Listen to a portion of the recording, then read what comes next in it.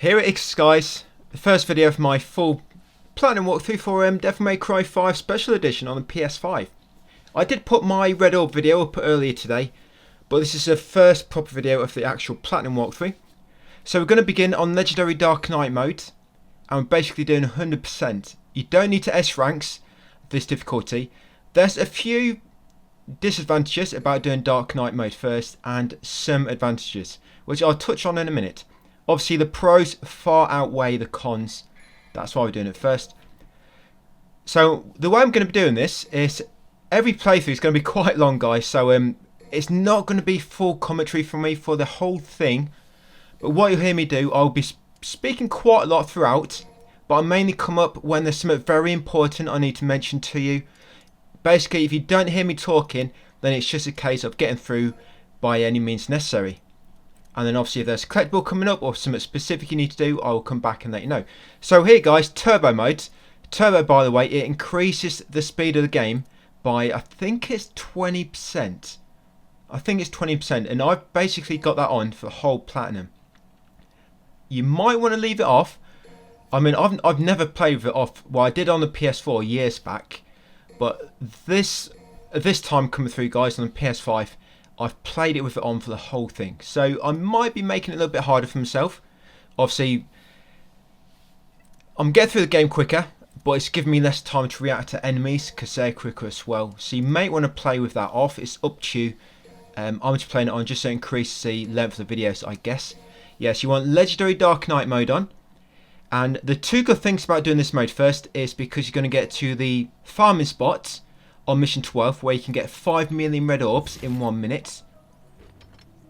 Legendary Dark Knight mode is different to all the other difficulties. You have to play through it to get to mission 12. As Dante, yes, Dante. Don't play as Virgil, you're going to play as Dante. So playing Dark Knight mode, guys, to get to mission 12. You have to complete it anyway for a trophy, which is on the PS5 version only, and the Xbox Series version. And another good thing is you don't have to S rank the Dark Knight mode, so it gives you a bit, there's not as much pressure. You don't need to worry about S ranks, so you're not going to have to replay any of these missions. Whereas on other difficulties, if you don't get an S rank first time, you have to replay it. So what I'm doing right now, I'm just going into my controls. I wouldn't worry too much about this at the moment, because as you can see, some of them are not even available yet. They just say unused. The key things you want to change, you want to put gun attack on L1. It just makes it so much simpler, guys, to get used to. You don't want to get used to another control scheme and then switch this one, I advise. And you try to switch this one to begin with, so you're not going to have to unloose any bad habits you've gotten from a different control scheme. Yes, you want gun attack on L1, and you want exceed on square. You don't need to change anything else for now. I mean, them unused ones, you can change them a bit later. Yeah, but gun attack on L1 and exceed on square. The reason I put exceed on square is because that way you can actually press square and melee attack at the same time. Normally, you normally have to press one of the shoulder buttons at the same time you melee for exceeds. You'll learn what exceed is via tutorial in game.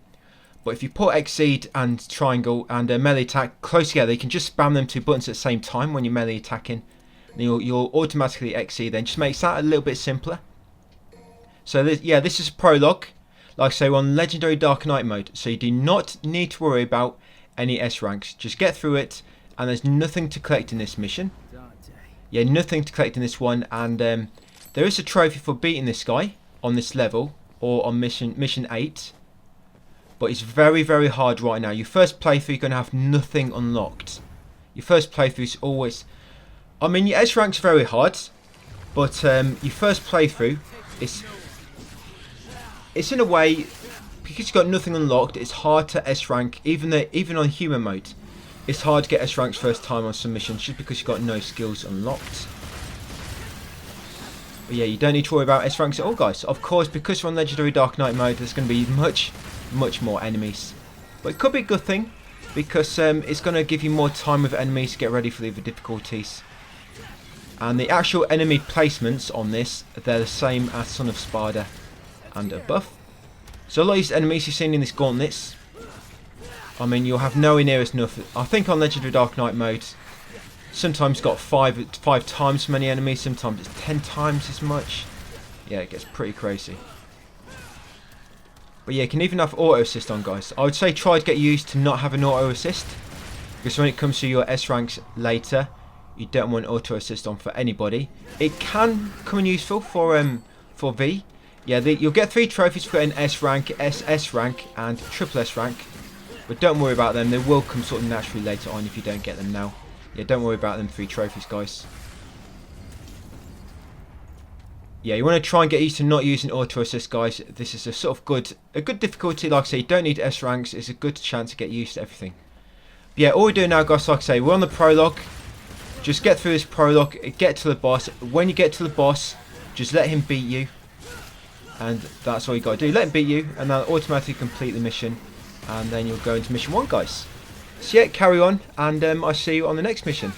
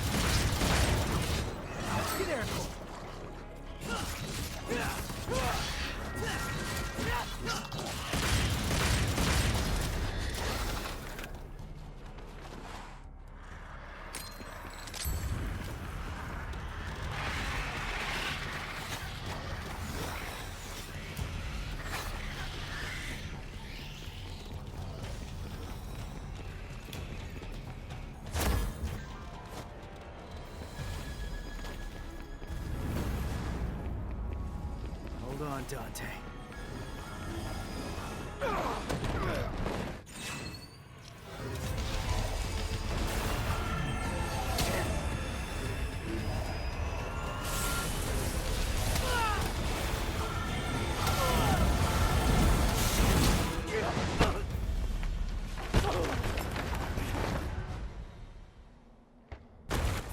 Yeah, so he will kill you guys. It's very, very hard to beat him on your very, very first playthrough of the prologue. Like I say, you can actually beat him. If you beat that guy, you automatically get 15,000 stylish points extra.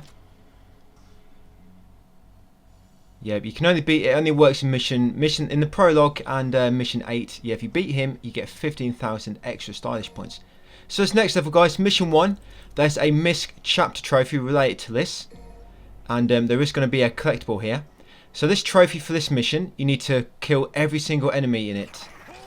Every single enemy.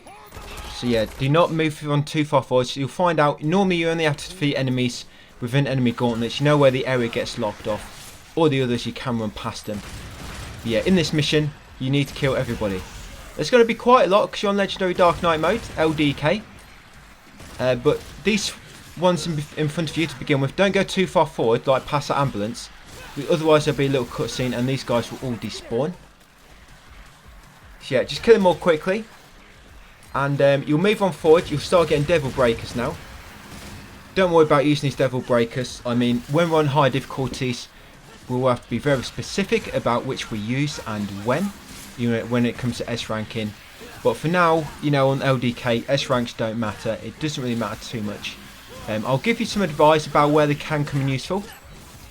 You know, similar to the strategies we're going to use for the harder difficulties. But like I say, for the most part, it doesn't matter if you really take damage or anything. Just get enemies killed. What I do on later difficulties, where I try to do them without taking damage, I just use my gun when we're playing as Nero. I just keep shooting enemies from a distance. I charge it up, so we're just using the high shot. That's basically the first charge level. And then shoot them 3 times, charge up again. Shoot them 3 times, charge up again. Yeah, if you shoot that barrel there, you'll kill loads of these at once and you get a trophy, the quick and the dead. That's for killing 5 enemies in 1 second. If you don't get it now, don't worry. I mean, you can just reload checkpoint if you want. But you'll easily get that later as well. There'll be plenty of opportunities to get that later. So yeah, just get past these guys until you drop off the bridge and I'll come back. Like I say, make sure you kill every enemy that you encounter on this mission.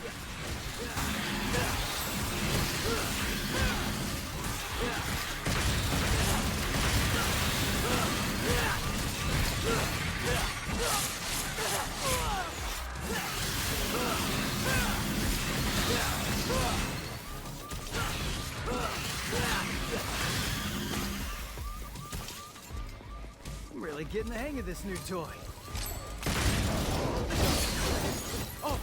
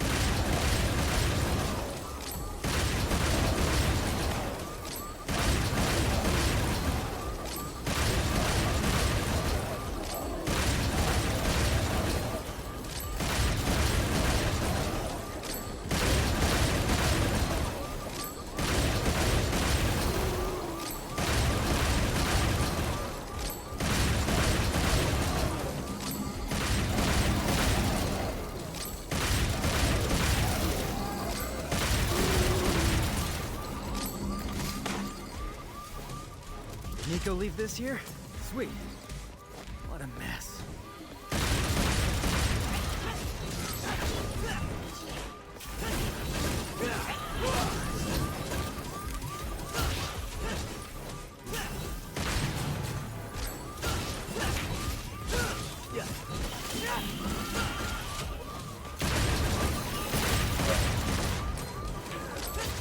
Get out of my sight!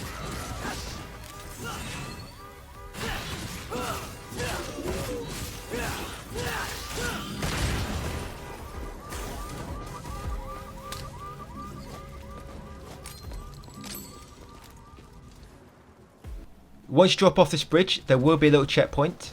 Yeah, just in the bottom right there, saving. So turn around, come over here, there's going to be a blue orb. These blue orbs, once you get 4 fragments, you'll get it'll create a blue orb, which gives you another energy bar. So yeah, just make sure you kill these enemies first. These red impulsors, they will eventually dig into the ground and despawn. So you've got to quickly kill them, guys, before they despawn. Yeah, devil triggers as well, by the way. There's a trophy for collecting 100. So try to collect any you pass by. So not devil triggers, devil bringers. And you want to make sure your devil bringer action is assigned to circle. And your break age. Yeah, get that blue orb fragment, guys. Yeah, your devil bringer action is assigned to circle, and your breakaway is assigned to R2. Yeah, that's what I've got breakaway assigned to. Yeah, so R2 you want breakaway on. Right, and you've got a blue orb, guys. Just going to make our way forward to the boss. Like I say, kill all the enemies you pass. Pick up any devil breakers you come across. Get the names mixed up. Yeah, devil breakers. Grab any devil breakers you come across. Kill all the enemies you encounter. And I'll see you at the boss.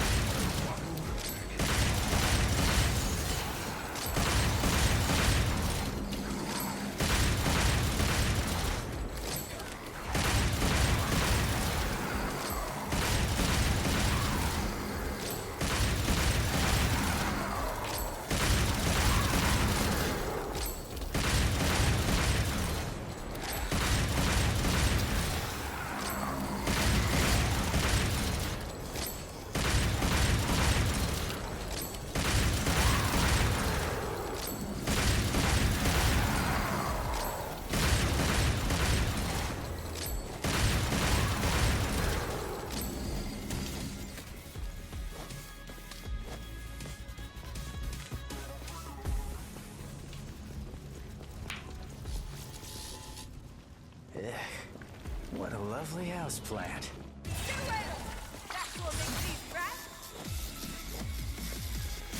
So this is the boss guy, or Roots. So all you got to do obviously is attack the heart in the middle. Once you get down to about half HP, it will spawn some normal enemies. It's normally just one it spawns. This is on the Son of Sparda difficulties and above. But because we're on the LDK mode, it spawns 4 at once. Now these guys, these are called Hell Antinauras. Normally when you attack them, they sort of enrage, and it's harder to knock them out of their enraged status. So you just got to basically jump out of the way. But if you use just your normal charged shots, your high shots, you won't actually enrage them, and they will knock them down. So you can actually just sort of stun lock them. If you just stay at the back of the arena here and keep moving from left to right, you will avoid the roots. Because when you're close to them, they'll do a swipe, the roots will. But when you're far away, they'll sort of burrow into the ground and then it'll come up below you. But as long as you keep moving from left to right, you should avoid them. Yeah, but as long as you just keep using charge shots for these guys, you shouldn't enrage them. And if you get them all sort of in a line or sort of bunched up, you can sort of stun lock all of them. They'll keep falling down when they recover. And if the heart on the root ever turns black, it's because you sort of staggered the boss. You can run up to it and get some free hits in. You can actually grab it at that point, but because we're in the story, first time playing, you don't really have the means to grab any enemies yet. Right, and once you got rid of them guys, just focus back on the heart. Try to pick up any red orbs that get dropped. If you've got any devil breakers left, you can actually use them on the heart. The overture, the breakage works quite well in this. The breakage, you hold circle and you're actually fully overture. You put a bomb inside them. You can sort of stack 3 or 4 at once for massive damage all at once. Yep, and just repeat that guys, and it will eventually fall. There it is, he's staggered. So once you're staggered, just run up to him and get some free hits in before he recovers. Yep, that's it. You should get a trophy, protect the people. Like I say, defeat all enemies in mission 1.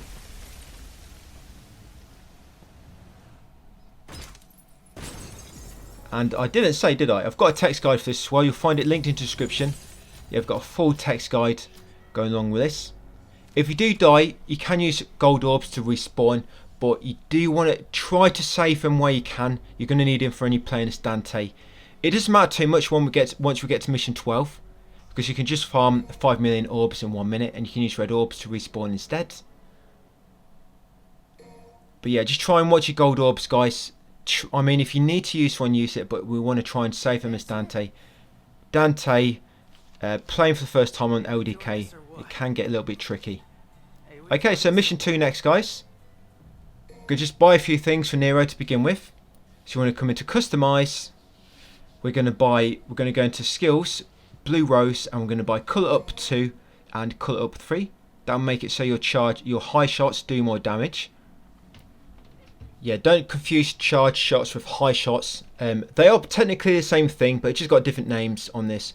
I'll touch more on that later when it becomes more apparent exactly, you know, how they differ. So you want to buy colour up 2 for the blue rose and colour up 3 for the blue rose. And then when you go into items, you want to buy blue orbs times 3. Each time you buy one, it will increase in price. So just buy the one for 1500. 3,500 and 6,000. Oh, also and 9,000. So you're going to buy 4 blue orbs, guys. So 4 blue orbs, that'll give you 4 more energies, 4 more energy bars. Yep, and then you want to buy 1 gold orb. Gold orbs are the same; they'll go up in price each time. So just buy 1. Just give you another gold orb to play with. Yeah, each time every day you log on, by the way, you get like a login bonus. You'll get a free gold orb every time you log into the game each day. So even if you're not playing the game, guys, you might want to log in each day. Just boot the game up and close it again, just so you get a gold orb for free. Okay, you want to take Jabera times 2 with you. Yeah, so just buy 2 of these guys and take them with you. Yeah, the reason we're taking these with us is it makes, there's one gauntlet quite early in, and it can be a bit tricky, but this gets rid of the enemies in there really quickly. And yeah, it just makes it a lot easier. Especially because now we don't have any skills unlocked, and it makes it a bit tricky to avoid enemies. But don't use them to begin with. So as we go through this, guys, I'm only going to be fighting the enemy gauntlets. I'm not going to take any optional paths unless there's a collectible down here. So I'm just going into controls now. Yeah, so Devil Breaker, you want that on circle. And Breakaway, you want that on R2 if you haven't done so already. Breakaway, you'll probably never use that. It's mainly if you just want to get rid of a Devil Breaker instantly so you can get to the next one. Or sometimes if you get grabbed or submit by a strong attack, you can use a Breakaway to interrupt the attack instantly. But yeah, just kill these enemies. Yeah, kill these guys, and there's going to be a misc trophy shortly after, which I'll come back and let you know. Remember to pick up any Devil Breakers you pass as well.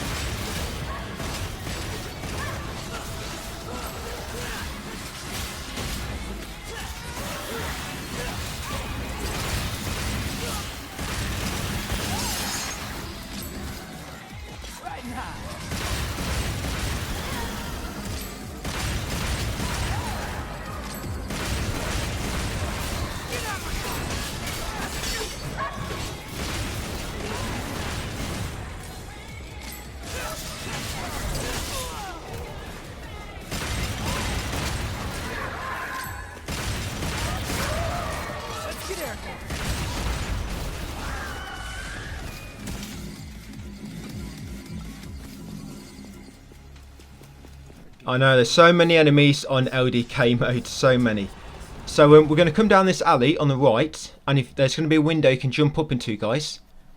And when you grab the orbs inside this small room, you get a misc trophy for it. Yeah, you might see me pause the game occasionally. I think that's when I was updating some of my text guide. Yeah, so come up here, smash those red orbs, and you'll get that trophy where the red orbs grow. Collect the red orbs from a unexpected spot. Yes, that's a little misc trophy.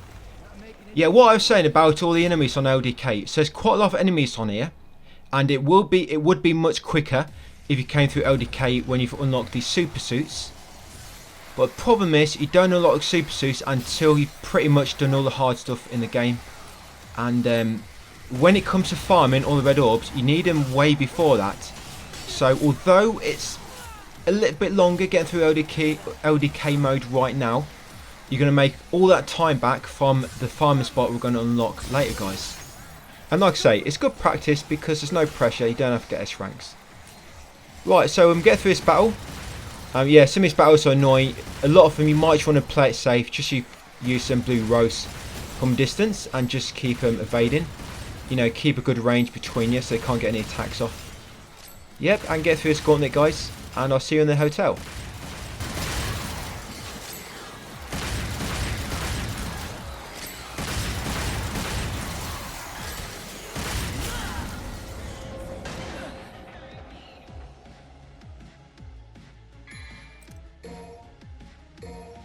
Thought you had this,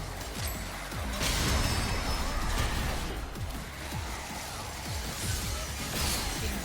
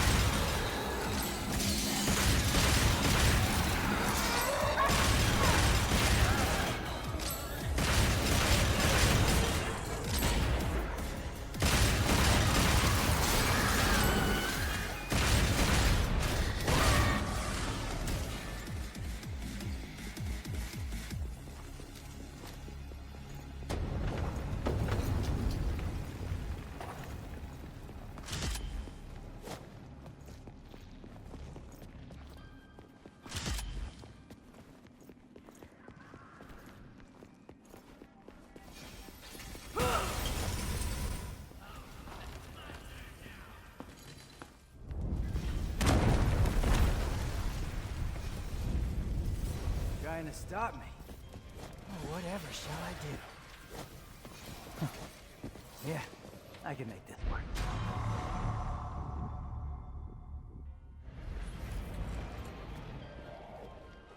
Should've just hacked my way through. He doesn't seem like a demon to me.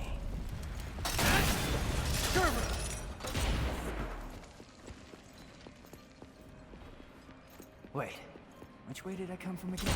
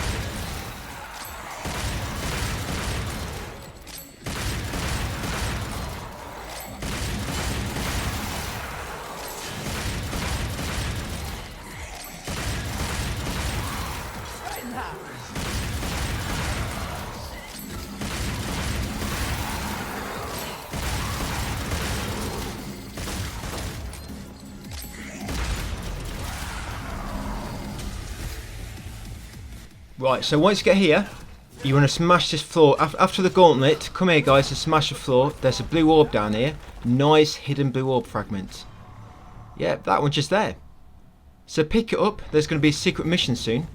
Yeah, so just wall jump to get back up there. Yeah, these sort of hatchling things. There's not many of these in the game. Just sometimes you'll need to pick one up and then use it to progress. Yeah, come along here. Any rooms I'm ignoring, guys, just avoid them. You're likely... Sometimes I miss something because it involves another enemy gauntlet, which is optional. So, yeah. I say if I miss them, miss it yourself as well. Yeah, so secret mission here. Stand in that spot and then look at that doorway, pass a bed and line it up. So all these secret missions, they all have different objectives. This one just have to eliminate all the demons within the time period. Very easy to do. I think the secret missions, I think they all have a set difficulty. I don't think it matters what difficulty you play on. And they all have a set one. Because I tried the secret mission with it set to the one-hit kill mode. And the enemies didn't die in one hit. So I think it's the difficulty is set. Yeah, you have to do all the secret missions for a trophy. And also because each one gets you a blue orb fragment the first time you do it. If you try and do a secret mission again after already completing it and getting the blue orb fragment, all you'll get after that is a small amount of red orbs for completing it. Right, yep, there we go. Right, we're going to carry on. And this room coming up, guys, there's going to be lunge of them Hellcana enemies. You know, the guys with the scythes? There's going to be loads of them. But in this room, because it's like a small room, Jabera mid-air breakage comes in really handy here. If you know what a breakage is, that's basically when you hold down the breaker button, like circle for example. The button down you press actually use its ability. You hold it down until it sort of charges, and then you release it to do its like. It'll break it at the same time, but also does like a massive attack. But if you this one with Jabera, if you do it in mid-air, if you jump and do it, you fire all them little lasers around. And because you're in a small room, they'll keep bouncing off all the walls, and it does loads of damage in this room. So it's really, that one's really good in tight spaces, but not so good in open space. Yeah, so get through this battle, guys, and I'll see you back outside. Let's get airborne.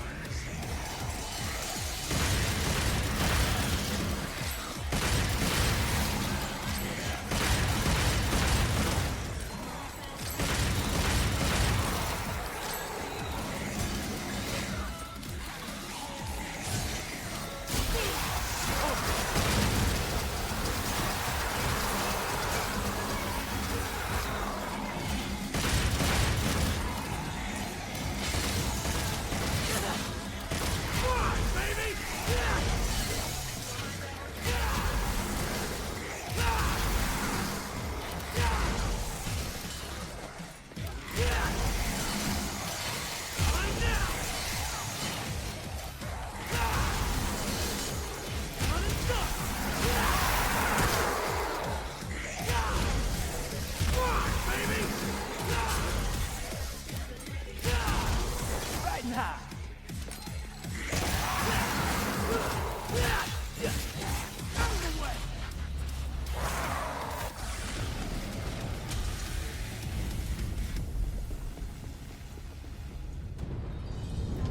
Getting really sick of this stupid tree.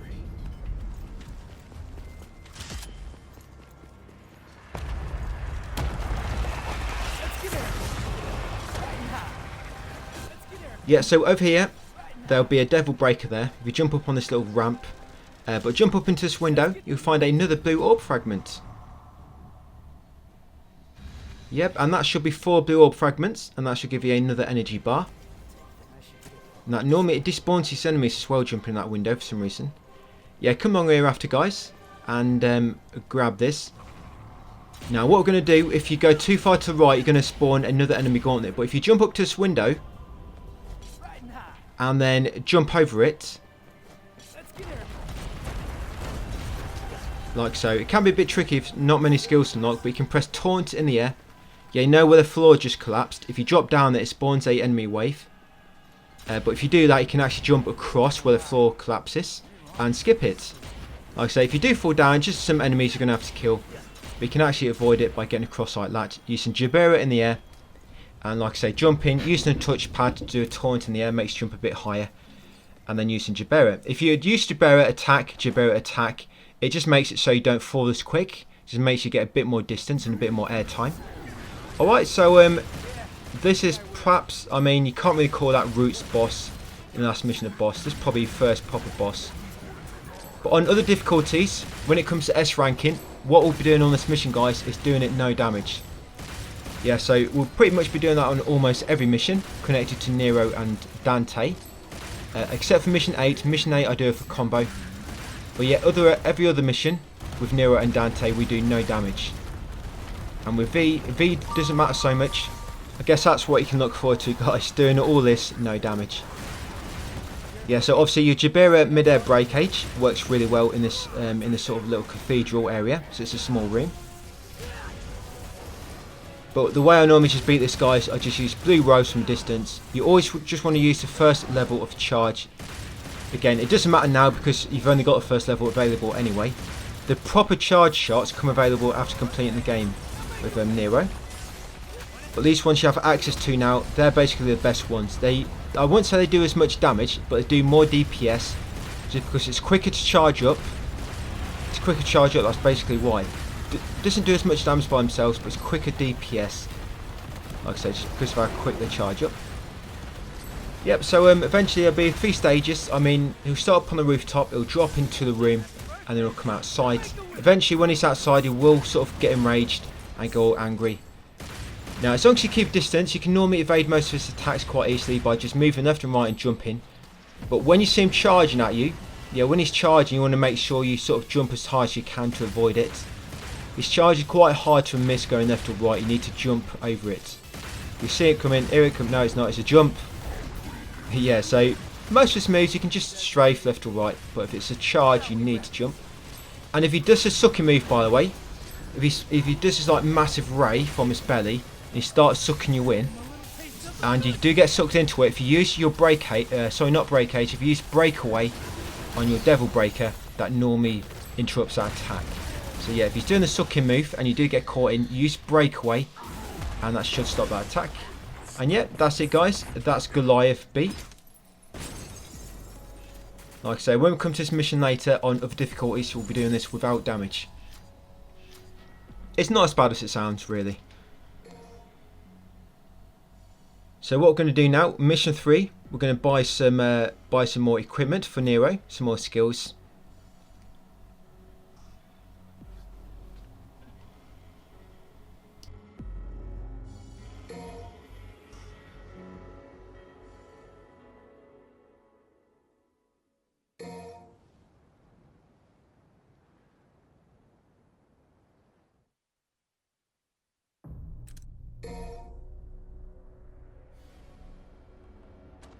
Yeah, so customize before the mission begins. You're going to buy abilities. You're going to buy get more orbs. Yeah, a lot of people think that's a waste of time to buy, but it's really helpful to buy it on Legendary Dark Knight mode. just because you're killing so many enemies, and that way you won't have to bother about collecting red orbs, and you'll get so much more. You're going to get more orbs, and you want to go into your Devil Breaker. You're going to buy Breaker Plus for 3,000 and Breaker Plus 2 for 7,000. You're going to buy Jabira times 3 Devil Breakers and equip them, and you're also going to buy 1 gold orb, guys. Yeah, like I say, make sure you got a Jabira times 3 and then jump into mission 3.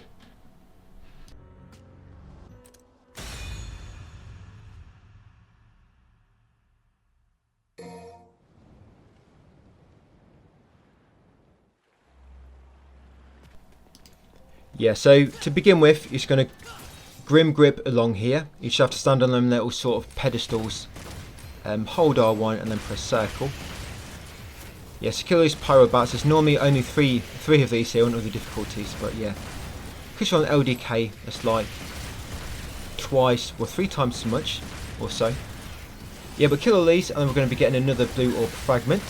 Like I say, any Devil Breakers you come across, pick them up. There's a trophy for collecting 100. But your Jabira, try to keep them for the, I think it's the 3rd enemy gauntlet on this level.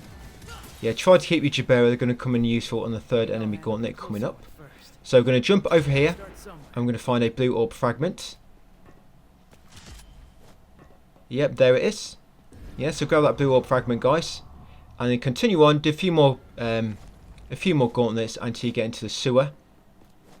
Yeah, when you do go to sewer, you might have a different path open up to me than what I do. I think it depends on how quick you do this. You know, if V on the other side knocks your bridge down or not. I think it depends on how long you take. But it doesn't really make much difference. I think one path gets you a gold orb, but you can get it later. It's only a very small deviation, like a different path. So yeah, get through this battle, guys, and I'll see you in the sewer tunnel.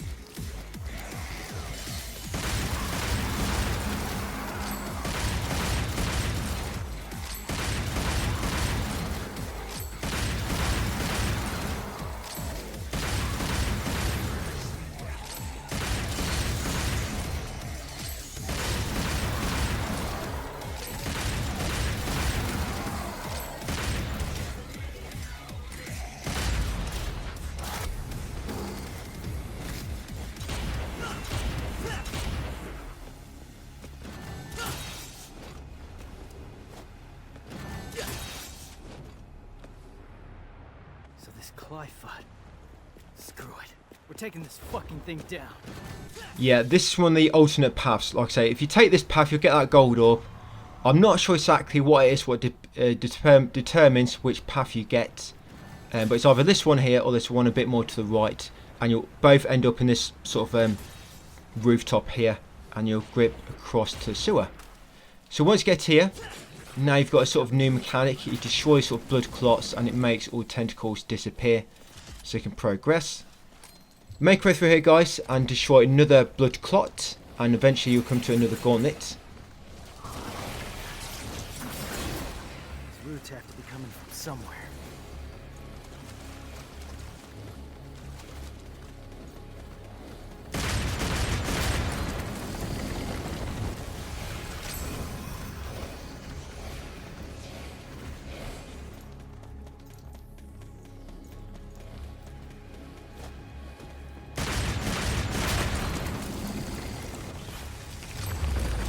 Yeah, so this gauntlet can be quite annoying at this point in the game with no skills unlocked and on LDK. You can save that canister for when some enemies, quite a few of the enemies are spawned in, and then shoot it to destroy a massive bunch of them. Yes, loads of them here. Right, and what comes in use for here, guys, it's your Jabera. This is what we kept it for. Them floating enemies with the blue sort of energy field around them, they're called Lusachia or Shia, something like that. You always want to try and get rid of them as soon as possible because they do magic based attacks and they can hit you from a distance even if you're sort of not on screen if they've already begun their attack. So it's a good idea to get rid of them as soon as you can. That's why I tried to save the Jabera here. You just spam them, the mid-air break cage, and it should do loads of damage. That's it, and there's loads of these. These guys are annoying, so they roll around and such. Like I say, try to get rid of that magic enemy as quick as you can. There it is. And then the rest you can just use your blue rose from a distance. And that's it. Don't worry, there's nowhere near as many enemies as this on other difficulties, just because you're on Legendary Dark Knight mode. And there's loads more. So you're going to come through here next, now you've removed the tentacles. In this shaft, you want to drop down to the bottom. There should be a devil breaker if it's spawned. Most devil breakers are a little bit random, by the way, if they spawn or not. Right, stand here and line up the secret mission pattern. Yeah, stand in that doorway at the bottom of the steps. There it is. Yeah, so secret mission. This is secret mission number 2. Don't let any red impulses escape. So there's going to be quite a few of these. As long as you're quick, you want to try to use your charged shots along with combo to get rid of these quickly. What I do, I charge up my shots, shoot all 3, and then while it's charging another 3, I do a combo. So bang, bang, bang, combo, combo, combo, bang, bang, bang. Just repeat that. Obviously, while you're comboing, you're holding L1 down again to recharge your bullets. That's it. You have them few, and then 3 will spawn all together. If you've got any devil breakers, you can use them at the same time, like I'm doing, the punch line. You've got to be quick, guys, before they sort of dig into the ground and despawn. There it is. Once you've got them all, you'll get a blue orb fragment. I'll stay with you for a moment because there's another blue orb fragment at the top of this shaft.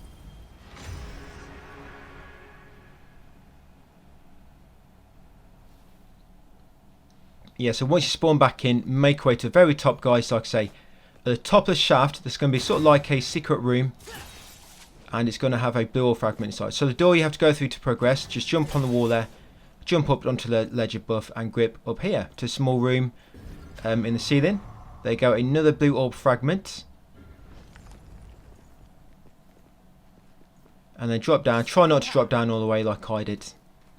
And they're going to go in that doorway, guys. There's going to be a few more enemies. There's going to be loads of them death scissors. You know, the big sort of Grim Reaper type things. The witch with the death scissors. Yeah, it's going to be a load of them here. I think altogether, I'll just put various. Yeah, so there'll be a few devil breakers near possibly. And then once you killed all these, like I say, loot the room for some devil breakers and then carry on. And you'll come to Nico, guys. And that'll be just before the boss.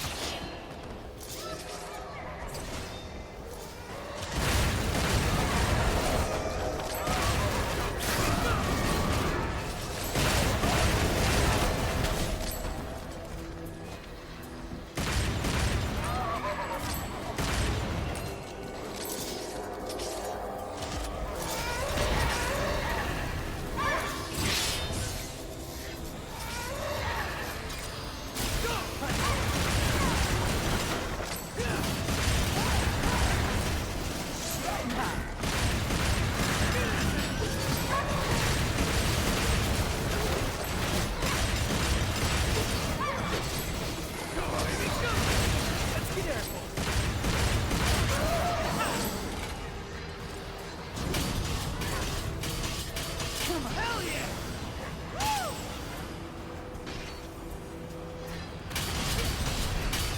Woo! Yeah. Hell yeah! Whoa!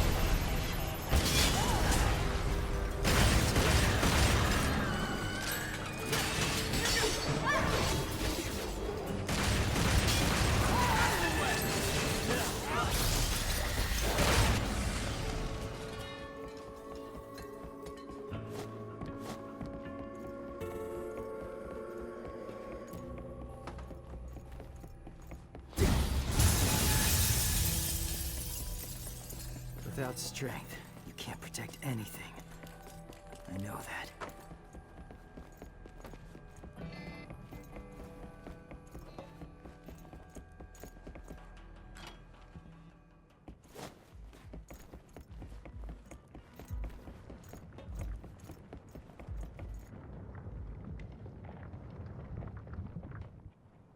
This demon.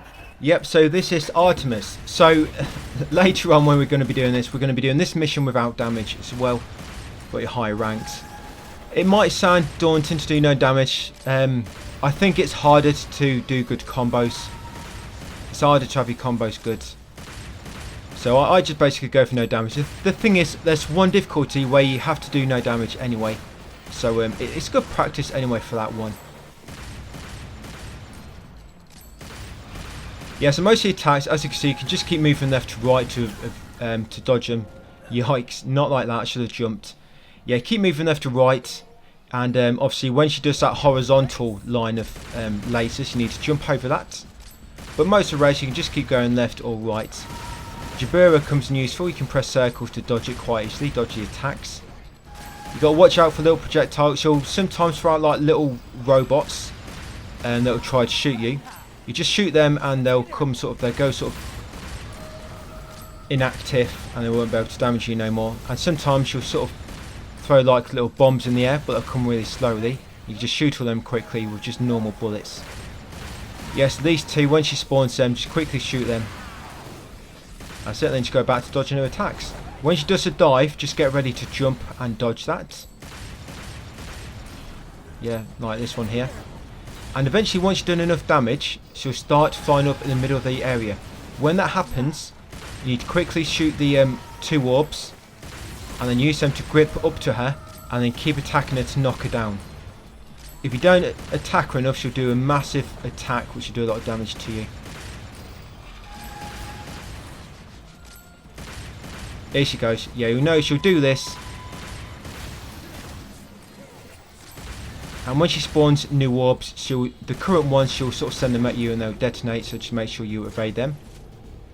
Yeah, so quickly shoot them so you can grip up to her. And then grip to her, guys, and yeah, just keep attacking her. That's it, grip back up to her as she's falling down. And once you do, if you do enough damage, you'll knock her down, interrupt her attack, but you actually stagger her. But she doesn't stagger for too long, so you need to be very quick here. Later on, when you've got your buster attacks, you do much more damage, but you don't have access to them at the moment, so you just got to sort of make do with what you have.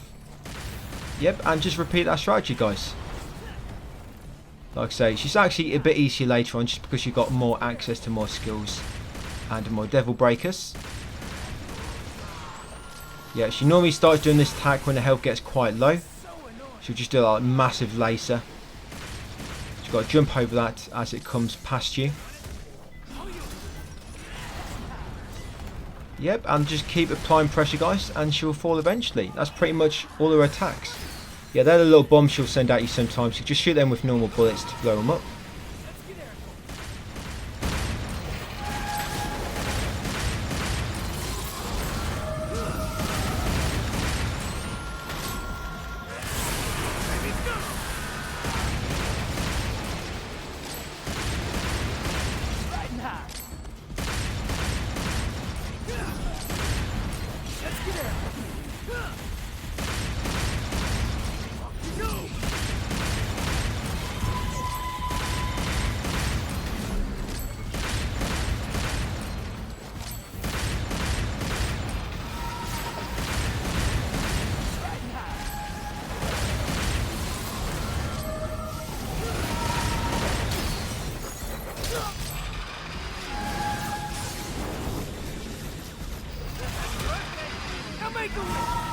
Let's get airborne.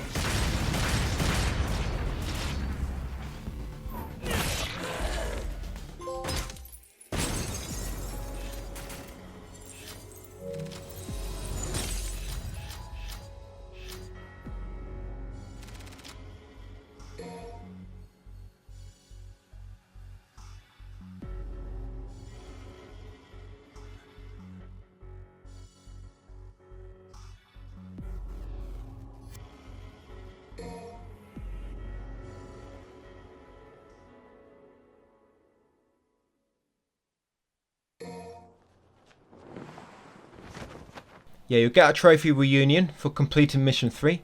Right, and mission 4 we're going to be playing as V guys. So V is quite different. And what you want to do here first, you want to buy purple orbs times 3. You'll have one for 3,500, one for 6,000 and one for 9,000. Yep, you're going to buy 3 of them.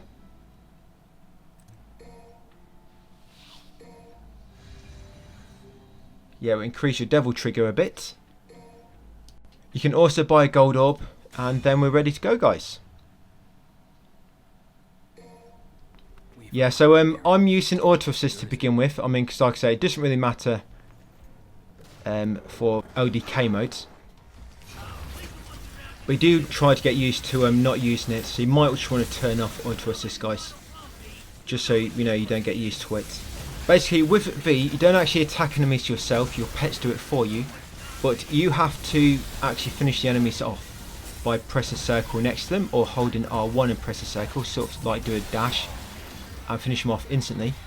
But with V, because your pets attack, you can actually move the camera away from the enemies, so you don't actually begin any attacks until they see you.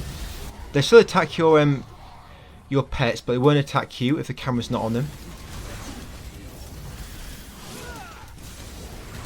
You are pretty much mostly attack. You just spam square or spam circle, you know, for Griffin or Shadow, or you can actually hold it in for a certain amount of time for different attack. You sometimes lock on and hold forwards and press square or circle for a different attack. Lock on, hold back and press buttons for an attack, or hold on, lock on, then press back and forwards and then the attack. But their skills you're going to unlock later. Yep, so once you kill them, guys, just going to carry on along a bit, kill some more enemies. We'll be getting a gold orb very shortly.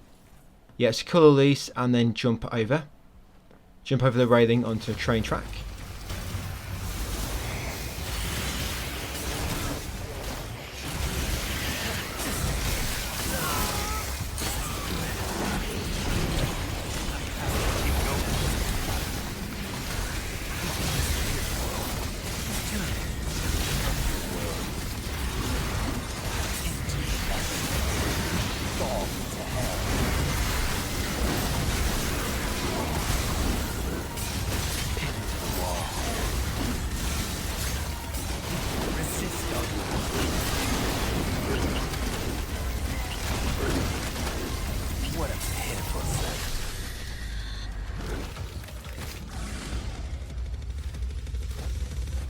Envy your up. Come on.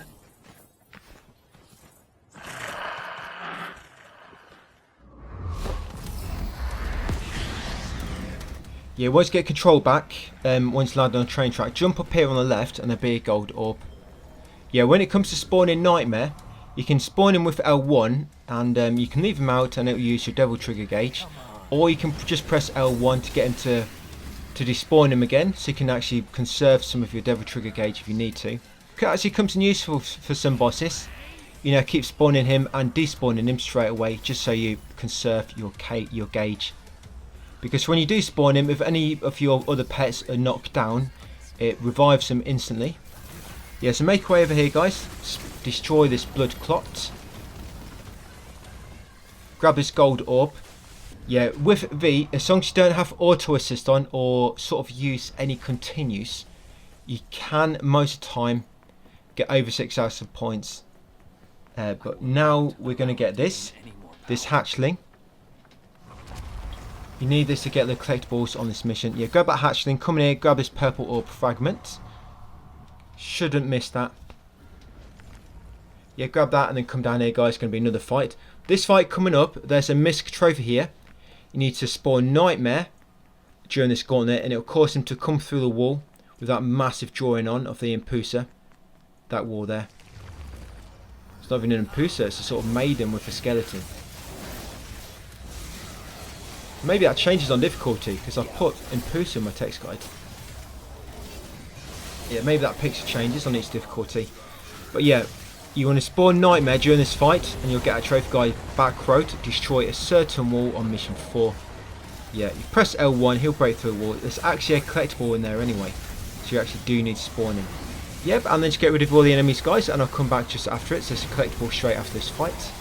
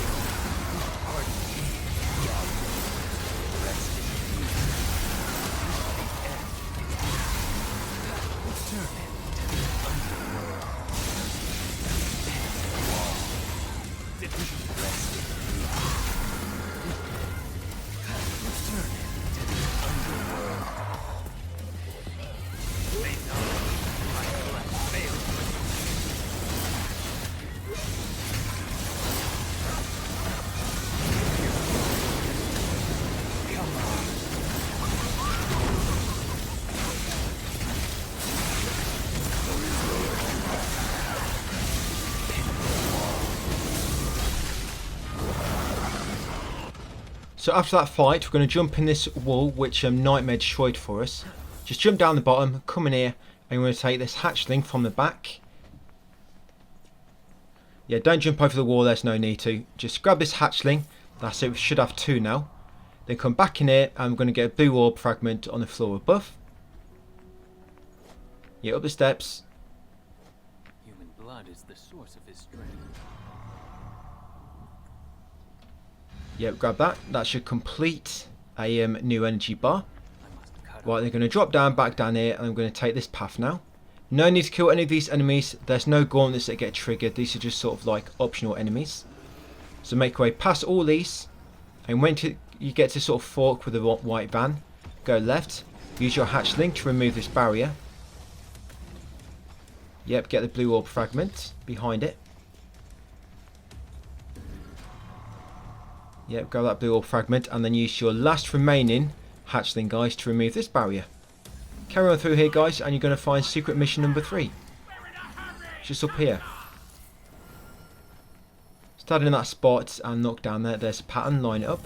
So collect all of the red orbs. This bit's quite easy. I think the first time I did this, I thought it seemed difficult, but you just got to know where, when you know where they are, it's like mega easy. Just sometimes to begin with, 1 or 2 can be hard to see. So you're going to come around here, grab these first. There'll be one sort of behind here. You probably noticed this is where we fought that last boss. Yeah, grab these ones in the middle. At this point, after collecting the ones in the middle and then them ones on the left, you should be on 14. So there's 3 over there. Jump on the table and then double jump. That's it. And then your last 3 guys over there. Jump on the bookcase and then just glide across. There you go, got them all. Nice and easy. So that'll get you blue orb fragments.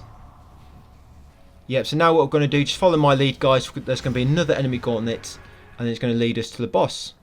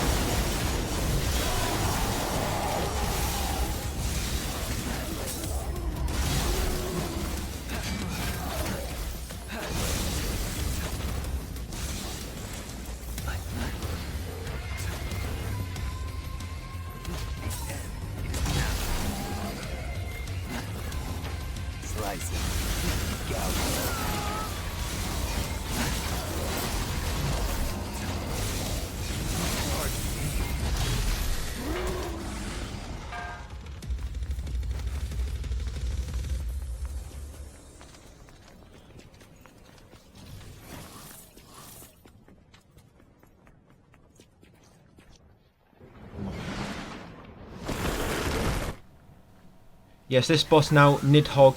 It's not too bad. I mean, you're playing as V, so I mean, what you're doing is mostly just, you'll see what I'm doing. I mostly just run from left to right. I do like a figure of 8.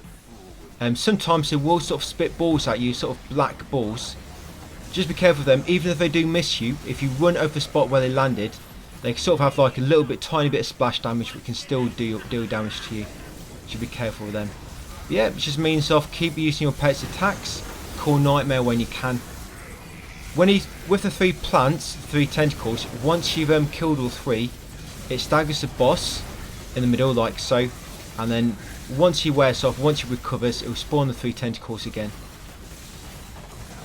And then repeat, guys. Quite a simple boss fight, not too bad.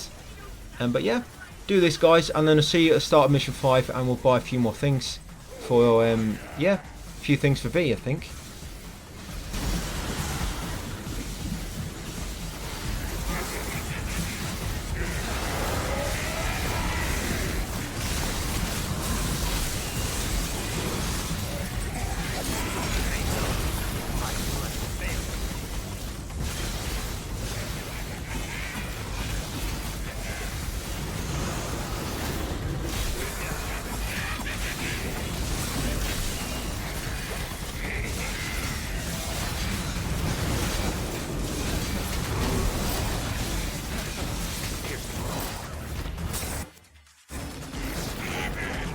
The cutworm forgives the plow. What do you say?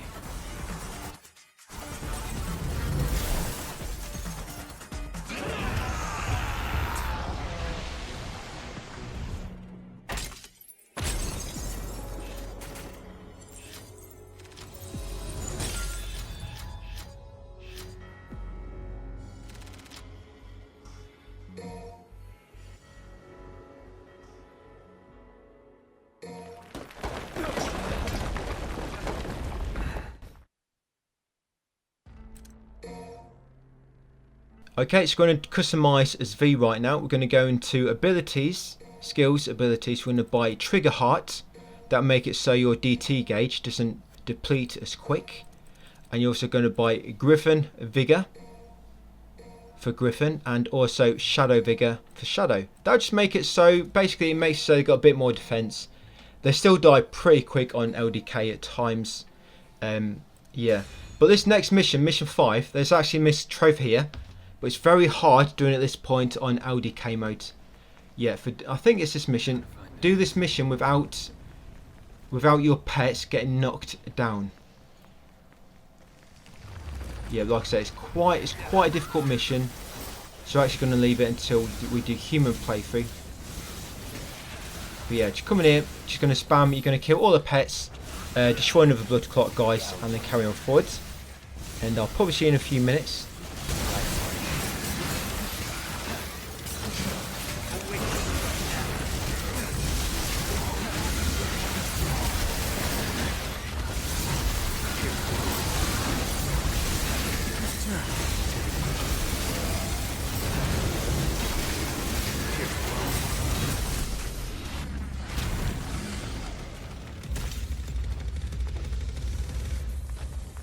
Can't move forward without breaking through these.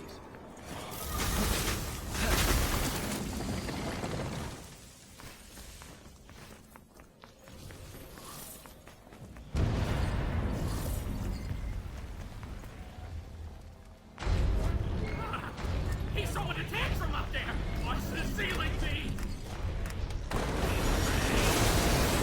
Right, so once we get here,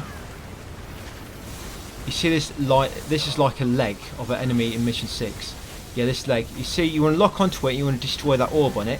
You get a trophy breaker leg. You don't have to destroy the orb completely. You can't actually destroy it completely. You want to attack it until it starts giving off like a sort of blue fire, a blue flame. That indicates that you've done enough damage to it. Yeah, so you wait, like I say, you're waiting for the blue flame. And a second leg will come through here in a minute. You want to wait for the leg to come through, guys. You can actually shoot that canister and that can deal enough damage to it if you get it close by.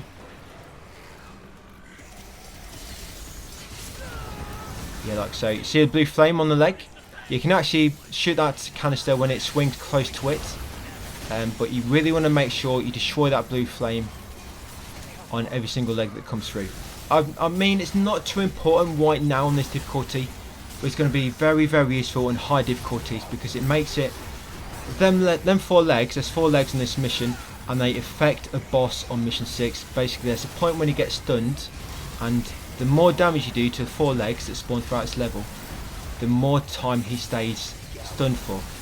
And if you do enough damage to all 4 legs to destroy all 4, then when he does stun, you can actually do a buster attack on him twice, which will come in with you. Not twice, but there'll be 2 opportunities. And so it means, rather than taking the first opportunity, you can just keep attacking him and then take him on the second opportunity. It just makes it so you can deal much more damage when he's knocked down. So yeah, just make sure you destroy that leg, guys, the leg beforehand, and then get through this battle.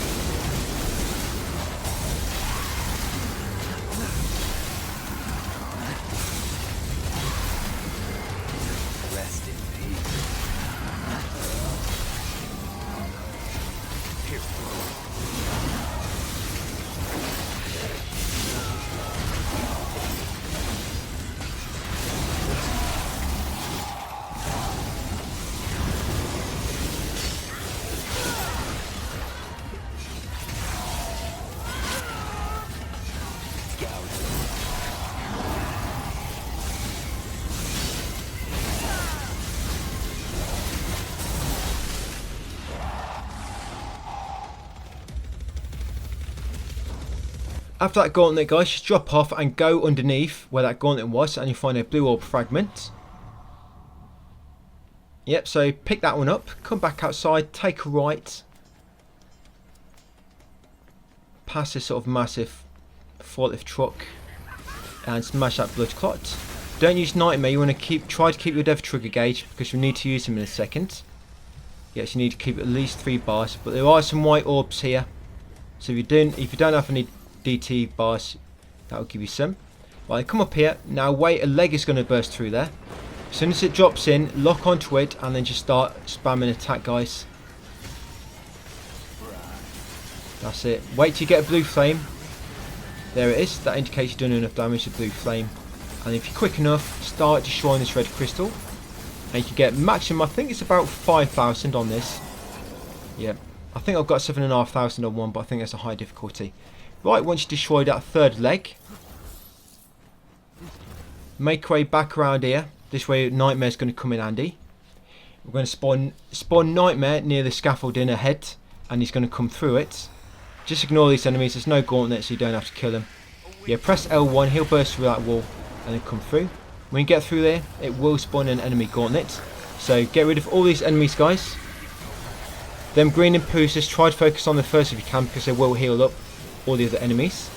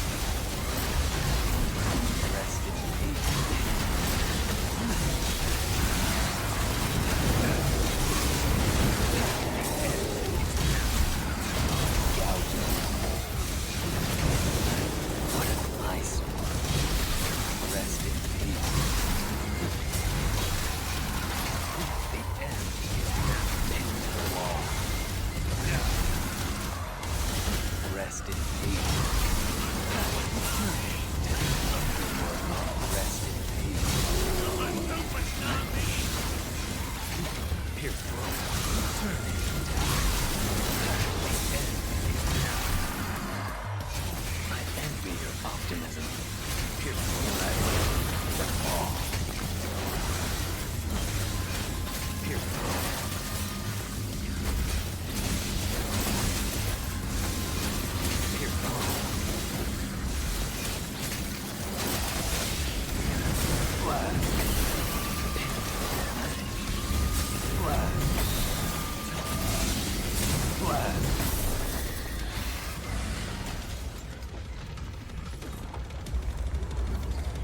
Right, once you kill them, you're going to come up these stairs and there's going to be a secret mission. Yeah, secret mission number 4. Eliminate all the enemies without taking a hit. This one can be a little bit tricky. Just take your time, guys. Play it safe. Try not to finish off an enemy with another enemy close by who's attacking, because that can happen quite a lot. When you're finishing off an enemy, another enemy will attack you while you're in the animation. So you have to be very careful. But yeah, kill all these guys and you get a blue orb fragment. Completing the mission. You can just retry. If you don't do it, just retry. It's quite simple to do. Yep, and then we'll carry on forward a bit more. Do the next enemy gauntlet, guys, and then after that will be the last leg, and I'll come back for that.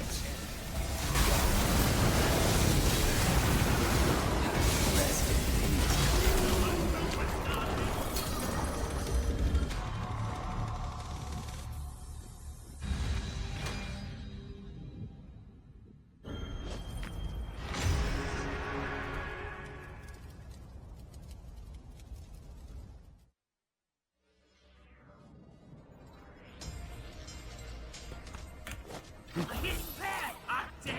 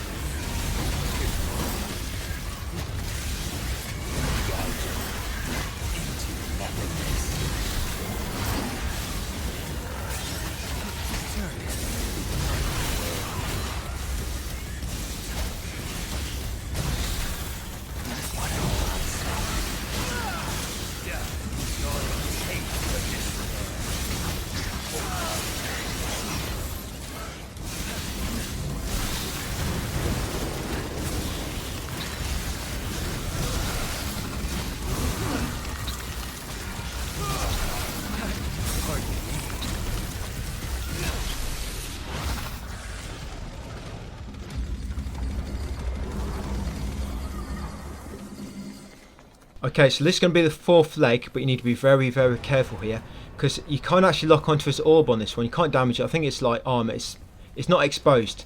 But you see that canister? Lock onto it and get ready. Lock onto it. When he swings close, shoot it quickly with square. That's it. And you see the blue flame coming from this orb. There it is. Yep, and that's how you get rid of that 4th leg, guys. Like I said, lock onto the canister. When it swings close, press square, and that will completely damage it.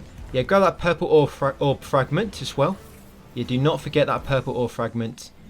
Then come over here, smash his demon clot to reveal the path ahead. Drop down, guys, and carry on for the next battle.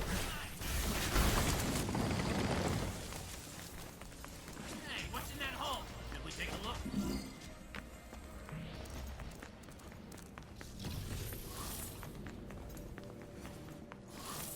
This way, I guess. Now, get to work. Here.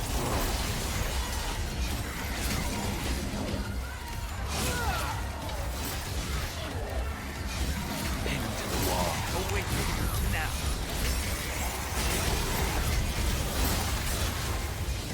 Gouge.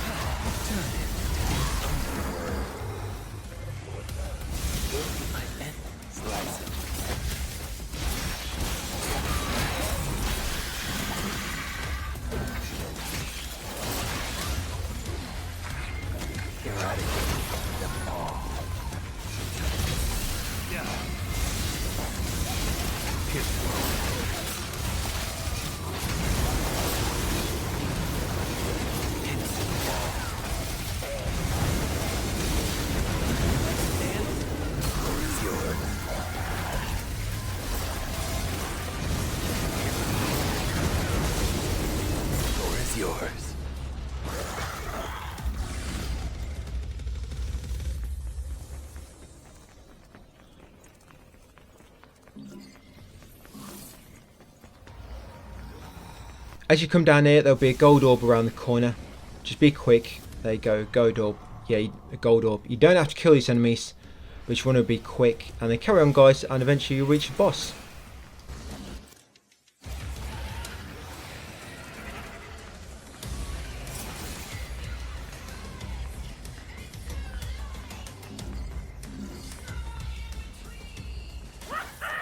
Finally outside.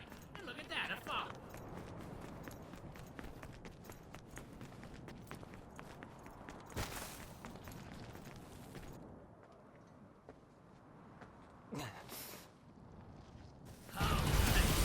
Right, so this boss, quite annoying. I wouldn't say so much on this difficulty, but when it comes to Dante Must Die, or is it Hell in a Hell, for example, yeah, it can be quite annoying.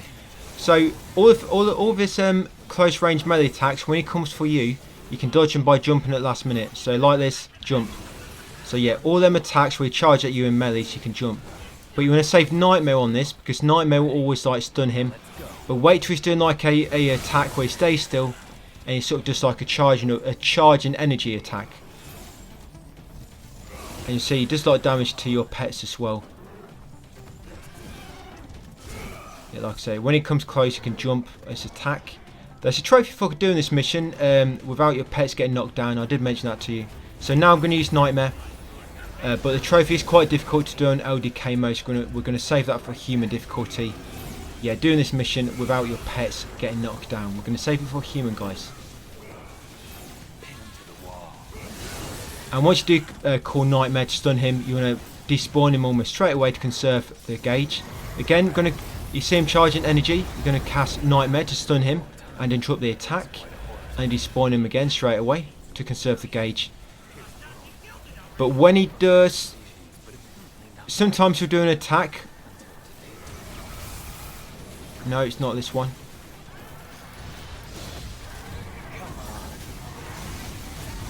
Yeah, this attack here. So we'll do this attack where he sort of envelops a whole area in like this, like a slow sphere. Yeah, we'll do this attack. When he does this attack, you want to make sure Nightmare is spawned and he's always out. Because this attack, he'll sort of, when that attack's in progress, that massive area around the arena, he'll teleport to you and do like a slow sphere, and it's very, very difficult to dodge. But if you've got Nightmare on the map, he'll likely try to attack Nightmare instead. And then once he goes back to normal, you can actually despawn Nightmare and just repeat what you're doing. Like I say, save Nightmare for when he does a charging up attack, charging up energy. But when he does this attack, where the whole area, it sort of goes grey like so, you want Nightmare out for the whole thing. So like I say, his attacks here are harder to dodge. So you want to make it so he's not even attacking you, just attacking Nightmare. There you go. And that strategy will pretty much come useful on all difficulties, guys. This one's basically the same strategy for all difficulties. Nothing changes too much, really. I guess he just becomes much more of a tank in terms of damage, absorbing, because you're doing much less damage on high difficulties. On Dante Must Die, you do only 33% damage if you're doing human mode. And that's it, guys. We've got him.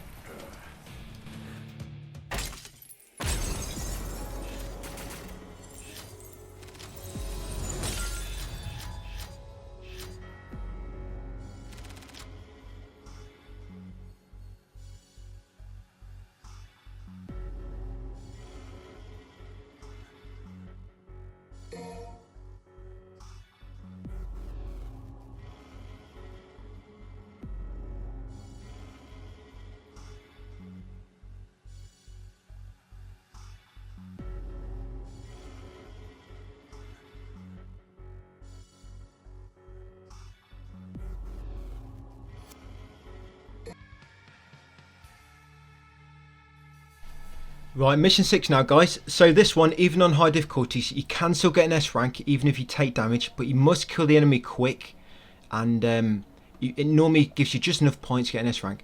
So you've unlocked the Buster Arm Devil Breaker now. So what you also want to do, go into customize, you want to buy abilities, you want to buy Air Hike, and you also want to buy Enemy Step.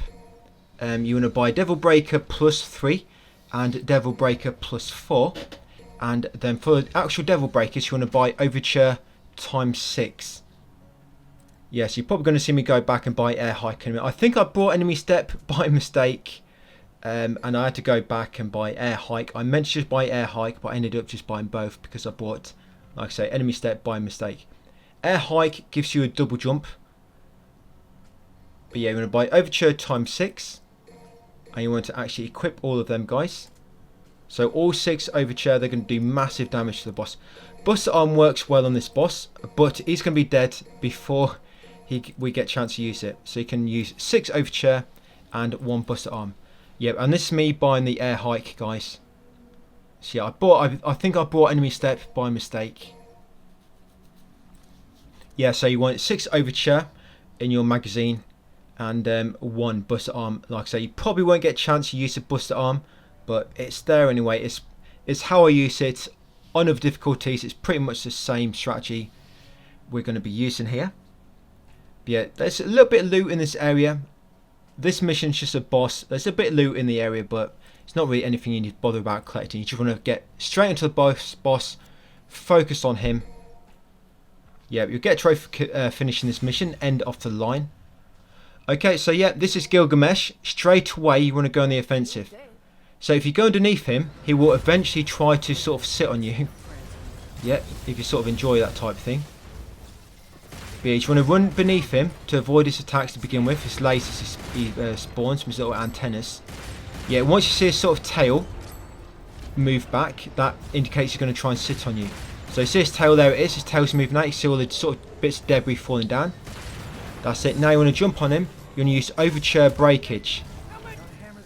Yeah, so charge up the circle, the Devil Breaker button, and plant the bombs in him. Yeah, if you fall down, I mean, never mind, just get back up again. You can actually attack the weak points on his legs, and then use them to grapple up to him, or you can just jump onto the ship. Yep, and when this weak point just become exposed, like I say, charge up your overture and put a bomb inside him. So his attacks, when you're on his back, and see sort of all the liquid coming out, that indicates the spike's going to come out. It's normally always after it's probably like about 1 or 2 seconds after you see a liquid. So you can sort of time your jump. You don't want to jump straight away, otherwise you're going to sort of land back on it and it's going to come out. It's like a little trick. When you see all liquid coming out and it indicates the spike's going to come out, that means you need to wait a second or 2 and then start jumping.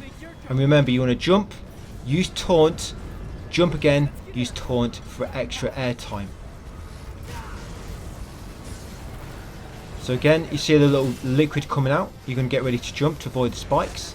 Sometimes you'll do another set of spikes straight after, so just be ready to jump again if you need to.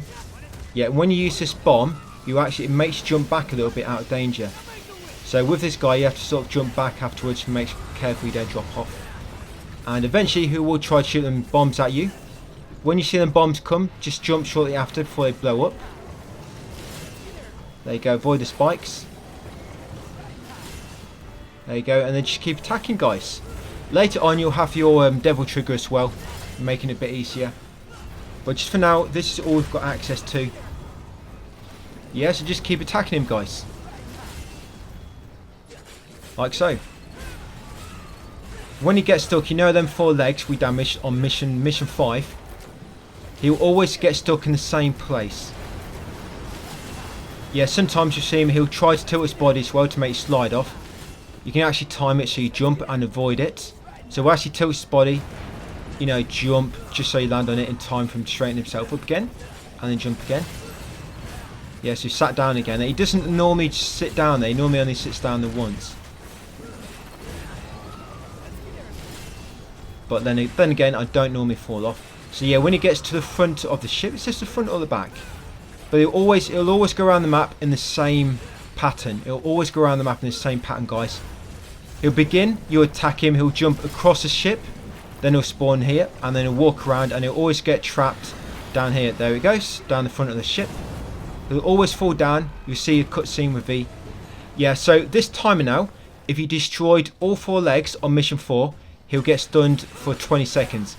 And when his heart is black, that means you can grab him. But what you want to do, you just want to keep attacking him with melee. Because he's going to be stunned for 20 seconds. You want to use that time. Don't waste it by grabbing him to begin with. Yeah, keep attacking him. That's it. And it will turn black again. There you go. Just near the end. That's it. And you can use the charged up Buster Arm Breakage for massive damage. And that should finish him off. And that's pretty much how you're going to fight him on other difficulties, guys. The same way.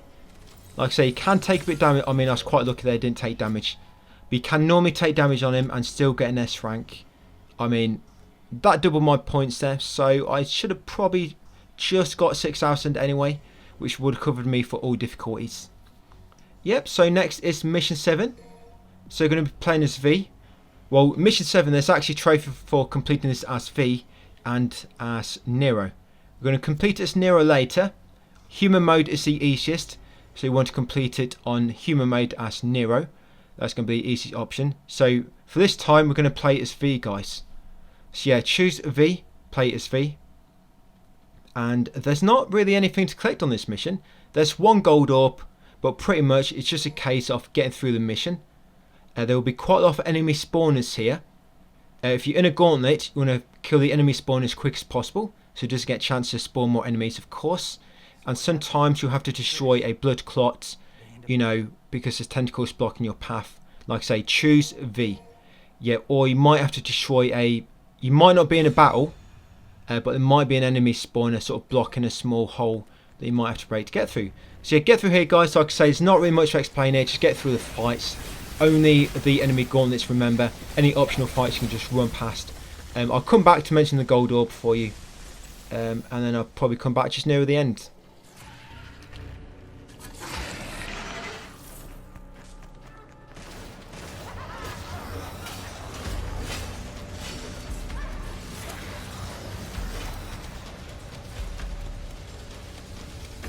Yeah, it's a fucking maze in here. We still gotta search every corner. Careful, V. There's something in it. Indeed.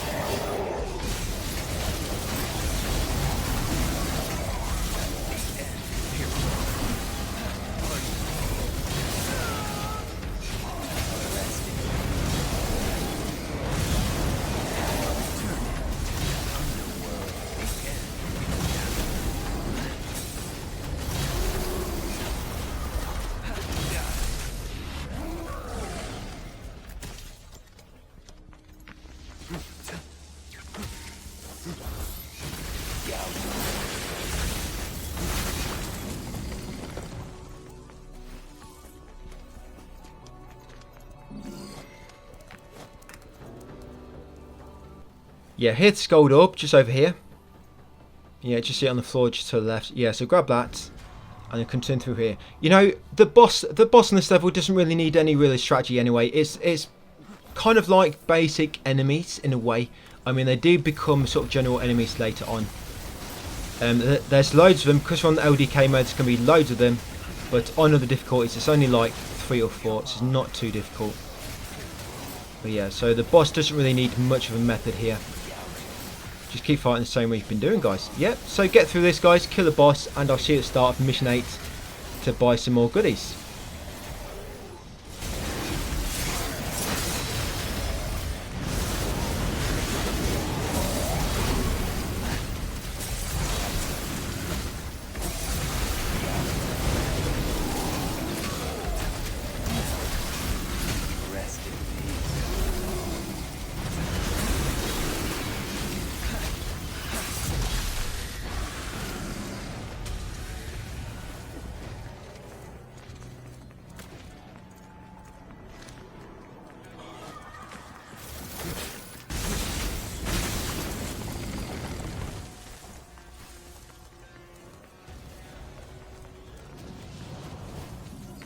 This way.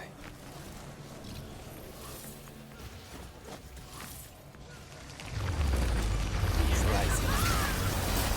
Slicing.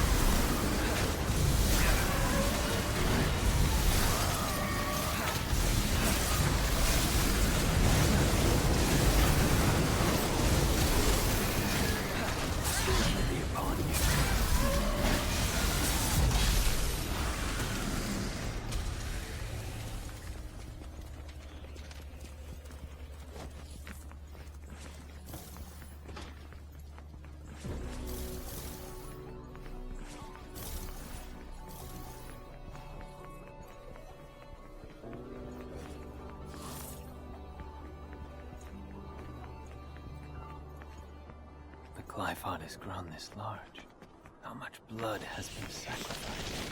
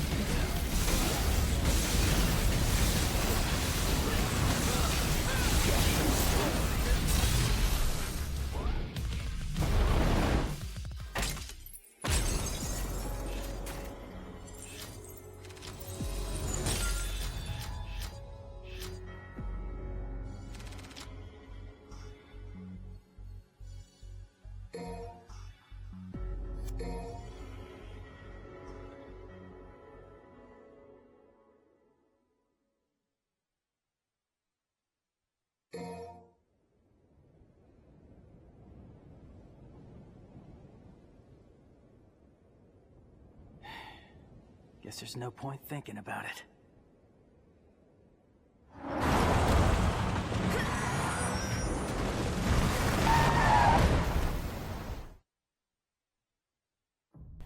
Right, so mission 8. I mean, you don't really need to worry about it too much on LDK modes because you don't need S rank. But it's quite a hard one to S rank on high difficulties.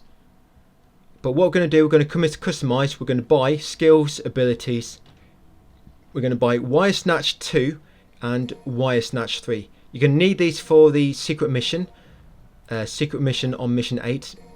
This one's actually quite difficult. It's a platforming secret mission, but Wire Snatch is going to come in handy. So buy Wire Snatch 2 and Wire Snatch 3, guys, and then begin the mission. Yeah, like I say, this mission, to get to S rank, a guaranteed S rank without doing mad combos, you'd have to kill the end boss. Similar to the prologue, if you kill the end boss on mission 8, you get 15,000 stylish points automatically. So it pretty much guarantees an S rank, as long as she wasn't wearing a super costume. But the problem is, it's easy enough to kill on a human and a devil hunter, but when you get to sort of Son of Sparda, Dante must die. But when you see Son of Spider, it's more like Dante Must Die and Hell in Hell. It's really hard to kill on them difficulties. So because of that, it's really hard to do this mission without taking damage. It's the hardest mission to no damage on Dante Must Die and Hell in Hell. Yeah, the hardest mission by far. Just because that last boss you'd have to kill. But it's sort of optional. If you let him kill you, actually remember, well, you don't know yet, so you've not done this yet. But you let him kill you and it ends the mission anyway, which he's sort of supposed to do. Just like I say, killing him gets a bonus, you get 15,000 stylus points. But yeah, this mission is the only one I sort of have to do good combos in. But I've got a very specific method for doing it. We only have to do combos in 3 battles, so it's going to be quite easy to get an S rank. And we just die to the boss at the end. So it's going to be quite an easy S rank on this, in terms of Dante Must Die and Son of Spider and Hell in Hell mode when the difficulties get quite tricky. Yeah, but this enemy gauntlet, you got this enemy the Fury. I think it's the first time you're encountering them. They only spawn in this gauntlet this early in the game on Son of Spider difficulties and above, and of course LDK. But with these guys, it can be a little bit easy to kill them if you run against a wall, have the camera so you can't see them, and then just keep shooting the gun. Because they teleport around a lot, but they'll only attack you if you can actually see them on the camera. So yeah, if you run towards the wall, keep the camera off them the best you can, and just keep shooting the gun. That can work well for getting them. Yeah, don't worry, you're not going to have to kill this many at once on other difficulties. I think the most you have at once on other difficulties is 2. Just because we're on LDK mode, there's tons of them. But yeah, well, there's three right now. But yeah, just carry on, guys. Grab any devil breakers along the way, and I'll come back. Just mention how to skip a few gauntlets in this mission.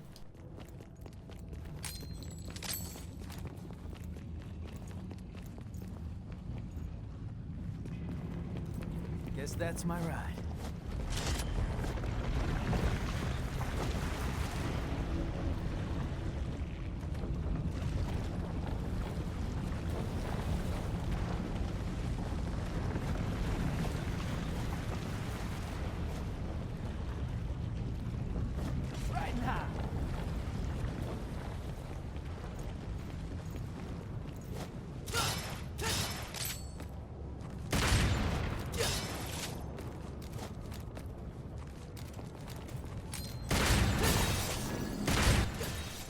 Yeah, one good thing to note here as well is you see these 4 tentacles which spawn.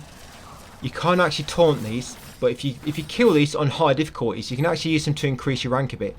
Yeah, funnily enough, killing them tentacles, if you get a sort of nice combo, it does increase your rank by a few hundred points. So it can be good on high difficulties, like I say, on like Dante Must Die, Son of Spider, and Hell in Hell. But other difficulties, because you're not going to be doing enough damage before they die, they don't really help. It's just on high difficulties, just something good to know about. And once you get up here, guys, you want to jump across this pit. There's a blue ore fragment. Sorry, it's not yet, that's a bit later. But yeah, jump across that pit and you'll avoid a optional battle. Just jump, jump, air taunt, jump again, do another air taunt, and that should get you across. And you can smash this crystal if you're quick to destroy it before it goes black. You get 5,000 plus red orbs. Like I say, you just have to be quick. And carry along here, guys, and there'll be another gauntlet coming up. Another fixed gauntlet. You can't avoid this one. Just through here.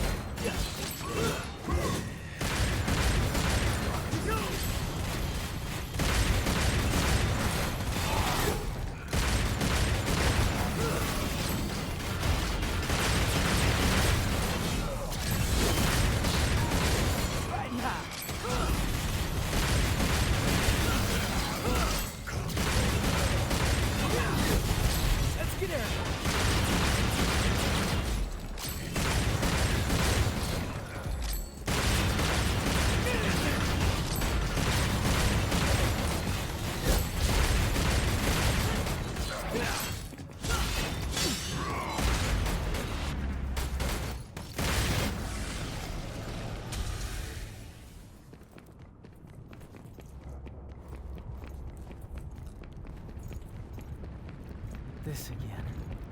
Where's it gonna take me now?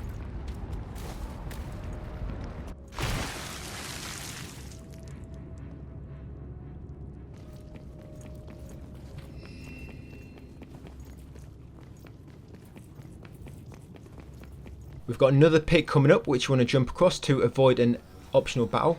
But this one, this is where the blue orb fragment is. So yeah, jump, air taunt, jump again and do another air taunt. You get that blue orb fragment. And just carry on forward and drop off here. Like I say, that will avoid that optional battle. And then go and use a bloodstream.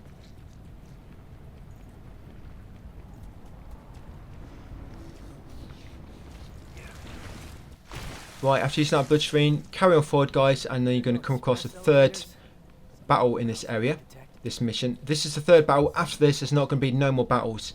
So when it comes to S rank in this mission on high difficulties, yeah, this will be the last battle before the boss you'd have to worry about. Out of my way,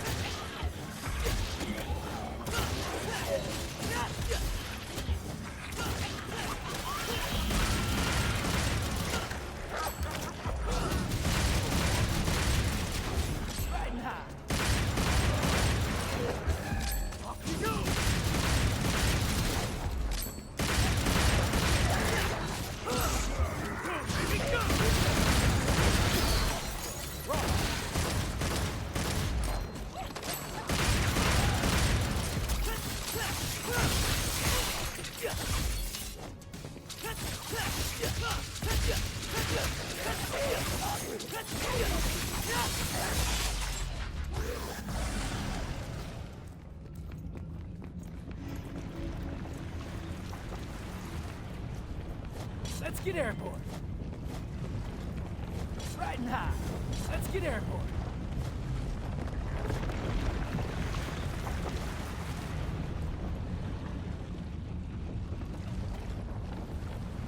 And as you come to this shaft, you want to jump off to the right on the ledge to the right. I think I almost forgot there.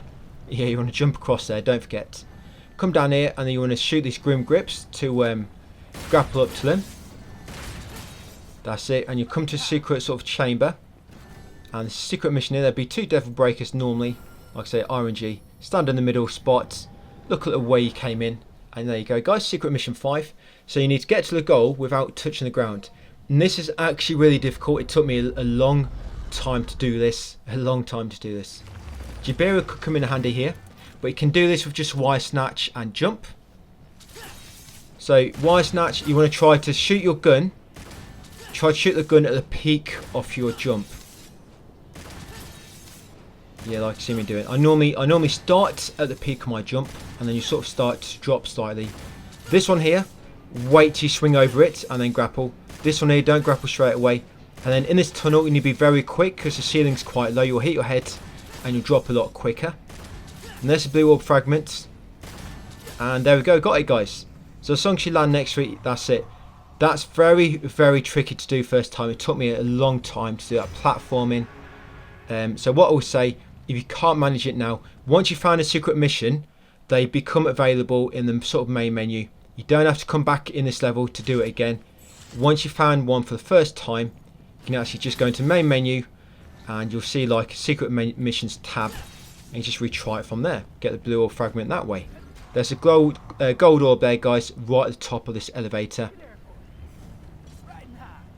Yep, so yeah, that's probably one of the hardest secret missions in terms of platforming, I'd say. Yep, and then once you get around here, this bloodstream, behind it is going to be a tentacle all by itself. Kill this tentacle because it will make a blue orb fragment appear in front of bloodstream. Yes, kill that tentacle, and there it is, a blood fragment.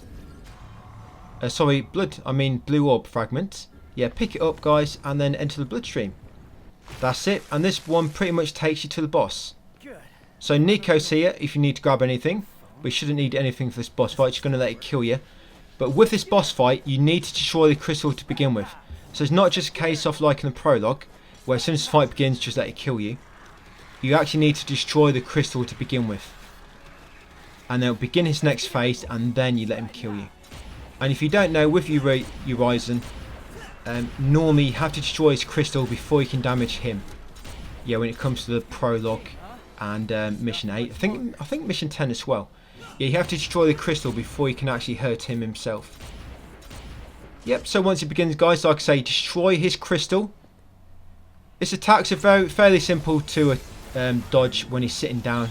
Yeah, do not let a sitting down enemy beat you. It's embarrassing. Them red fireballs, by the way, they can be parried and knock them back to him, but it's quite tricky to do. So try not to worry about it too much. Yeah, the best way to do this, I mean, I've died there, so I'm being stupid, trying to get cocky and kill him up close.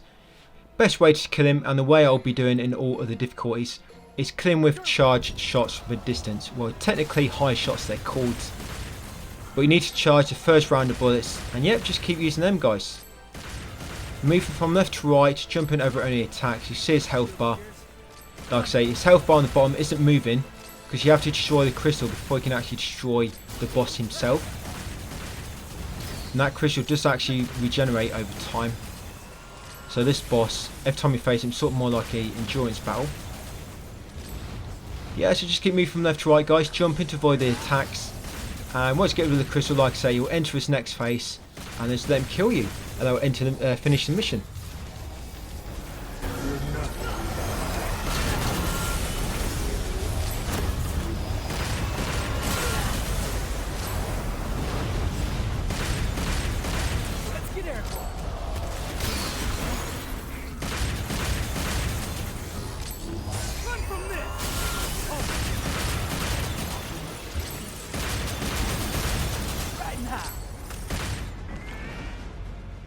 Scatter like dust.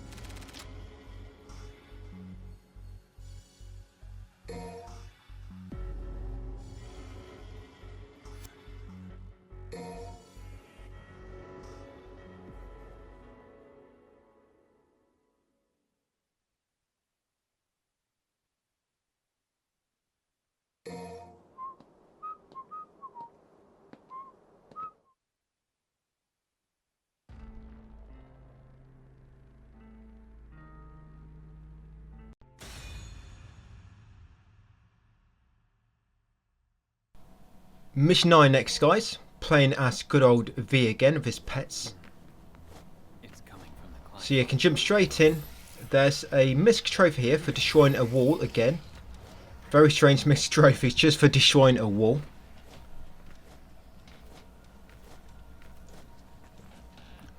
Yeah, quite a few battles. What else we've got? Yeah, we've got a secret mission. You want to try. So what you want to try and do, guys, is you want to save in this battle we're in now.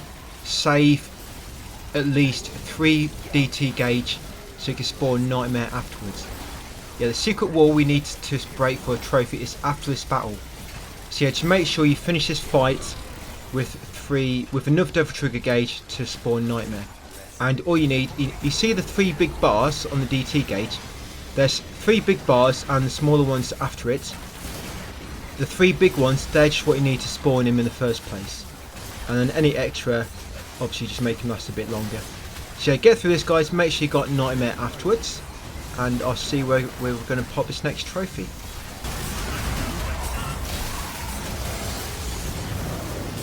Resist all you want.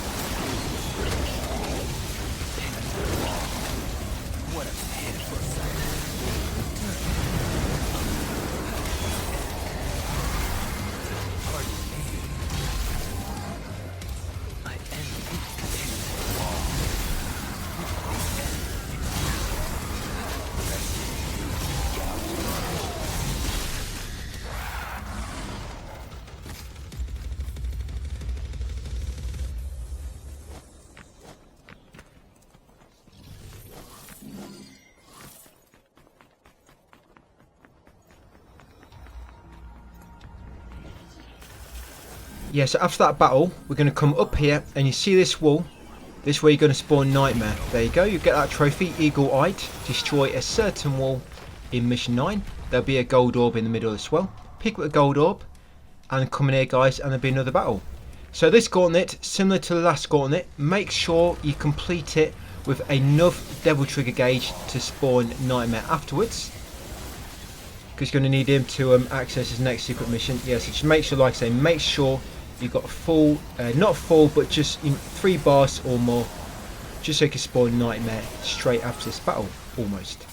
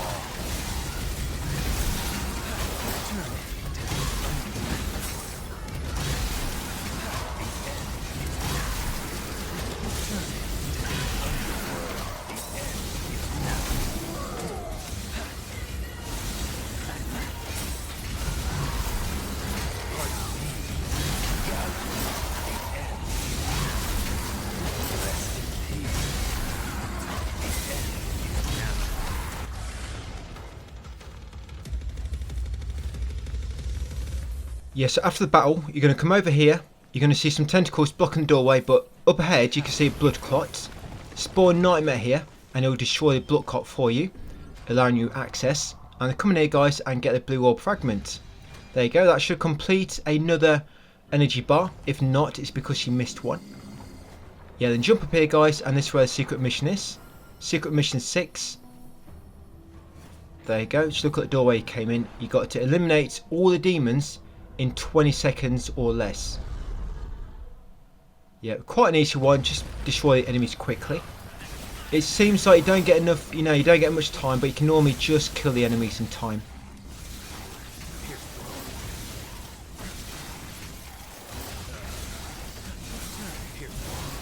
It's mainly just tentacles and Hellcana.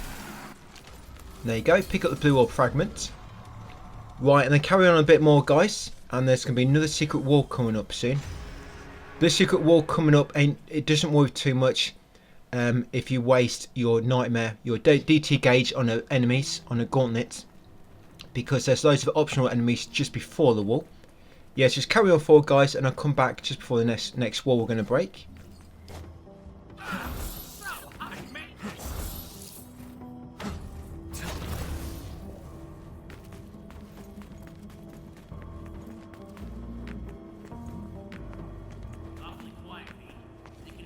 Dearest? I'd be lying if I said I wasn't. But the past is a bitter place for me.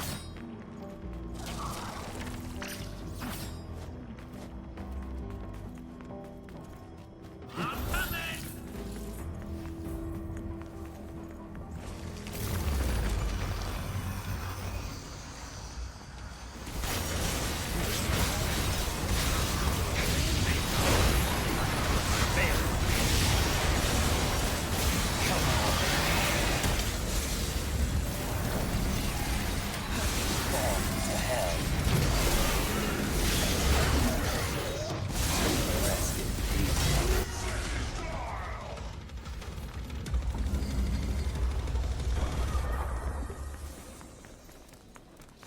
Yeah, so you'll get through that gauntlet, and then you'll come here. Yeah, so if you don't have a full Nightmare gauge, or at least 3, you want to fill it up with these optional enemies, and then use Nightmare to break through this wall here. Yeah, use them to break through that wall, and then go inside that secret room.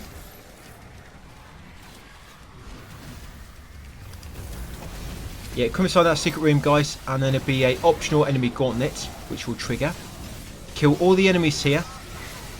Some enemies might be hidden inside the coffins. Yes, I think it's this room. There's some coffins in the middle. and there's some enemies hiding inside them. You'll probably normally destroy them anyway when you're destroying all the other enemies. And once you killed all the enemies here, guys, a purple ore fragment will spawn. There's only 2 or 3. Optimism. It's only 2 or 3 sort of purple ore fragments or blue ore fragments which spawn from killing enemies. Most of them you just find them by exploration. Yep, there it is, guys. Pick up that purple ore fragment. Yep, and then we're going to get a blue orb fragment. You want to come back into the previous room and you want to jump over there to that ledge. If you fall down like me, don't worry. It's probably a good job I did fall down, so I'm going to show you how to get back up. Yeah, basically there's a blue orb fragment over there and it looks like you can't get back up to it. But if you do miss it, you want to jump back into that doorway. That leads you to where that purple orb fragment was. Yeah, jump into there, like so. There it is. You can actually use your cane in the air of circle and then hold R1 and press circle to dash forward a little bit in the air. That just allow you to cover a bit more distance. Yeah, then you want to climb up here, guys, and it'll lead you to that blue orb fragment. There it is, and that's pretty much all it is now until we get to the boss. The boss in this level, it's normal enemies, but it's like over 10 of them. Because we're on LDK mode, there's over 10. On other difficulties, there's only 3. Yeah, but because we're on LDK, there's literally tons of them. But it's not an actual proper boss. And these coffins here for this gauntlet, yeah, you have to destroy the coffins to spawn more enemies, which need killing. And there'll be a enemy gauntlet coming up, guys, with loads of them death scissors enemies. Loads of them. So get through that as well. But yeah, a lot of enemies to kill yet, but all we've got left remaining at this mission is enemy gauntlets and a boss, which consists of general enemies. Yep, get through this, guys, and I'll see you at the start of mission 10. We're going to get control as Dante.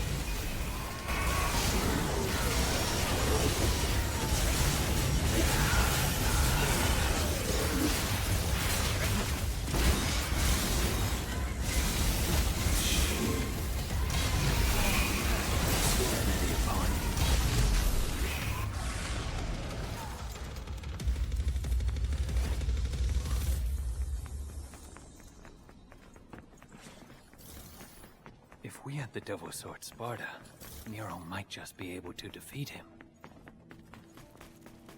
Almost there. Hey, you gonna make it, V?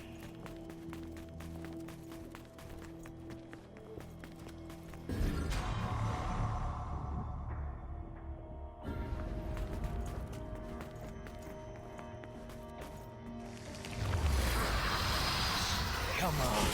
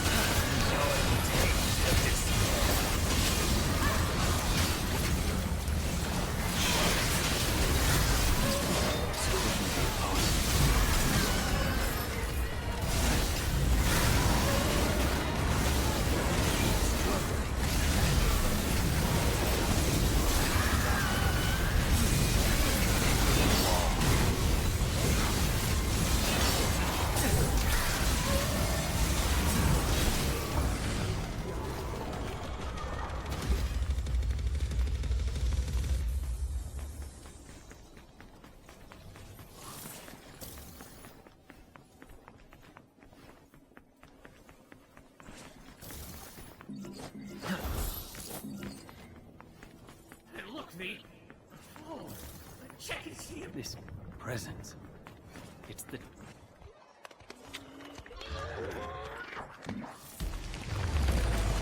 Come on. Pinned to the wall.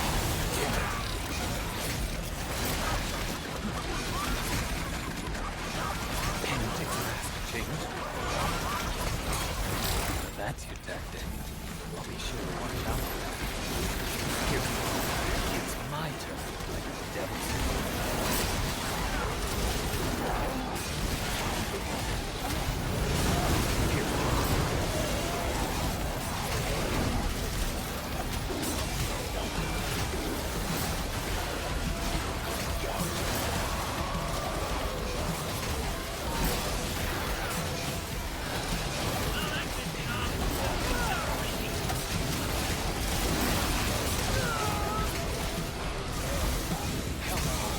Like to dance?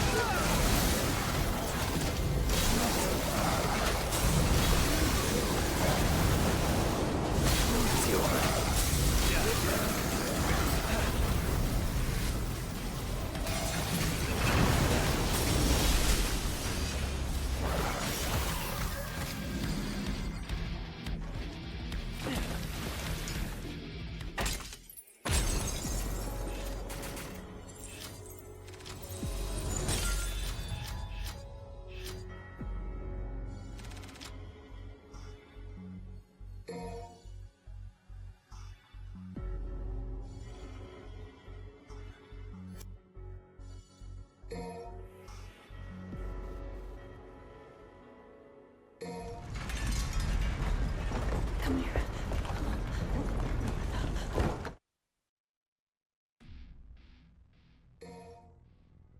Right, so once you've killed loads of nobodies, yep, mission 10 will begin, guys. So as Dante, you do get Weaponator, which makes it very easy to cheese all enemies with him and basically go for no damage. But you don't unlock it until actually completing mission 12. So you need to get through mission 12 first. And mission 10 on LDK mode with no skills unlocked is annoying as heck. You might get killed quite a lot here. This way your gold orbs are going to come in handy. But once you get to mission 12, guys, to complete it, you're going to have the means to farm 5 million orbs in 1 minute, literally. Yeah, you just got to get through to mission 12 first. Yeah, I'm just changing my controls. As you can see here. Yeah, similar to Nero, you want gun attack on L1 and put devil trigger on square. Yeah, so make sure you got gun attack on L1, guys. Yeah, so like I say, first time through this mission on LDK mode is quite annoying because there's going to be so many enemies and it's be difficult to attack them all at once with not many of your, Dante's cheesy skills unlocked.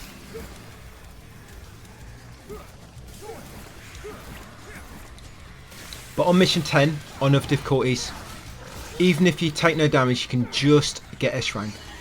Yeah. Some guides say even with no damage, you don't get enough points, but you can just do it. So yeah, don't worry about that. But yeah, I'm just looking through this. On my text guide as well, by the way, there's maps on there. So you've got maps, which I've taken from the official guide. Yeah, get through this gauntlet, get through the next one, and then I'm going to see you at the divinity statue, and we're going to buy some skills for Dante. Because you can't actually buy them when you first begin this mission for some reason. You have to wait until, till you get to the first divinity statue to buy skills.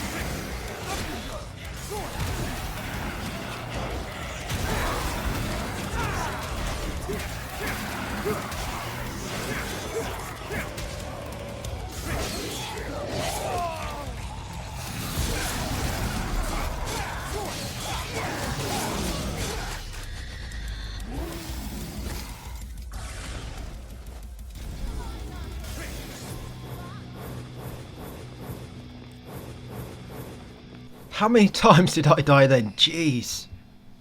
Yeah, this mission on LDK mode is not very fun.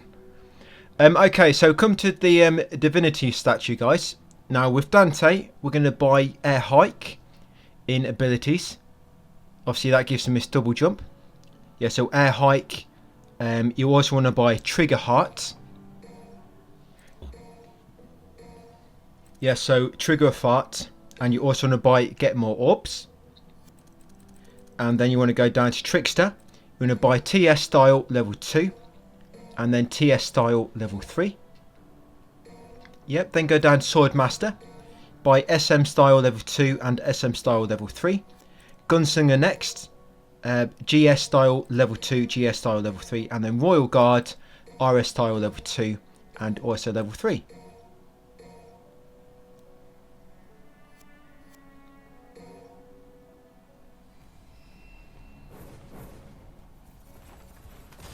Right, and come down it. This is normally where you first encounters enemy type, but I think we've encountered. I know in Son of Spider all the enemy placements are different. Son of Spider and a buff. Basically, Human and Devil Hunter have got the same enemy placements, and Son of Spider, Dante Must Die, and Hell in Hell all have the same enemy placements as well. And LDK, obviously LDK just has more of the enemies. Yeah, but you're going to kill these chaos. These guys are pretty annoying. When they're getting ready to spin towards you, make sure you dodge to left or right as well. Don't just try to move back out of the way. Even if in the air, they can actually bounce up when they're spinning. So make sure you move to the left and right. Yeah, so get rid of these guys and there'll be checkpoints. And then after these, there'll be 2 Furies. And then we're going to get to another enemy gauntlet. Enemy gauntlet number 5. There's loads of enemy gauntlets on this level, which you have to fight them. Yeah, there's some collectibles hidden behind timed doors, and the timed doors, they actually the timer begins ticking away as soon as you spawn, as soon as you begin the enemy gauntlet, where the timed door is connected to, and you normally have 2 minutes before the timed doors close, guys. So you have to be really quick. What you can do, you can actually the collectibles on this level behind closed doors, timed doors, sorry.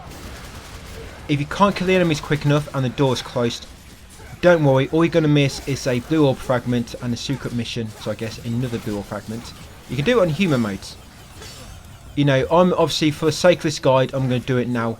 I think the first one I did it first time, but the second time door leading to secret mission, I had to reload a few times, because that one actually really hard to kill the enemies on LDK modes within 2 minutes. Obviously on a human mode, it's mega easy to kill the enemies before these doors close. Mega easy, guys. Just on LDK mode with all the extra enemies that spawn, it's much harder. That door doesn't really have anything useful inside, just red orbs.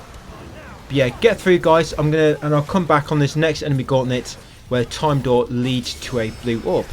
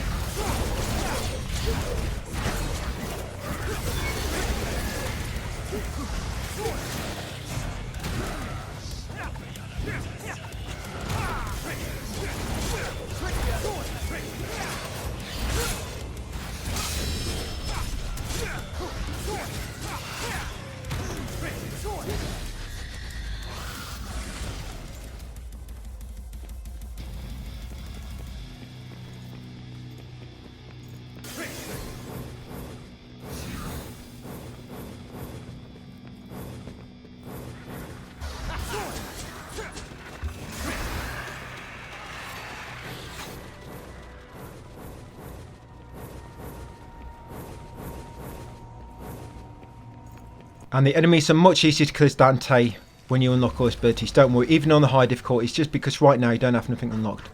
So you did see that time door, guys, at the back when we dropped in here. That time door leads to a blue orb fragment, so you need to quickly kill this enemy. So like I say, from starting this enemy gauntlet, you got 2 minutes. You see that door there?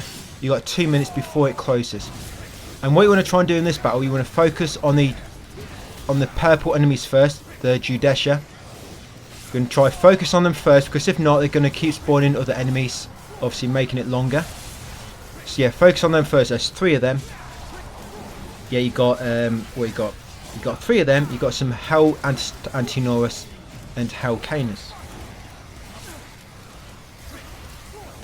Like I say, if you can't do this in time, guys, and the door closes, don't worry. Just remember, we need to do this on human mode. I will actually mention this again on human mode, just for those that did forget it or didn't get through the door quick enough. Yeah, so don't worry. If you miss this blue orb fragment now, I wouldn't worry too much about reloading. It's not going to make a massive difference to, you know, any builds or anything like that. It's only going to give you like 1 extra energy bar altogether. So yeah, get through this fight, guys, and I'll see you as we go through a time door.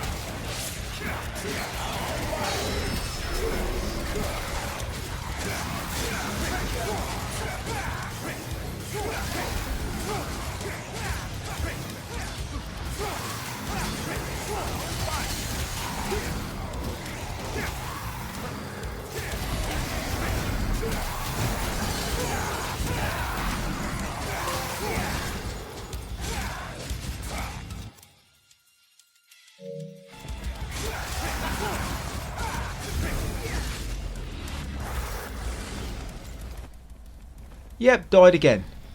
That seems to have actually taken longer than 2 minutes. I don't know if, you know, when you respawn with a gold orb, if it extends a timer. I don't know if it resets a timer. Or maybe that door is closed. I'm pretty sure the time doors are 2 minutes. Maybe that one's longer. But yeah, you'll come through that time door, guys, and it'll lead up to this blue orb fragment. Like I say, if you can't kill him quick enough, just get on human. Yeah, oh, there it goes. It just closes. See it? Yeah, I don't know. That seemed to take 3 minutes or so to close. Maybe the gold orb does reset a timer. I don't know. But when you come near, guys, you want to come in this small chamber hidden on the right, and you want to kill all the enemies inside here. All these enemies are going to make a purple orb fragment spawn. Yes, to kill all of these, you'll find when the creams spawn, you only have to kill one of them. I think it's because the extra one from the, obviously from LDK mode, which is spawned, I don't think it actually really counts. That's why the purple orb fragment spawns after killing only one. Yeah, but what you can normally do after this is going to be another enemy gauntlet we have to face. You can't do it here because you need the purple orb fragment. But on other playthroughs this mission, where you already have the purple orb fragment, you come in here, you encounter the enemies, and then you go back out into the previous corridor. You sprint down the corridor and it normally bypasses the next enemy gauntlet, like let you skips through it. Kind of because the game thinks you're still in this encounter here, and you actually get past the trigger wall for the enemy gauntlet. It lets you bypass it by just coming in this room, encountering the enemies, then quickly running through the next corridor. Lets you bypass the next enemy gauntlet. Yeah, kill these, or one of them. Yeah, you'll see once you killed one, you should see the purple orb fragment spawn.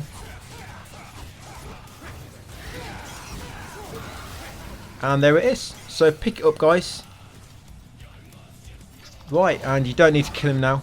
That's it. It's not actually an enemy gauntlet here. It was just wanted that purple orb fragment. And I actually completed one there.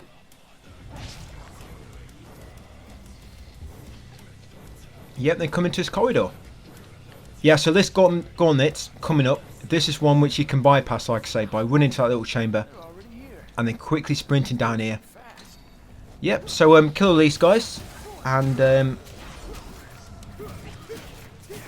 yeah, we'll get to the next battle. This next battle, there will be a checkpoint actually. I didn't put it on my text guide. So if you do really want to get a secret mission, you can actually restart a checkpoint. Keep doing it, and you just have to restart that gauntlet.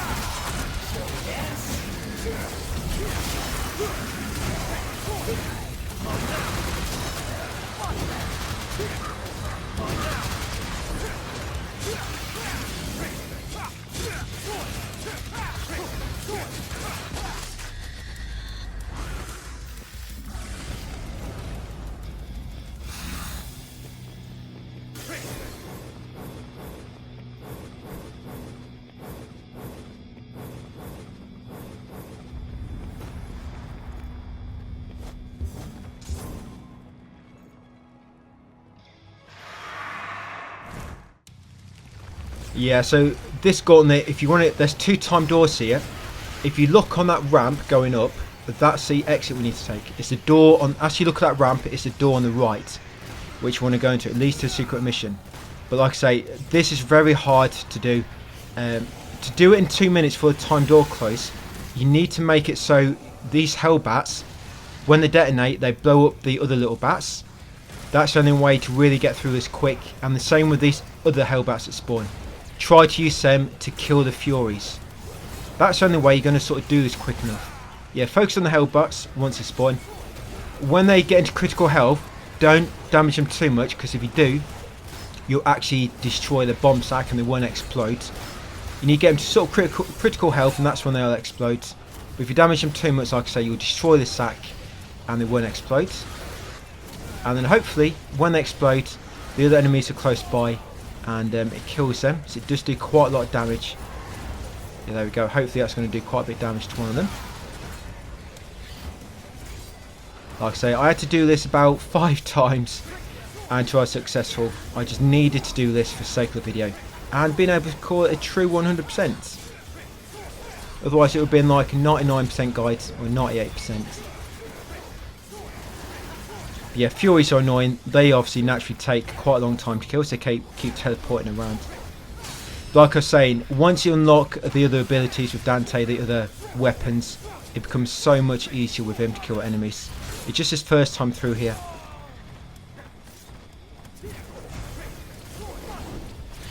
Right, almost got him. That's it. You'll automatically be facing the exit, so just go in the time door on the right. That's it. Come through here. Yeah, you see it's about to close.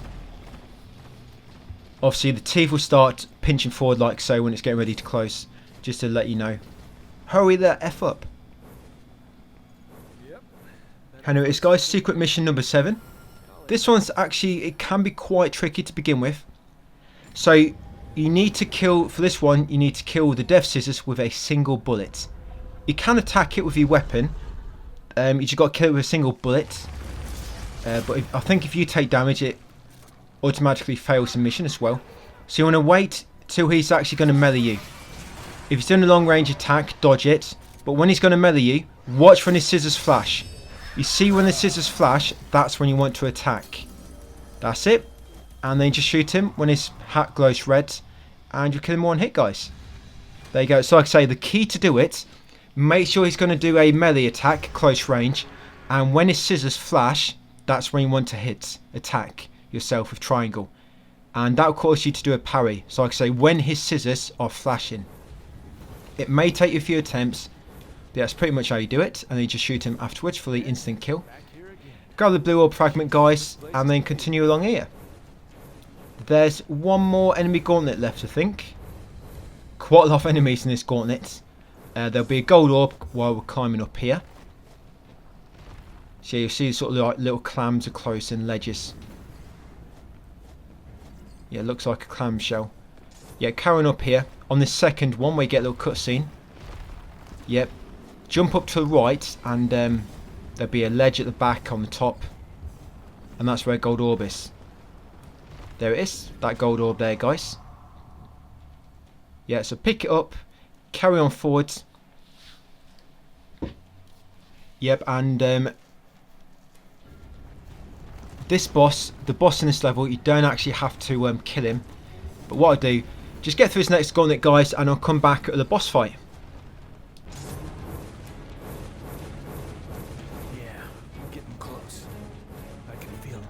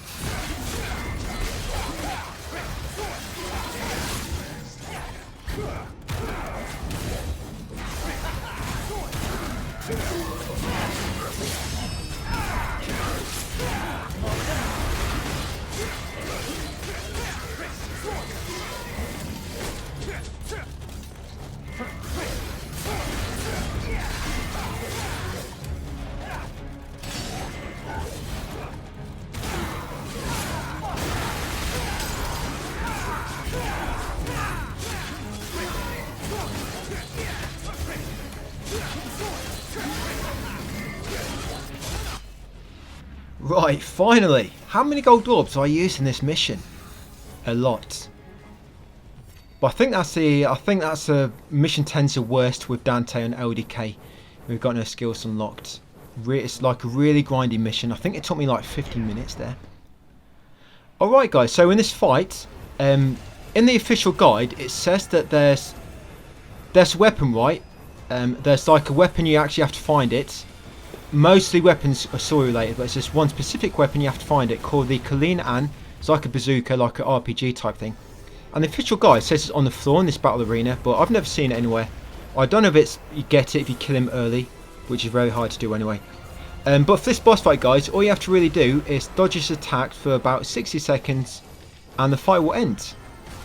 I mean, or you can try and destroy the crystal quickly, but it's easier just to dodge his attacks for 1 minute. Like I say, the fight will end automatically. Yeah, so just keep dashing around, dodging his attacks until the fight ends. There you go, that's mission 10 complete. You'll get a trophy. This ain't over. Not yet. Still got to S rank every other difficulty yet, guys. Right, so mission 11, we're getting very, very close to that farming spot. Yeah, mission 11, we're going to buy a blue orb and a purple orb, guys. Yeah, you can see if you use 3 golden orbs, or red orbs even, to revive. If you revive basically 3 times due to red or gold orbs, you get 50% points penalty bonus. So you really need to try not to use them when we're going for S ranks later. So just unlock that sword now. Story related. A devil sword Sparta. Yep, so mission 11.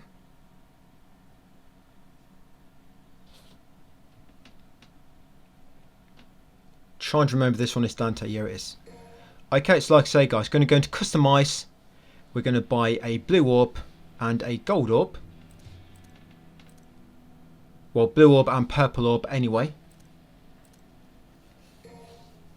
You can only actually buy gold orbs from the shop if you have less than 3. Yeah, it says sold out on the gold orbs, but if you have less than 3, it will let you buy some. Yep, so you should have 1 stock left of the blue and purple orb. We'll buy them later. You're going to save all your points. We need to buy abilities for the hat later on after mission 12. Yeah, so start mission 11, guys. Right, so carry on forwards until we get into the building. There'll be 1 gauntlet beforehand and a blood clot you need to destroy. Just get through them, guys, and I'll see you in the building where there's going to be a few collectibles.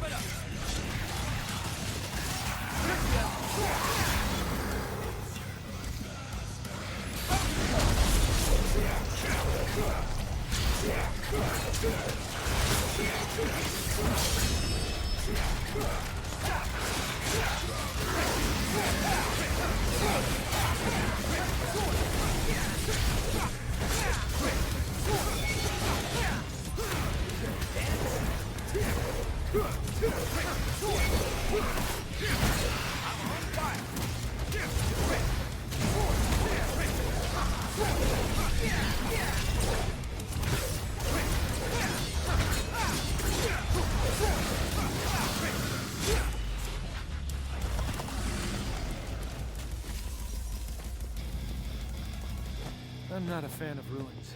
Like my city's lively. What a pain in the ass. I'm just gonna take it down. Right, so once you get here, destroy that first blood clot, but don't jump down or destroy any more. Just destroy that first one in there, and then jump up here, guys, and the secret mission will be here. Secret mission 8. If you destroy any more blood clots than what I've destroyed so far, this room will fall down again, and you won't be able to access the secret mission. If that happens, just reload checkpoint, and then come back. That's it. And for this one, you just got to maintain an S rank, so you need to try not to, basically you need to do it without damage as well. And within, you know, keep attacking them with different attacks. But this is really easy if you've got auto assist on. Probably be easier if you had all your abilities unlocked, because you could just use Red Hot Night to begin with and kill them all instantly. But yeah, if you have a bit of trouble doing this now, then just do it later on when you've got all the abilities unlocked. Like I said, probably be mega easy later with Red Hot Night, which we'll be using for the farming. Right, and yeah, basically just keep your S rank built up, guys. You get a blue orb fragment from doing this. Almost done it. Remember, you can rotate the camera around to stop enemies attacking you. If I mentioned that already, yeah, enemies will only attack if they're on screen, unless a attack is already in progress. Yep, so blue orb fragment. Few more collectibles to get yet in this sort of small area. So once you've got that, you'll be back here. Drop back down where we destroy that last blood clot. Destroy this one here. That's it. Then jump up and grab this blue orb fragment. When you approach this, it's going to trigger a enemy gauntlet, or when you grab it.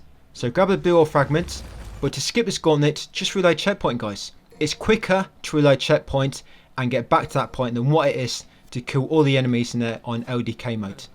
Yeah, so just reload checkpoint, come in here, smash that blood clot. You'll already have the secret mission done. That would have saved, don't worry. And you'll have that blue orb. Look, if I come down here, you have to break this one anyway. Yeah, you have to break it anyway. There you see, blue orb's gone. Just do not jump back up there. And then destroy this blood clot. Right, and then jump up to this room up here. Now it's going to be a weapon here, guys. Kalina Ann. If you look over here, there'll be a question mark come up. See that bazooka lying on the broken table? Yeah, just run up to it. The RPG from Resident Evil.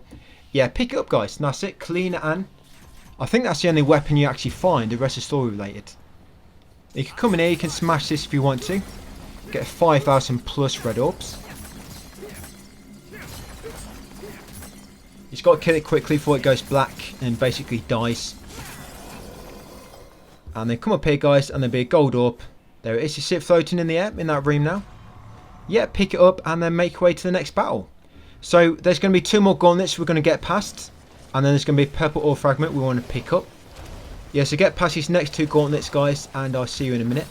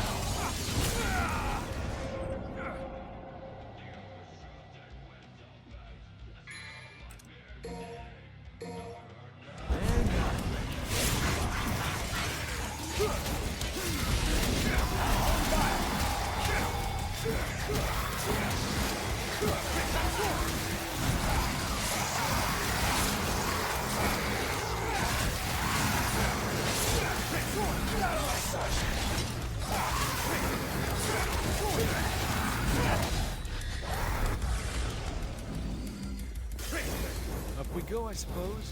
Seems like the fastest route. Well, that's gonna collapse. Whoa.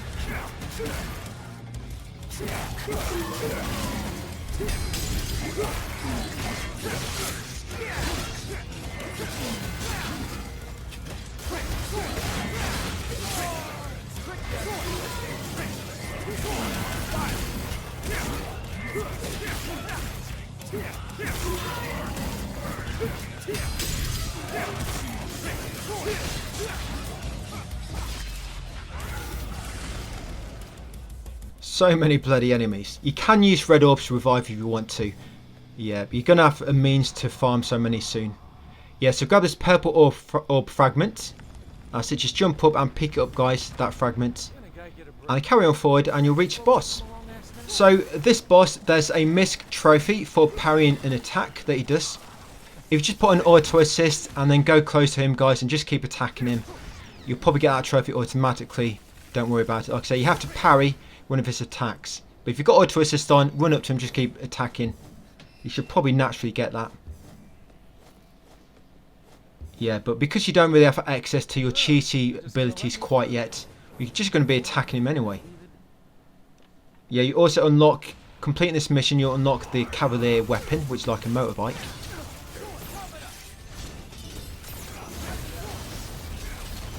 Yep, so just keep applying the pressure, guys. There you go, don't mess with the best.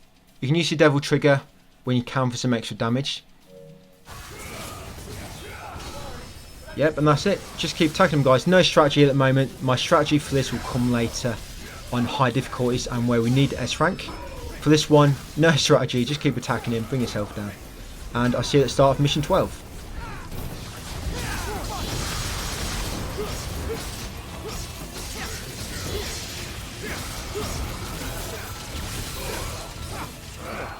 Forgot how scary you are when you're mad.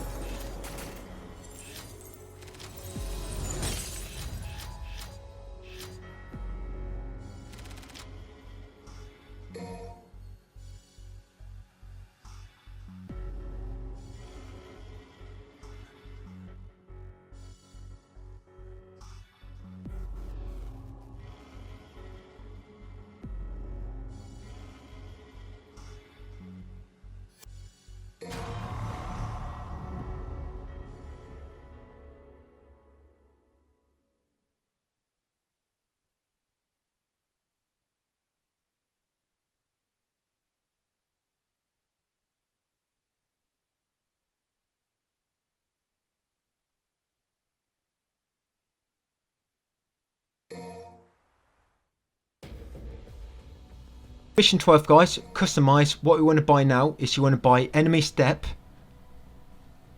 Yeah, enemy step and high sides for the cavalier. So enemy step in abilities, and then cavalier and high side. That's it. High side is good because it allows you to get higher. When you jump up, you can use high side skill, and it'll allow you to get even higher. You need it for this level. So that's where we do a farming spot, them enemies, which you're going to see after this mission. Yep, so this level, luckily you can skip most of the enemies by sort of sequence breaking a little bit by jumping high with your abilities. You have to do this first battle. So get through this, guys, and then I'll see you in the gauntlet. Sorry, in the gauntlet, in the courtyard with the statue.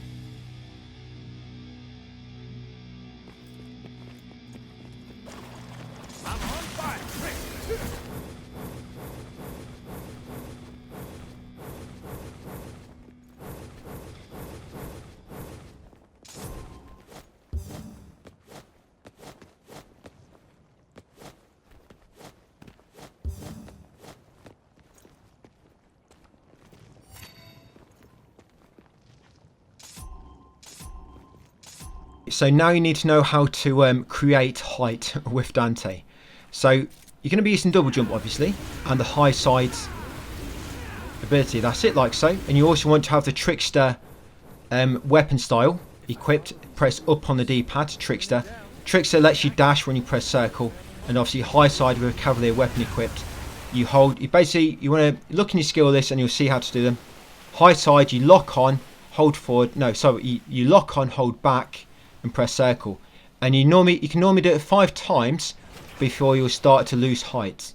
So high side, you can do it 5 times in a row, guys, and then you start to lose height. Come in here, smash that blood barrier, then come around here, guys, and get that purple orb fragment. Right, once you got that, go back to the courtyard, and then we're going to do that jumping trick again to get up to the next upper window. So again, jump forwards, make sure you got trickster style equipped and cavalier weapon. So yeah, jump forwards and then hold R1, hold back, and then start pressing circle. Like I say, you can do it 5 times. That's a missed trophy for basically staying in the air for, I think, what's it, 1 minute or 60 minutes or something. Oh, and I messed it up. Okay, I can show you again how to do it. Yeah, so just make sure you jump enough distance forward before you start doing it. This way is good, guys. Like I say, it allows you to skip loads of enemy battles. So again, high side, like I say, do it 5 times, and then you need to double jump and then use circle. So jump forward, high side 5 times, and then jump and then circle. That's it. That's a nice simple way. There's probably other skills you can use to get a bit more height, but that's sufficient and doesn't complicate things too much. So this enemy gauntlet, you need to do this one. First, destroy the enemy spawner, so it doesn't spawn any more enemies. Yep, and then kill all the enemies that spawn.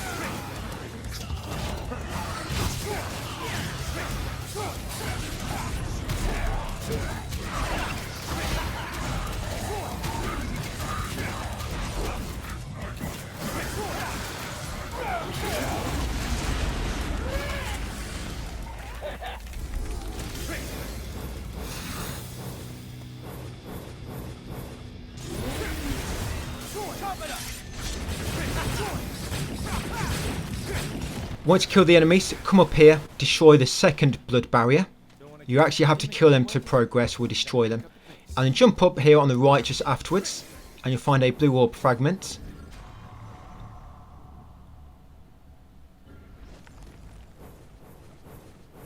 Yeah, once you've got a blue orb fragment, go back to the courtyard.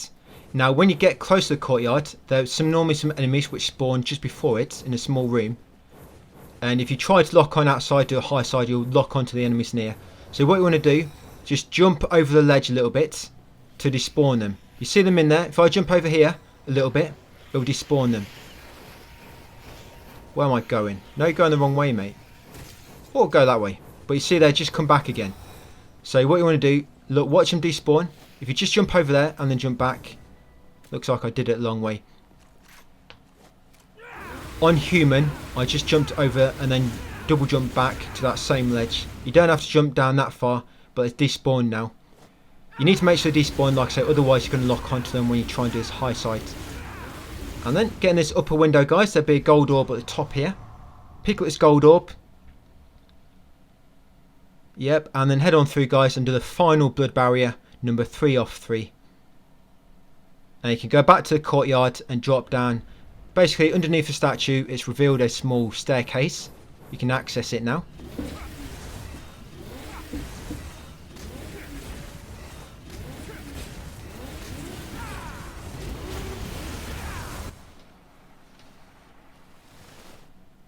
That should be all of them.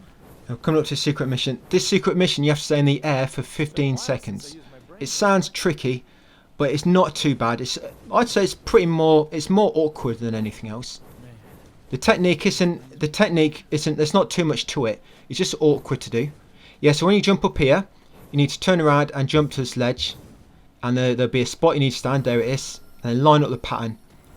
Yep. Okay. So you've got to stay in the air for 15 seconds. Okay. The way I do this, I use Kalina Ann. And I kill. You don't want to leave the ground until you're ready. As soon as you leave the ground, you have to start. As soon as you leave the ground, guys, and touch ground again, you'll fail the mission. Basically, the mission, the 15 seconds start as soon as you jump. So I normally kill Kalina Ann first with the rocket. Sorry, I kill the bat with the Kalina Ann. Sorry, just so you don't have to worry about him trying to attack you. And then with this guy, you can use enemy step. If you use Trickster and lock onto him and press forward and circle, you dash to him. I can use enemy step to what enemy step will do, it will reset all your jumps as well, so you can actually jump again. And use him, you use high side in the air. Use high side when you start falling down, lock onto him, dash forward, enemy step to get all your jumps back, jump up again, do a few more high sides and repeat. Like I say, it's more awkward than anything. And yeah, that's pretty much it, guys. Like I say, when you use the enemy step, it recovers all your jumps. So normally you can only double jump once, but if you jump on an enemy, then you'll get your double jump back. And it refills all your actions pretty much. And obviously when you're in the air, you can use high side 5 times to give yourself a bit more time in the air. Yeah, and that's basically it, guys. Okay, so now what will happen when you begin this fight? You'll automatically be in Sin Devil Trigger form. You'll automatically be in Sin Devil Trigger form. And you'll get that Devil Sword to Dante, story related. So yeah, what I normally do, I do Judgment. Judgment, if you don't know, it's in your skill list. You press triangle and L1 at the same time. If you've got guns set to L1, press them at the same time and you do that. It's basically like a massive attack. It uses your full SDT gauge, but just do a lot of damage. It'll destroy the crystal instantly. And yeah, you just got to keep destroying this guy now. You've got to kill him, guys, to finish this mission. Yeah, so just keep attacking him. Use your Devil Trigger gauge when you've got some. Don't confuse your Devil Trigger gauge with your Sin Devil Trigger gauge. Your Devil Trigger gauge when it's active, you can take damage and get stunned, but you actually do more damage, you have more defense. Most of your attacks are still the same though, but with your Sin Devil trigger gauge, that's when you get the massive wings come out. You'll do much more attack in that, you take much less damage, but you have all different attacks when you're in Sin Devil trigger gauge, so don't confuse the two. When you attack enemies, your Devil trigger gauge will fill, and you have to hold square to transfer that to your Sin Devil trigger gauge. You would have got a tutorial for this. Yep, and just keep attacking them, guys. Eventually he will fall. On other difficulties, because you're going to have your hat unlocked, you'll kill this boss pretty much almost instantly with certain attacks, so it's not really much of a problem. Yep, once you killed him, guys, you'll get a trophy, the Liphoff Clear Mission 12 as Nero, Dante or V.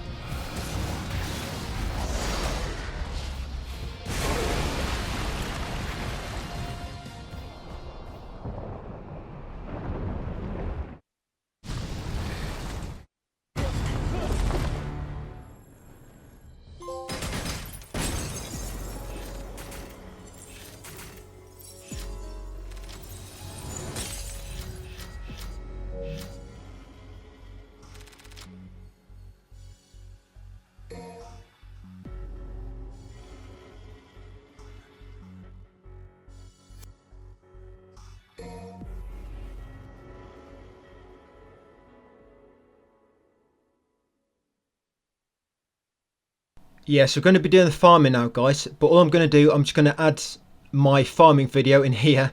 So it might be a bit weird, you might see me introducing myself again, but it's just because I'm going to add my farming video in here. But once you've done the farming, guys, and you've got like, you want to get about 25 million, so farm for 5 minutes, doing the strategy, and then jump into mission 13 where I'll come back, guys, and just explain to you what we're going to do to begin with. So yeah, do the farming, guys, and I'll see you on mission 13 after the farming video.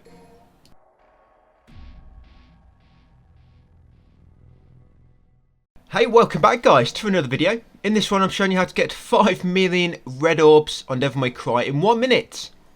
And I'm not even exaggerating. So this only works on the special edition versions on PS5 or the Xbox Series whatever.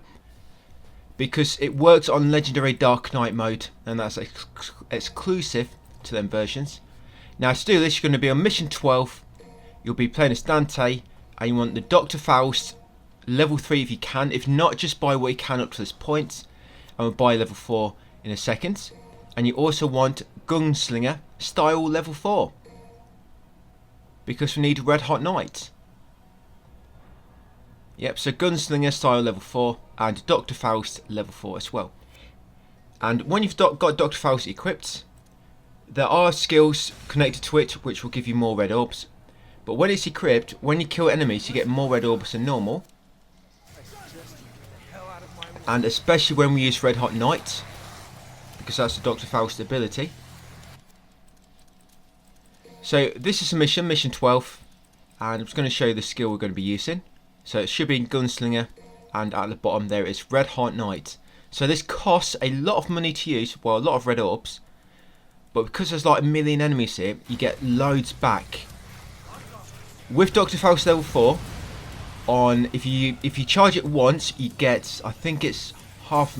It's what is it? It's 500,000. Yeah, if I remember correctly, it's 500,000 if you charge it once. If you charge it twice, you get 900,000, and if you charge it 3 times, you get 1.5 million. Now, all you're going to be doing is you will start a checkpoint each time once you've got all the red orbs, and as soon as you spawn in, you're going to start charging Red Hot Night. Once you start charging it, you're going to let go of R1. As long as you keep holding circle, the skill button, it will still be charging. You can let go of lock on, it's not a problem. You let go of lock on so that you can move the camera away from the enemies. Because if you don't know, enemies only attack, well, they only initiate an attack when the camera is on them. If an attack is already in progress before you move the camera away, it's different. But they will only begin an attack when the camera is on them. And after a few seconds of charging it, or when you see the enemies coming close, you use Devil Trigger, because that will block a few attacks and make you do a bit more damage as well, like that. So yeah, you start charging it, let go of lock on, make sure you're still holding circle, move the camera away from them, wait a second or two, press Devil Trigger button, and then just wait for it to fully charge. Each go you do this, you're going to get like 1.5 million, and it's about an 18-second cycle. I've got turbo mode on as well in the options, which is available on the next gen versions. Yeah, turbo mode. And once you're ready, yeah, buy that, guys. That's the most expensive skill underneath the X taunts, which cost 3 million each. But this is awesome, this farming, because remember the old ones, all the other guides have like 5 million in 1 hour. Here you get it in 1 minute. It's just so much quicker to do. And normally you'd have to be a bit kind of sort of conservative with Dante when using this Dr. Faust weapon, or when it comes to buying Devil Breakers with Nero, for example. But this farming spot you don't have to. So I'll just show you a little bit longer, guys, bit of motion with Dr. Faust level 4. You see how much I've got? I just got 1.5 million there. You see exactly how much I'm going to get in a minute. Yeah, I'm covering platinum on this, by the way, now, guys. I'm doing platinum for this game on the special edition. So if you like this video and you want to see more sort of tips in a sort of optimal way like this, then stick around and keep an eye on the playlist and see me upload all the videos as we go. I think Legendary Dark Knight mode is going to be first, 100%. Then I'm doing Human S rank, Devil Hunter, Son of Sparda, Paladin Must Die, the Heaven and Hell or Hell difficulties, and Bloody Palace at the end of it with a Virgil playthrough. Yep, so another 1.5, there we go, 5 million already, guys. Does not take long at all. And funnily enough, in the shop you can buy 100,000 for £1.50 in English money. When you can farm that in literally like a second. Yep, so that's basically it, guys. I won't show you much more. I mean, you've pretty much seen how it works now. Okay, guys, so that's the farming done. Yeah, it doesn't take long at all, does it? That's mainly why we did LDK to begin with, just to unlock this. Otherwise, the best way to farm after this, guys, is like 100... What did I have at the end? I think the best spot I found was 125,000 a minute. But here we're doing 5 million a minute. It's massive, massive difference. Okay, so mission 13, guys. Yep, so customize. Now, as Dante, yeah, you want to pick Dante for this mission. There's a trophy for doing this mission with all 3 characters. Just for now, we're going to do it as Dante. There's tons of enemies on this, so we want to make it as easy as possible. So we're going to go with Dante now. Then we'll do it as V and Nero later on other difficulties. So yep, come into customize, and now you've got plenty of money. You're going to just unlock everything. Buy everything you can. Obviously, you've brought some of the Dr. Faust skills already. Same with Gunslinger, level 4. We did that during the farming. You can actually buy all the blue orbs now and all the purple orbs. Give yourself some more health bars and Devil Trigger bars. And also you can buy some more gold orbs if you've only got 1 remaining like me. Yeah, so mission 13 is actually a very quick mission. It's actually a mission where a lot of people used to farm. A lot of people used to farm at on on the original version for this. I actually found farming on mission 17 better. I think it's mission 17 on Hell and Hell mode. On Hell and Hell mode, sorry, Heaven or Hell, all enemies die in one hit. Literally die in one hit. And because of that, on the levels where there's only like one boss, it made it really quick because you could just spawn in, kill a boss quickly, and then retry it. And that allowed me to get like 65,000 per kill, which ended up like 125k a minute, which wasn't too bad. But yeah, the thing is with the mission 13 farm, which a lot of guides do, obviously it's way obsolete now when we can get 5 million a minute. But it's very awkward to do. Just because you'd be getting attacked a lot at the same time. You know, it's quite annoying to do. And if you're getting attacked, you're actually losing money at the same time. Losing orbs. Okay, so you've bought everything. You've unlocked everything with Dante, which is currently available. A lot of stuff becomes available later on. That's why we didn't get a trophy for unlocking every skill yet. Yeah, so this is actually the only enemy you have to kill in this level. Well, this gauntlet. This is the only gauntlet where you have to kill the enemies. And as you see me doing, I'm charging up Red Hot Night. This is basically the epic move with Dante. The boss killer destroy wields this attack with. Basically, it's called Red Hot Night. You saw me doing it during the farming. But yeah, that move does so much damage to everything. Obviously, you need a good window to use it, because you can get interrupted quite easily. But yeah, also red shot when you got a hat equipped. Basically, you hold L1, you'll shoot out your red orbs. And that does a lot of damage as well. But yeah, outside that first gauntlet, when we first started, all these other gauntlets, it's not actually a gauntlet. I mean, the area isn't actually closed off. All you have to do is destroy the enemy spawners, and then destroy the blood clots. That's all you have to do. You don't actually have to destroy the enemies. Yeah, just destroy the enemy spawners, then the blood clots, and then once the tentacle disappears in the middle, you can drop down the hole, guys. Ready for the next gauntlet. This is your sort of halfway point.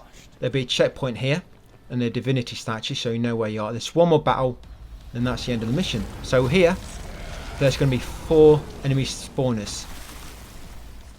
So quickly destroy them all. Yeah, if you can, you can go into Sin Devil Trigger form and use Judgment. That should destroy most of the enemy spawners. It's a massive AoE attack. Yep, and then destroy the blood clots. Once you destroyed, there's actually 6 blood clots here, but you only have to destroy the 4, the sort of inner 4. You don't have to destroy the other ones on the outside. There are some extra areas you can go through here, some small holes on the outside of the arena you can drop into.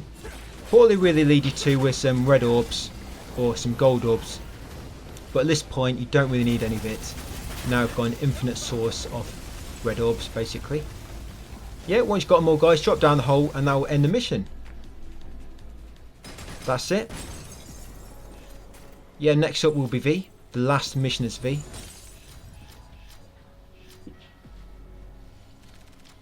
Right, so as V, you're going to buy all the skills of him.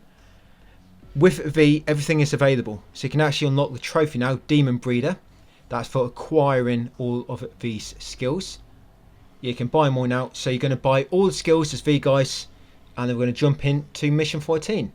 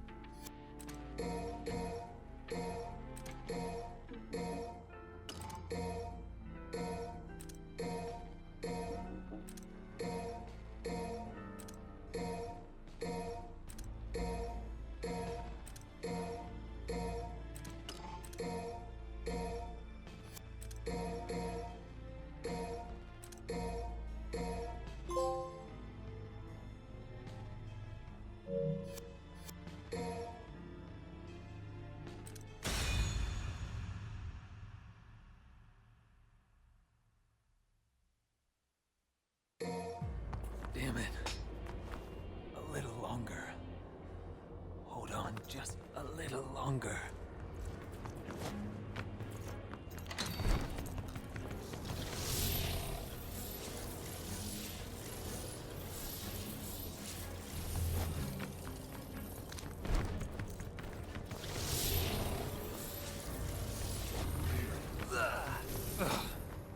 Are you alright, B? You might want to take a break.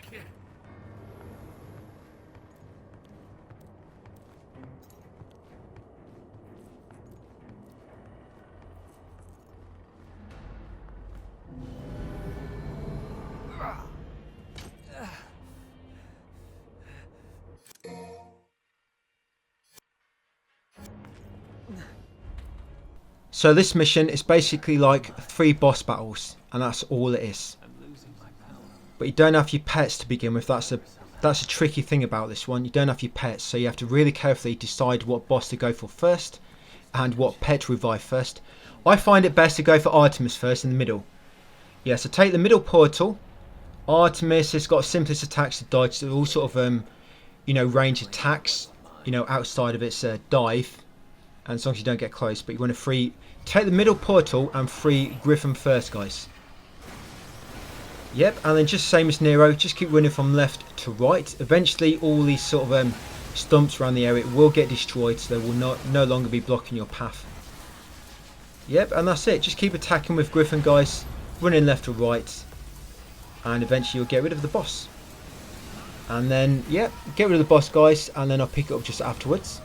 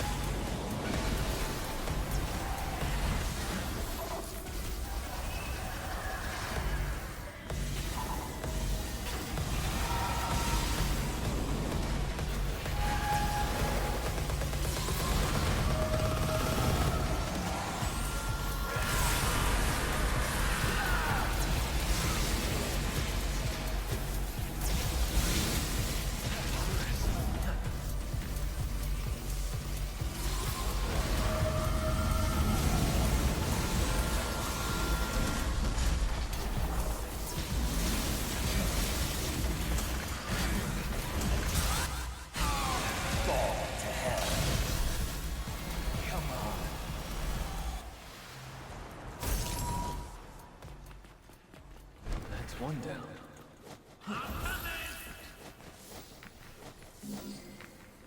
So once you spawn the boss, once you killed it, did I say once you spawned it? Once you killed it, you'll spawn back here.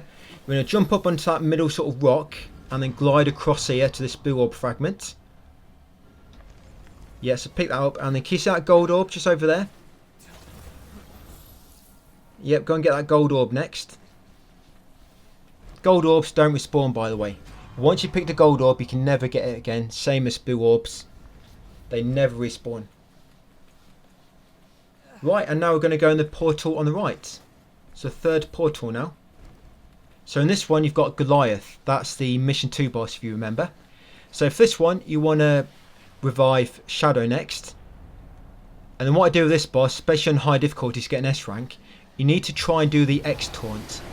The X provocation. That's one which costs 3 million. So while Shadow and Griffin are attacking it, try to use the X taunt. And if you're too far away, I think it's about, let's say about 30 steps. You need to be within about 30 steps distance of an enemy, otherwise the taunt will not work. You know, you have to be in certain proximity. And the controls for this taunt are a little bit tricky. You have to hold L3 and press the touchpad at the same time. What I normally do, if you hold L3 and then press the touchpad, hold them both in, and then wait for him to start doing it, and then you can let go. Once it's in progress, you can let go of the buttons and then focus on attacking. Yeah, so hold L3 and then hold the touchpad after, and then once he starts to taunt, let go and just leave him to it, guys. You can still press square and triangle to attack when he's doing the taunt, and it won't stop the taunt, but if you press L1 to spawn Nightmare, that will stop the taunt. Yeah, so just be wary of that. That's it. Got quite a bit of points already. And then once you beat him, guys, you'll spawn back here. Then you want to take left portal. This one is the worst I find because, yeah, you've got, it's Angelo. Yeah, you want a free nightmare. You don't have a choice. Last one remaining. Yeah, this one is the worst because if he starts going for you, sometimes he can teleport to you and just attack instantly, and it can be really hard to see that attack coming. So like I say, he'll just suddenly teleport you and attack, and you don't quite have a time to dodge. And he can stalemate your pets pretty quickly as well, meaning you have no means to double jump or to sidestep. But you want to spawn nightmare during this fight as well once you get full gauge. And again, try to use X taunt. We need to make sure you're not too far away, otherwise it will not work. So nightmare, spam your attacks and use X taunt when you can. So it should build up an S rank, guys. Yep, and then get through this fight, guys. Carry on a bit more and I'll come back just before the next collectible. Once you killed all 3 bosses, it'll open a door opposite then 3 portals and you can head through there next.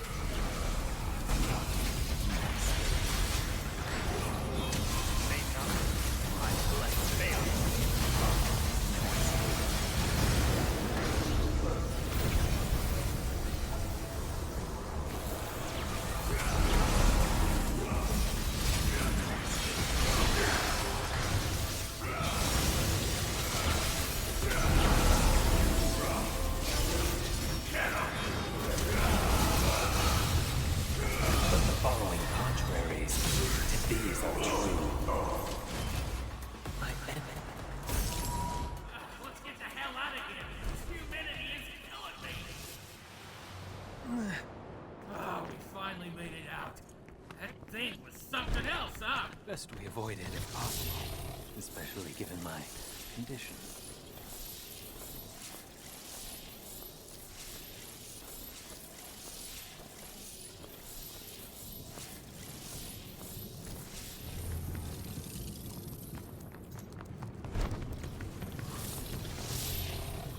They're safe. Okay, so once you get down here, you have to destroy this blood clot to progress. But once you make your way back up to the fork and take the other path, there'll be a small hole on the right you can drop down.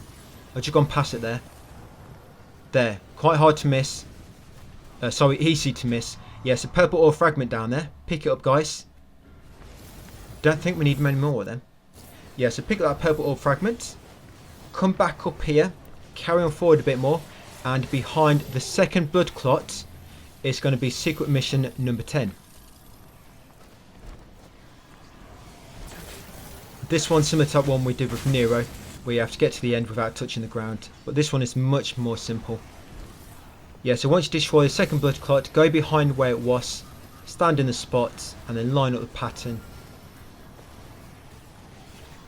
Yeah, standing in the spot might help. Yep, get to the goal without touching the ground. So with V, so you'll normally jump, you'll do circle attack a few times. Then when you start to lose too much height, hold R1 and press circle to like dash forward a little bit. And then press jump again to glide with Griffin like so. And that's it, guys. Blue ore fragments. And you'll get a trophy for completing this level. Got to hurry. Clear mission 4 as Nero, Dante or V. Yep, next one is going to be mission 15. So we're going to be back as Nero. So again, as Nero, going to buy all skills, but I'll come back and start the next mission, guys.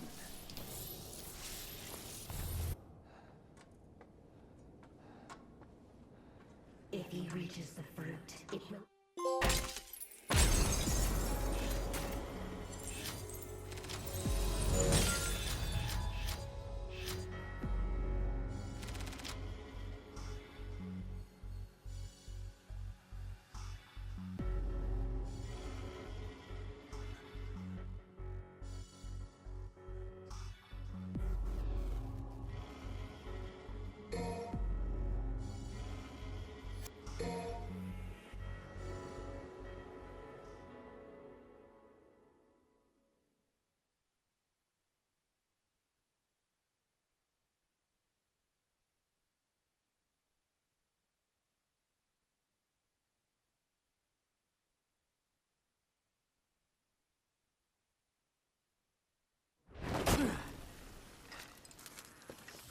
Damn it.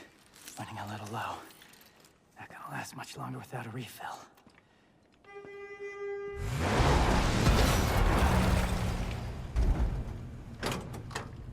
honey. Need assistance? What the hell's your problem? You trying to kill me? If you want a bitch, blame it on Lady. She's behind the wheel.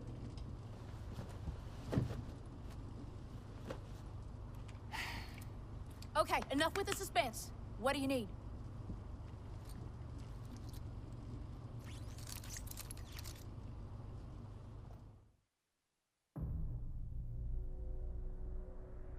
Alright, so once you're back here guys, mission 15 as Nero. Now obviously we've got so much money, you want to come and buy all the current skills which you can for him. Unlock everything.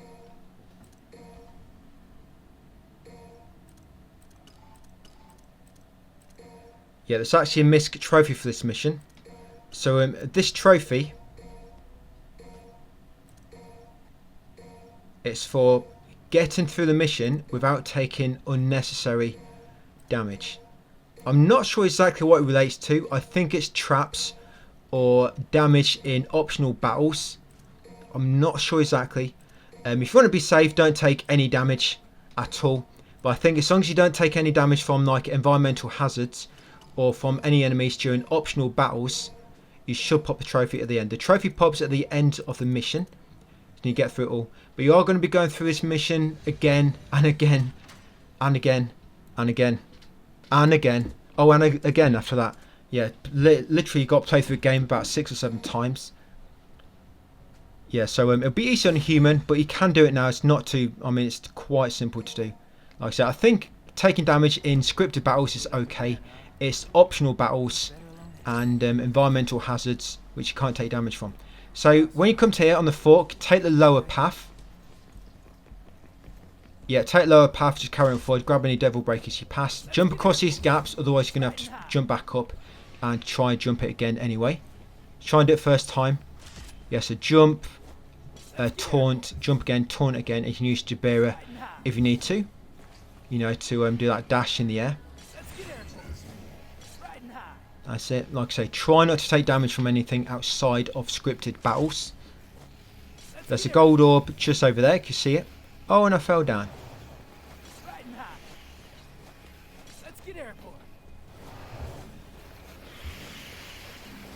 Yeah, there's a gold orb. So you want to jump over there. Obviously, watch out for these bats damaging you.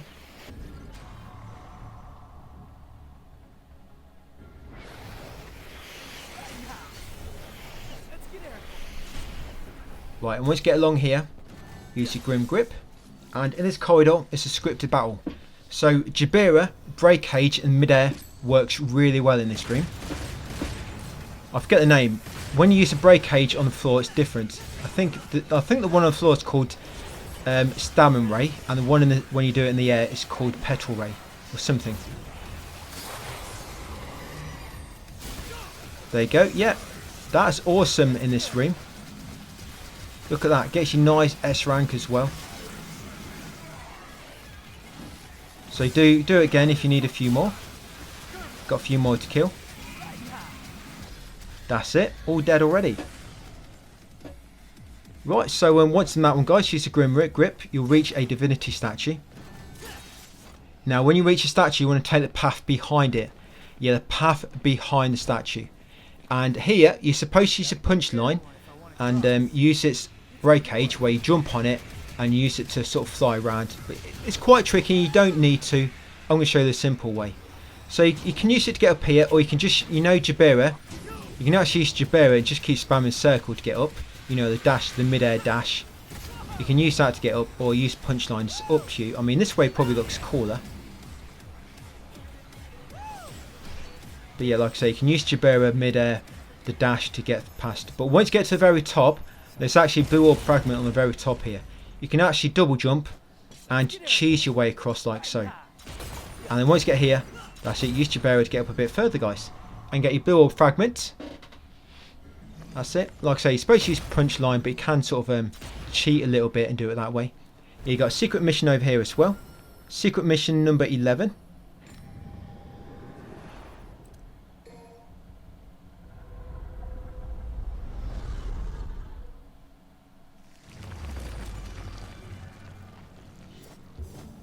Yeah, so this one's quite simple. All you got to do is just a bit of flat platforming, get up quickly.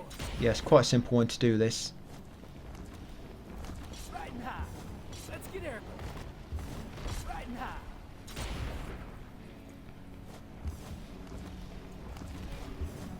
you get a blue orb fragment for doing this. Like I say, try not to take any damage from any optional battles here or any environmental hazards.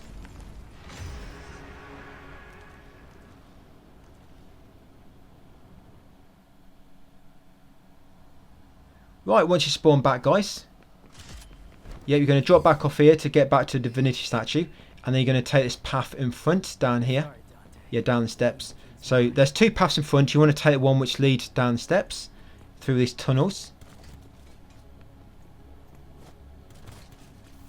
That's it. Make way past these guys. Just jump over them. There's a few breakable walls you can destroy along here. Just leads to some sort of additional devil breakers.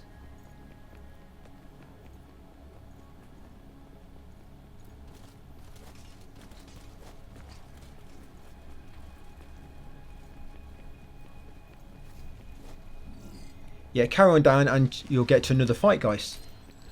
So yeah, get through this gauntlet and I'll see you afterwards. Loads of behemoths here.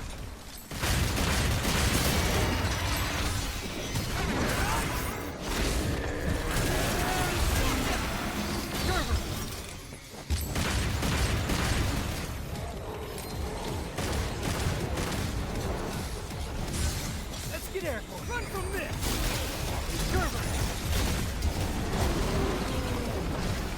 Riding high.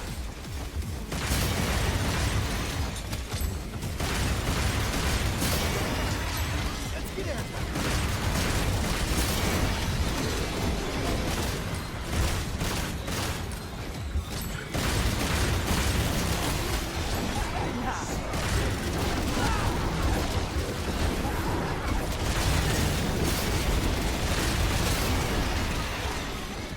Let's get airborne. Riding high. Let's get airborne. Riding high.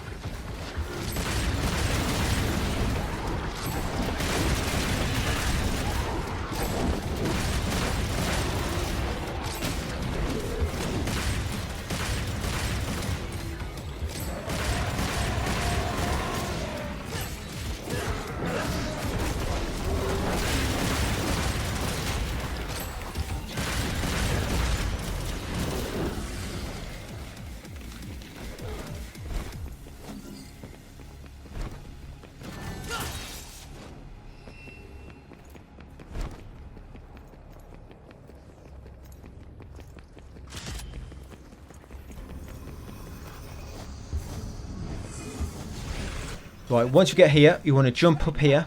There'll be a few devil breakers along the way. And then follow the path. You don't need to kill any enemies. You can get up here just by jumping and using mid-air taunt. Ouch, yeah, try not to get knocked back by anybody. Yeah, to make your way all the way around. Don't worry, these guys will despawn once you get the blue orb fragment, so they will not be there on your way back. Yeah, all the way through here, jump up. Let's get airborne. Riding high. There it is, grab that blue orb fragment. Unfortunately, you have to go all the way back down the way you came. You can't jump over the side or anything. It's like an invisible wall there. For some reason they don't let you jump back over it. If there's no enemies, they still want you to take a long way down.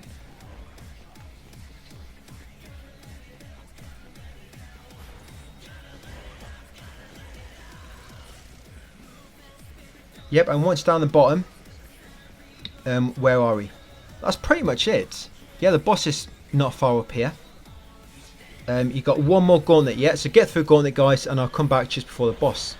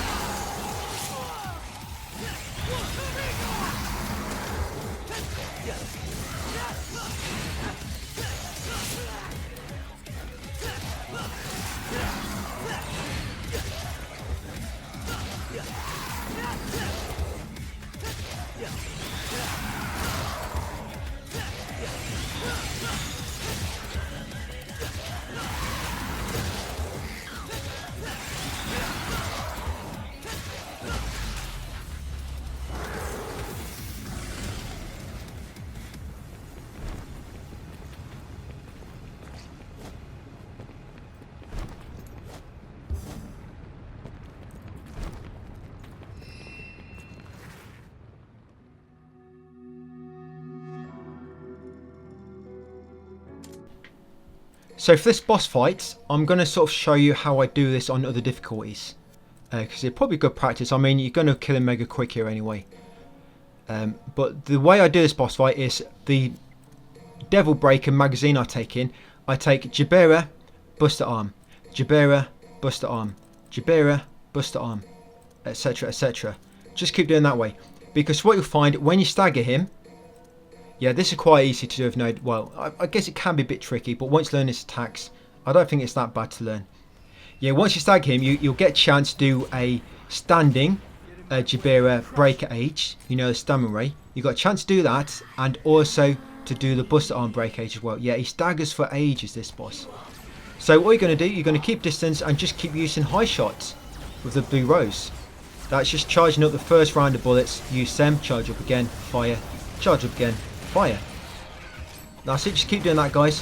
When he turns black, he'll charge towards you, and to effectively dodge that, always, if you try to dodge to left or right, a lot of times it will still hit you. You need to jump as high as you can over it. We need to try and get used to the timing. Yeah, so when he roars like this, he turns black. Sometimes he'll just go straight into it and there won't really be any indication. So just be careful of that. Yeah, you see him at the damage and he moves really quickly. You need to just evade it by getting some good height. And that's what happens when you stagger him. So when you stagger him, go and use a Stamina Ray. If it's Jabera, use that first, like so. Yep, and then go and use the Buster Arm quickly before he recovers. There you go, you've got time to use both of them. And then just resume what you were doing. He dies mega quick on human mode because he's got so little HP. So again, back to Blue Rose, guys. Just keep shooting him with charged shots. Once you knock him down, Jabera and Buster Arm. If he does a move where he burrows in the middle and starts sucking up all the ground, that will heal him up. At that point, just go up to him and keep damaging him to stagger him and knock him out of the attack, the move. On other difficulties later on, to knock him out of it, we'll just use Devil Trigger. You don't have him with Nero until you complete the game. But in other difficulties, we'll save Devil Trigger when he does a move where he goes into the ground in the middle, starts sucking up all the ground around him to heal. Yeah, so that knocks him out of it really consistently. So almost got him. He's dead, he's toast. He's been knocked down. Yep, so that's mission 14. You should get a trophy there. Slick moves, proceed with caution and avoid unneeded damage in mission 15. I did take damage from the boss, you saw that, so you can still take damage. It just depends where you take it. Okay, so next one, guys, mission 16 is Dante. This is the last collectibles. Oh no, there's one more collectible in mission 18. Forgot about that one. Yeah, but you're going to get a final secret mission here, the final purple orb fragment, assuming you've done all the rest. So yeah, let's jump in, guys.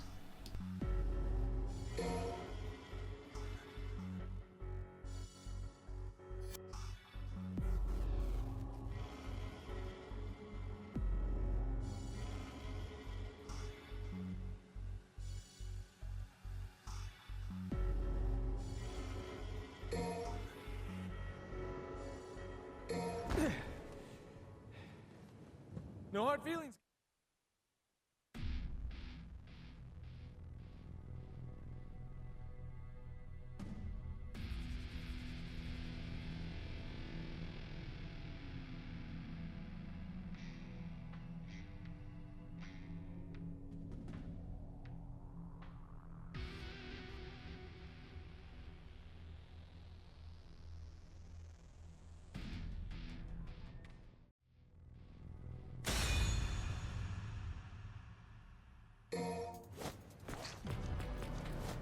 All right, this is the real deal. Full speed ahead.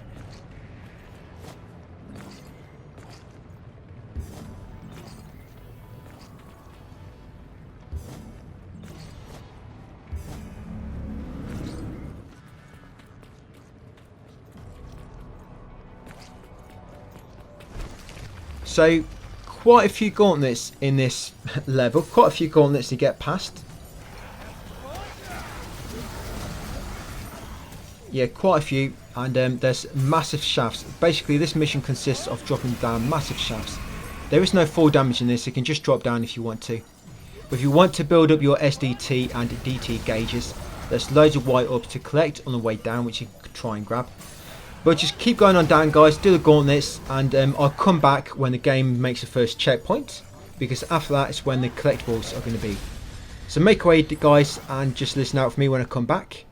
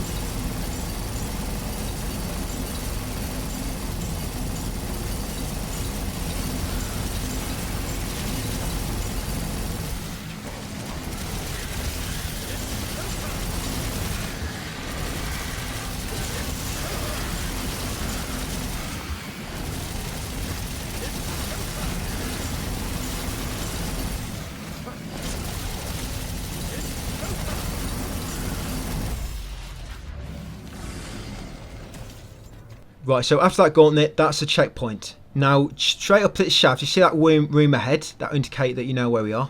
You're going to drop down this shaft, which we're in now. Yeah, just ignore that room which was straight ahead.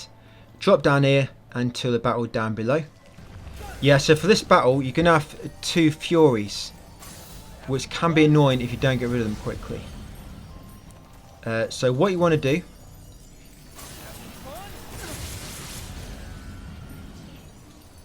In fact, it's not this one, it's the next one, I believe. I think it's on human mode. Yeah, it's on human mode with the Furies on. Yeah, so for this one on ODK, you've got 5 Baphomets and 2 Behemoths. If you're quick, you can use your Red Hot Knight. If not, just use your red shots with the hats. Get rid of them quickly.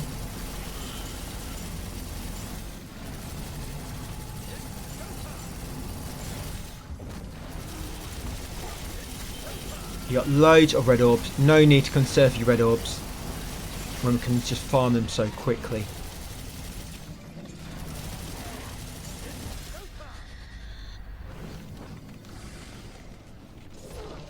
Right, so this next shaft, guys, you're going to be very, very careful. There's a purple orb fragment down here and also a secret mission. We're going to go for the purple fragment first. So you saw down there, there's a massive one of them red orb trees. Carefully drop down. Drop down on these ledges that I'm doing. Look, there's the purple orb fragment. See it beneath me? Carefully drop down to that. If you drop down too far, you're not going to be able to get back up without restarting checkpoint yet. If you do make any mistakes, restart checkpoint and then just come back down here. So grab that purple orb fragment. You'll get that trophy, guys, Devil's Own. That's upgrading Devil Trigger Gauge to max. Obviously, assume you've got them all and you've bought all the purple orbs from the shop as well. So now from here, we're going to try to make our way back up. You don't have to do it this way. You can, if you want to, you can just reload checkpoint and make your way back down. That way you're going to have to fight some more enemies though. So yeah, carefully make your way across, like so. Remember, you can use high side. Make sure you've got trickster style equipped, and you can use your dash. You've got a double jump. Yes, carefully make your way back up. And then once you get to here, you should see that red orb tree over there. That's where you want to get to.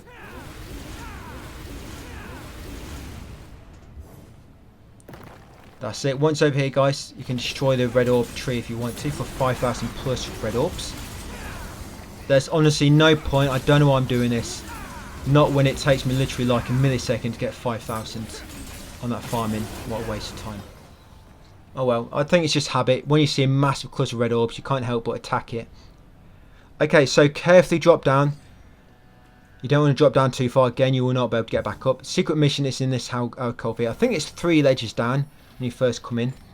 That's it. Line it up. Collect a set amount of red orbs. So normally, you'd have to wait for the impulsor to... there's some goo on the floor. And if you let him suck up the goo, he gets some more orbs in his sack. And then if you destroy him, then you get more red orbs. But if you've got red hot knight, guys, you can just kill him with that. You'll get loads of red orbs back, and you'll complete that instantly.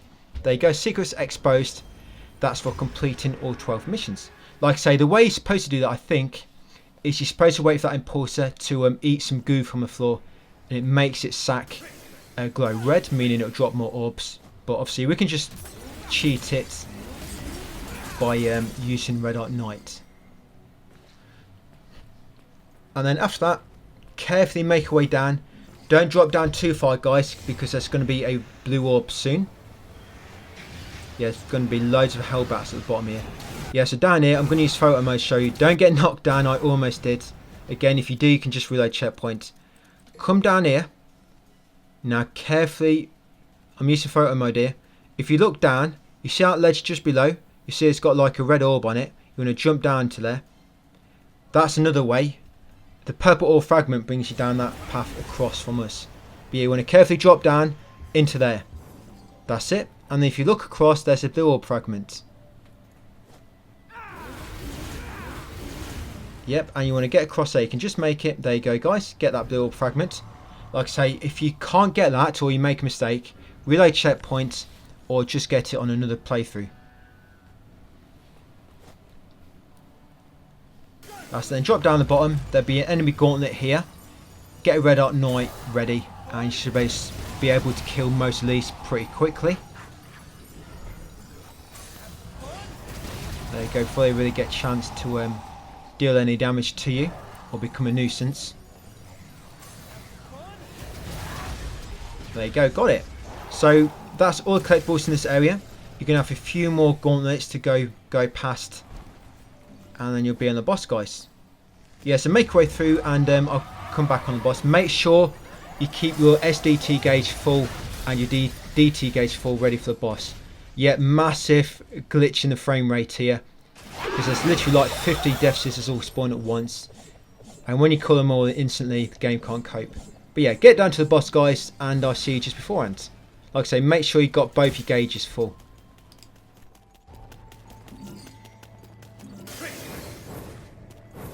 Onward and downward. Oh well, better get to it.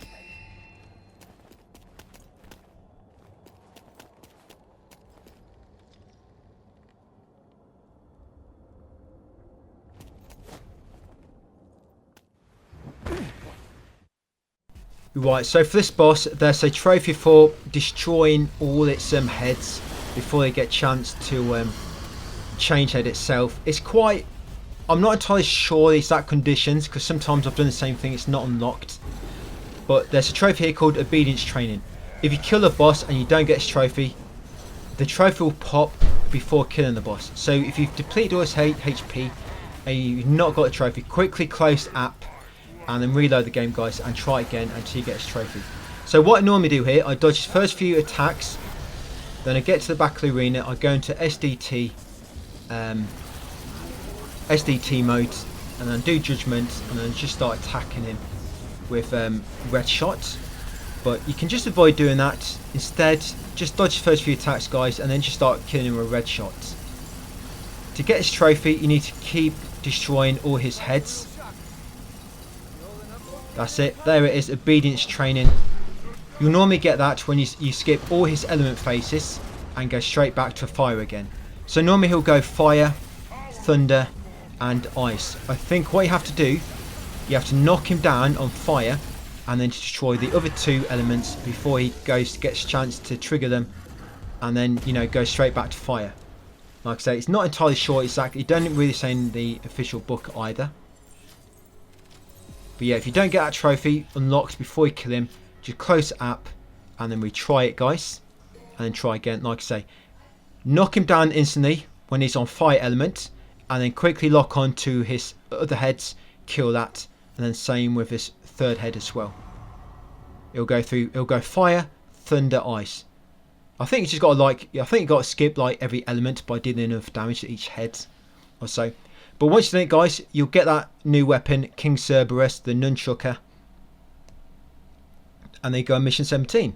So mission 17 is basically just a boss fight straight out the gate. And this was a good spot to farm on heaven or hell mode, because everything dies in one hit there, even you. You can just start the battle, use a Red Hot Night, and get tons of red orbs from it really quickly. So it's like a good spot for farming red orbs as well.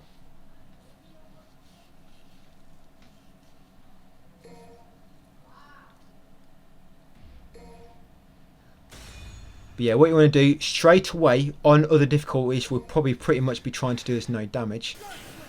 So straight away use a fully charged Red Hot Knight. You'll probably take a very tiny amount of damage doing this, but just before you're about to use it, use Devil Trigger Gauge to do more damage. That's it, and then you move away and then do it again, another fully charged Red Hot Knight, and that should finish him off, guys. On other difficulties he might still be standing. If so, you would have to just finish him off with red shots. I mean, I took damage and I still got over 8,000. So even if you do take damage, you can still get sort of over 6,000 points, enough for all difficulties. Like I say, what you normally do, Red Hot Knight to begin with, fully charged. Use Devil Trigger just before you're about to release it. And then use Red Hot Knight again. And you'll finish him off with Red Shot, guys. That's it. You'll unlock Cleaner and 2. And also you'll get double Cleaner and, like a double RPG.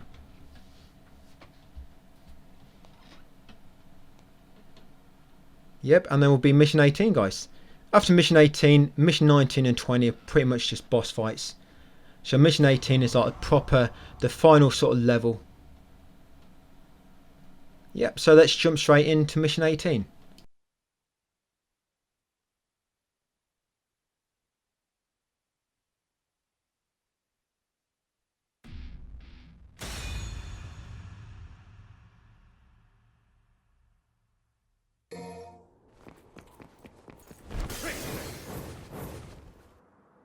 Never would have guessed you. Alright, so guys, so straight away you're going to just come up here and there'll be Griffin. Just going to quickly kill it with red shots.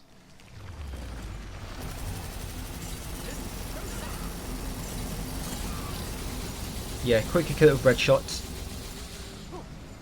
Yep, and you'll see after this I actually tried to build up some Devil Trigger. You don't really need to. I mean, since doing this I've actually changed my strategy a bit on other difficulties. Just because I realised at the end I mean it's always been consistent, but on my next playthrough on human I found out it's not quite as consistent as I thought it was. So, but luckily it don't really matter on LDK mode. So yeah, I'm just building up Devil Trigger here. Like I say, you don't really need to do this, it don't matter too much. It's because I normally use, you're going to see a strategy which I use here, but going forward I don't use the strategy anymore on human and above. I normally get STT gauge full, ready for the final boss of this mission, and also Devil Trigger gauge full. But once you're done, come up here, destroy this blood clots. You don't have to destroy them, but it just make the final boss arena a little bit bigger, and so it just makes that a little bit easier to evade enemies there. Yeah, once you destroy that blood clot, come in here and enter the bloodstream. Yeah, then come over here and quickly kill Shadow. Now with Shadow you might have to evade a little bit. Even if you just spam red shot from the get-go, it can still damage you. I mean, when he gets back up, he might start from an attack like so. So yeah, when he gets back up you might want to evade and then start using red shot again. But we're going to get the final blue orb fragment in a second. So yeah, come up here. Now there'll be 3 red Impulses. All you have to kill to spawn this blue orb fragment is the red Impulses. So quickly kill them as soon as you can before they get a chance to despawn. Fortunately I can't use Red Hot Knight. I probably can now actually, because there's too many Impulses. The red Impulses don't really attack you. But yeah, try to kill all 3 guys before they get a chance to despawn. Otherwise you're going to have to reload your checkpoints. Where's the other one? He dropped down. There he is.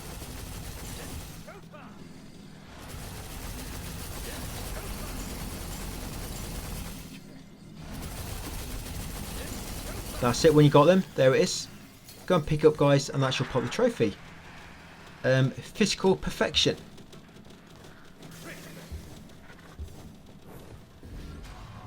Yeah, blue orb fragment. Perfect 2 words to describe myself. Yeah, pick them up. There you go, physical perfection. So now we're going to come over here and destroy another blood clot. Like I say, just make the final boss arena a little bit bigger. Just give you more space to evade his attacks. I do this on every difficulty. Just having more space is never a bad thing. And it doesn't take long to do it. Yeah, then come up here and then go right. This is path going to lead us to the third blood clot.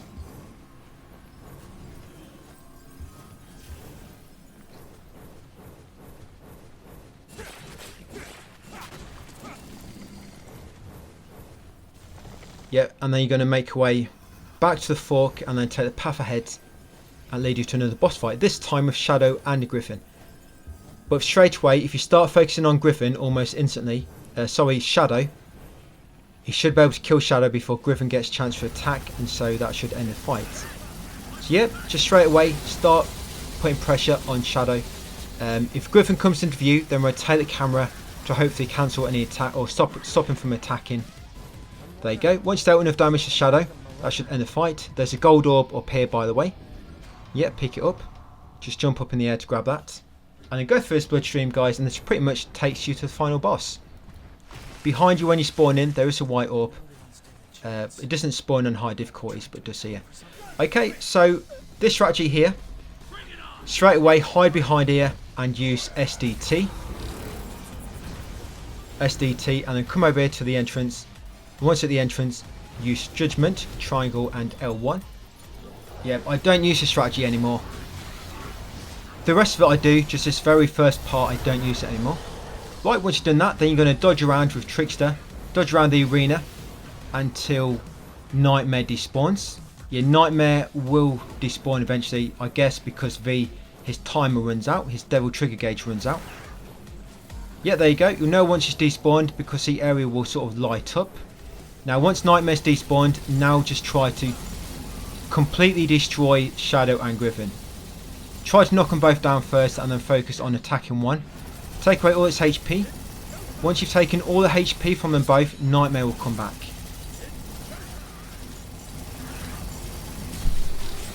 There we go. Now Nightmare will try to drop down on you. So just keep moving around, and as soon as she spawns, start using Red Hot Night. There you go. And you can also use Devil Trigger. So once you attack with Red Hot Night, you're going to have Devil Trigger active, so it does more damage. And there you go. That should pretty much kill him, guys. And that's almost how we're going to do it on every other difficulty. Just all I've changed for this fight is instead of using STT to begin with, I'm just going to be dashing around the area until Nightmare disappears. And yeah, you get a trophy, guys. Man on a mission. That's for clearing mission 18. Like I say, going forward on other difficulties, what I'm going to do on that fight, we're not going to use SDT. Instead, we're going to be dodging around the area until Nightmare despawns, and then we're going to focus on Shadow and Griffin. The problem is, using SDT can still be attacked, because if you use Judgment, when you recover from using Judgment, you actually can't move for like a second or two, and the enemies can attack you. So most of the time beforehand, I wasn't attacked, but my very recent playthrough on human mode, I got attacked a few times, so I don't do it no more. We're just going to dodge around the area from now on further playthroughs. But it's alright for LDK, where S rank doesn't really matter. Okay, so for mission 18, guys, it's Dante. Now what you want to do for this one, this is going to be the same strategy for all difficulties. I'm going to show you in skill list. So if you come into Sword Master, no, not Gunslinger, Sword Master. Yeah, you see this move, round trip? We're going to be using that. So make sure you got Sword Master style. Hold circle, spawn these swords. Now as soon as he attacks and he goes in the air, just run left and right and jump. And there you go. When he's in the air, let go. Quickly switch to Gunslinger. Start charging it. And wait for him to attack, and then use Devil Trigger. That should deflect a few attacks, and you should just be able to kill him with no damage, guys. Like so. So remember, like I say, this is all explained in my text guide. Use Sword Master and the round trip skill. Have that ready. Just run left to right and jump to dodge his attacks. Once he's finished an attack and he's in the air, you can do it when he's not in the air, but really want him to be in the air. It seems to stun him a little bit longer. Release your round trip so it doesn't attack and sort of keeps him in the air while it's attacking him. And then start charging Red Hot Night by quickly switching to Gunslinger. Yeah, once you switch to Gunslinger, you start charging it, guys. And when he's about to attack again, use Devil Trigger.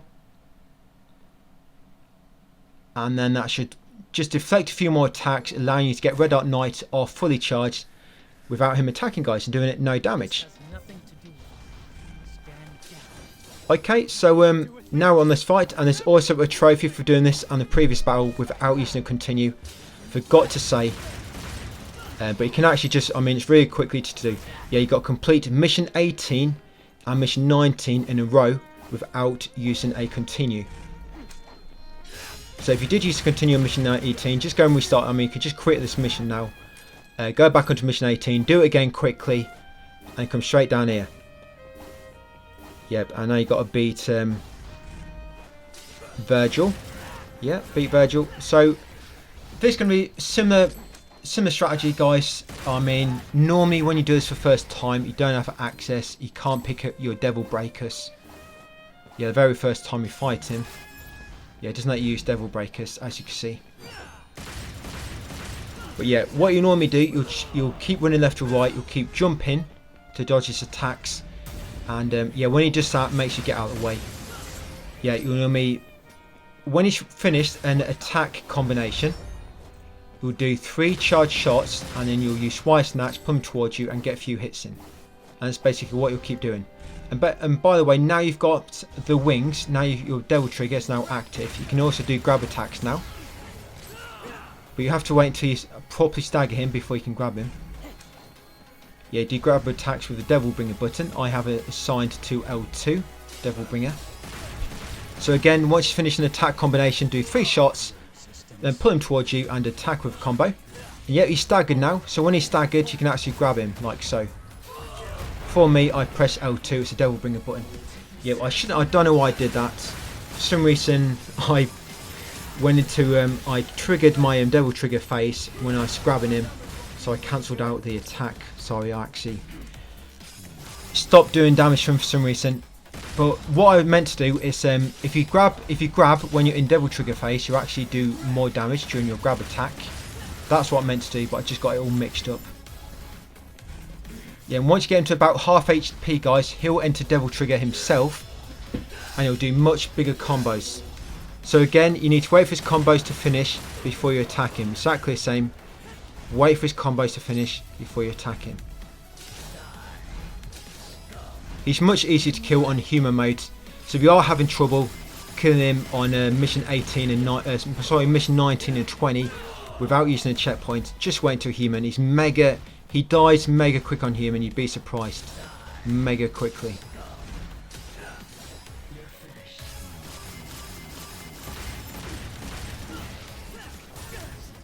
But once you learn this attacks actually, once you learn them, yeah, now he's going to do the sort of the dive move which Artemis does, so to be ready to dodge this. You can actually interrupt it when he's charging up in the middle.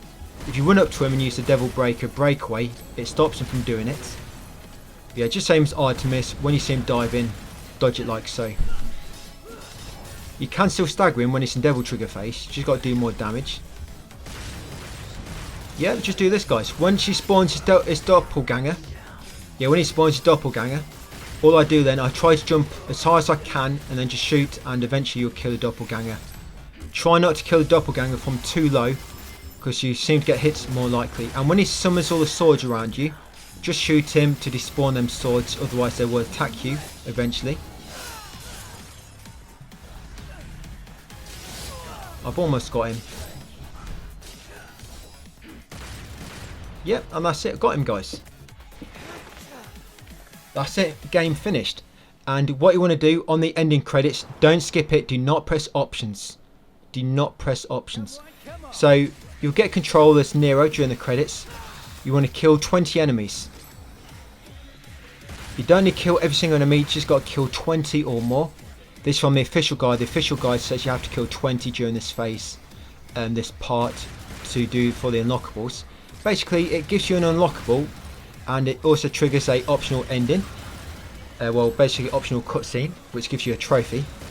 So yeah, kill 20 enemies as Nero, and the credits should swap automatically. So don't skip it. Just basically keep killing enemies, guys, and make sure you killed over 20. What you should do easily, as you can see, they don't have much HP. Just do not skip the credits. Just keep killing enemies, and I'll see you once you get control of Dante in a second.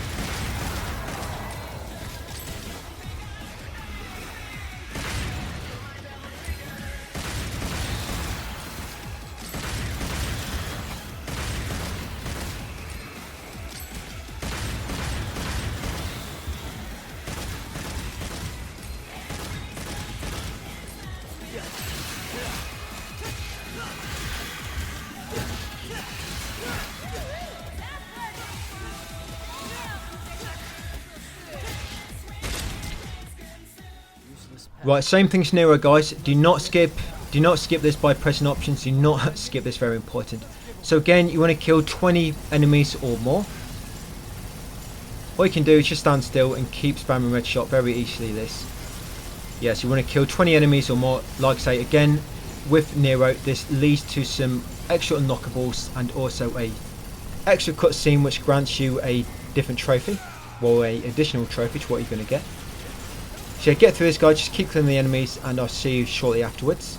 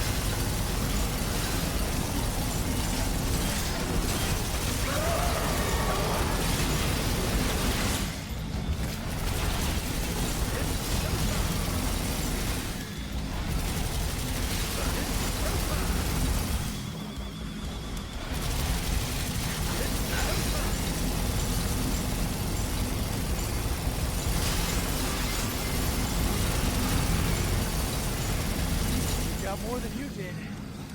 Ready to accept defeat, Virgil?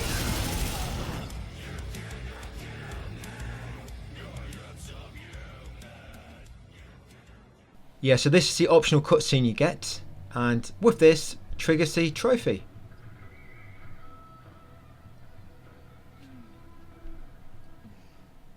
Yeah, so the trophies will not pop until you get to the end of credits. There you go, a legendary return, that's for completing the game on LDK modes.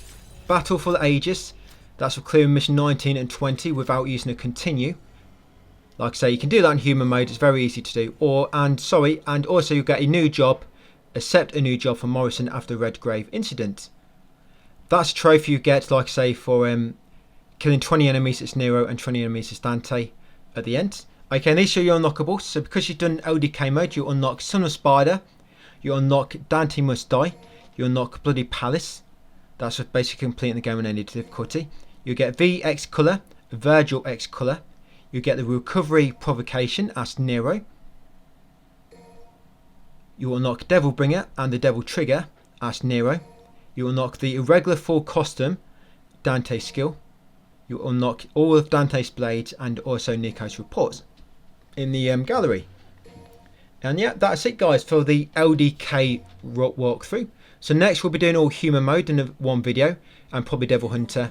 And then once you get to Son of Spider and above, we'll probably do one mission per video. So I can slowly take you through all S ranks. But we're going to be doing all S ranks first time now. And any other missed trophies remaining, we'll do them as we go through human.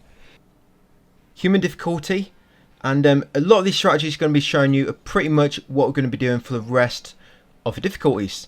So it's going to be good, very good practice learning these strategies now when the game is at its easiest, and it's going to be more comfortable, less pressure to learn them strategies. Then when you get to the later difficulties where it's going to be much harder, you're going to more or less know how we're going to do it already, and you should be more prepared, making it just a little bit easier.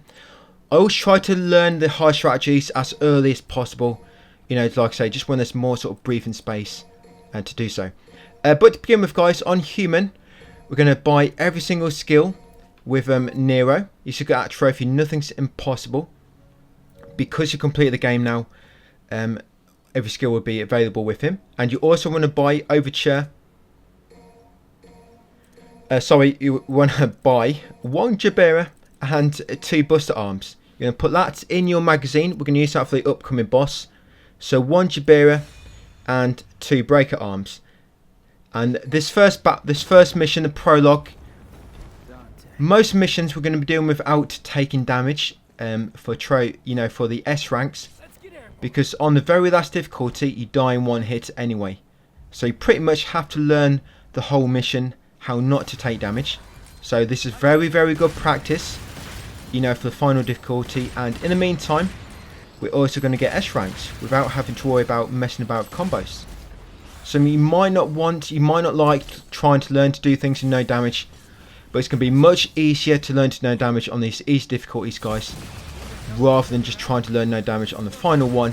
It's going to be much of a steeper learning curve, you know, whereas doing it now, it's going to be much easier to learn. And like I say, it gets you S ranks anyway, pretty much, as long as you're not using the super suits.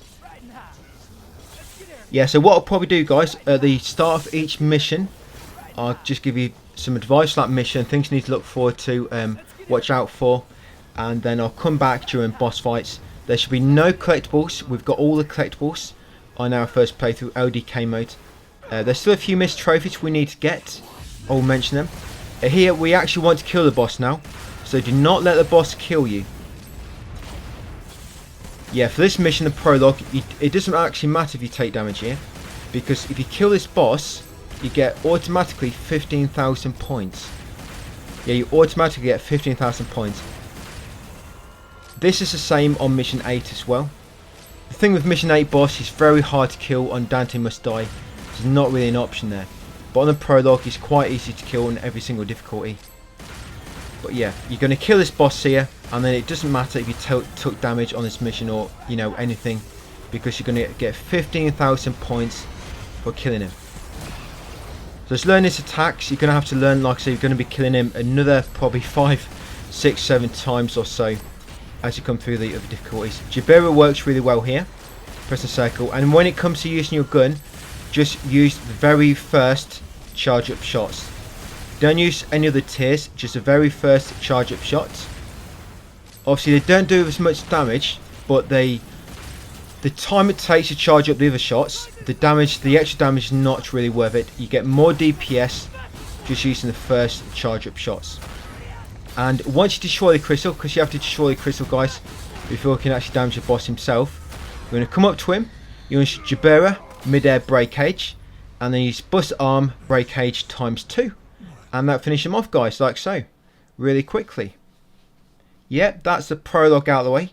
So, mission 1, yeah, you'll get that trophy, guys. Well, I'll be damned if you haven't already. That's for killing Urizen in either the prologue or mission 8. You look how much points I got. That's because I got no damage bonus and also the 15,000 points. Obviously, the no damage bonus don't really matter if you're killing him. So you're going to get a massive amount of points. I tried to get S rank while also doing no damage, killing the boss and wearing super suit. I still didn't, even with the suits on, guys, I still didn't get an S rank. I ended up like 2,000 points. But yeah, that will actually unlock all other difficulties. Not all the other difficulties, but it will unlock the next difficulty by completing the prologue. It basically like a bad ending, but it doesn't unlock sort of any of the other items you can unlock by actually completing the game. So all that you can unlock by completing the prologue or mission 8 and getting the bad endings are difficulties. You can't unlock anything else by doing that way. Alright, so mission 1, guys. We want to get through this mission without taking damage. So ask Nero. It can be a good idea. Just using your gun from distance, as we were just doing on that boss. Just use your gun from distance, guys. So you're not getting close to the enemies, so you're not going to risk an attack. And there's actually a gold orb at the top of this area. You have to use an enemy to reach it. You have to keep using wire snatch and then jumping on the enemy. And there it is, a gold orb there. But you shouldn't really need gold orbs now, especially when you can get 5 million red orbs in 1 minute. And you can use them to revive anyway. Yeah, so when you try and get S ranks, you want to avoid all battles except for ones you have to do, like enemy gauntlets, where the enemy gets, the arena gets sort of walled off and you have no choice but to kill them all. And there's also a trophy for collecting 100 devil breakers, as Nero. So still need to make sure we're picking up devil breakers along the way on the missions. But yeah, this one, guys, just get straight to the boss. Obviously pick up any devil breakers on the way. Don't attack any enemies, it's going to bring your score down. Kill the boss without getting hit. And if you do get hit, if you get hit and restart checkpoint, that hit will still be counted. The way to avoid it, if you get hit, you have to close app and then reload the game.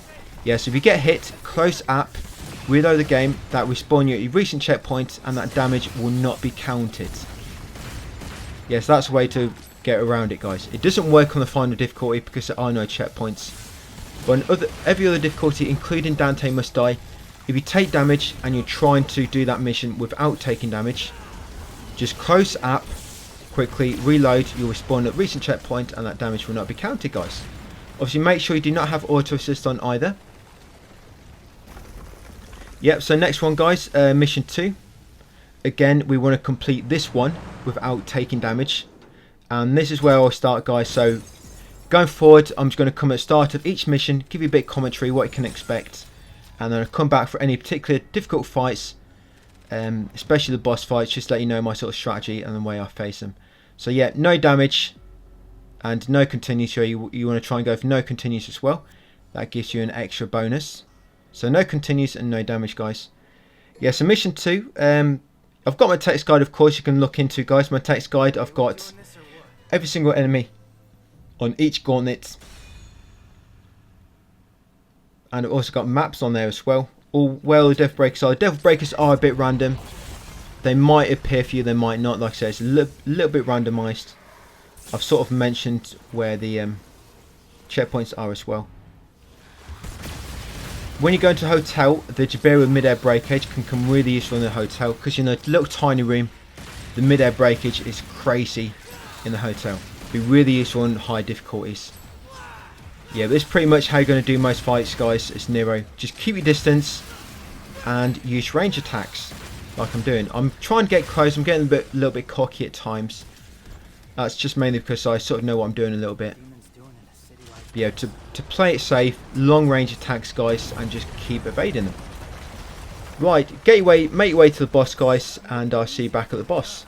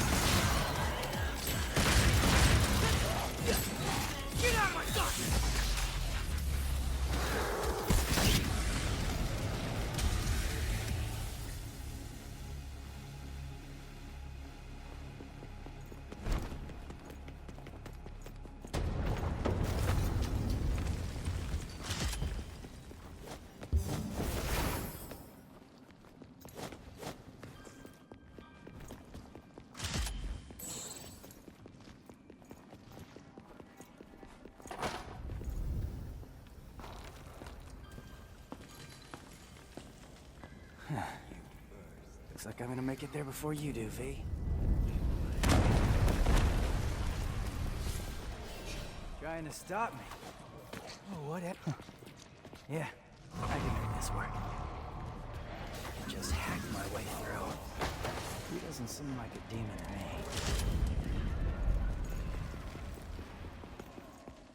Wait, which way did I come from again?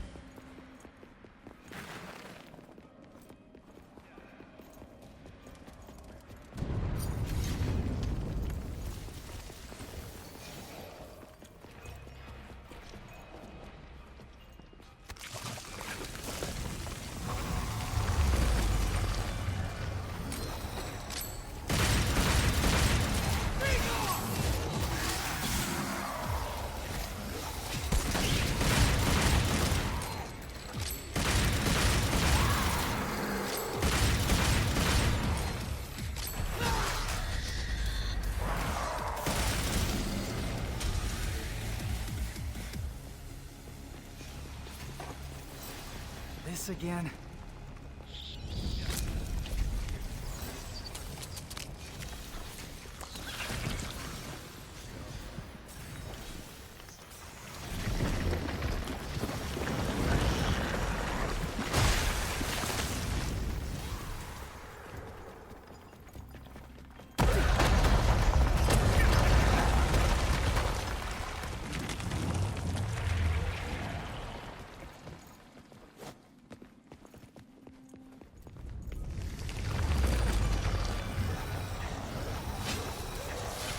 Perfect! Now make a wish!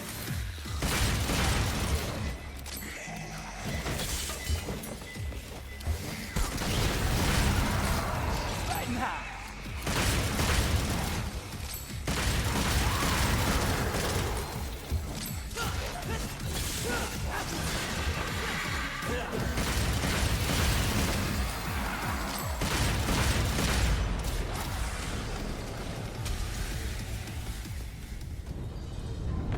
Getting really sick of this stupid tree.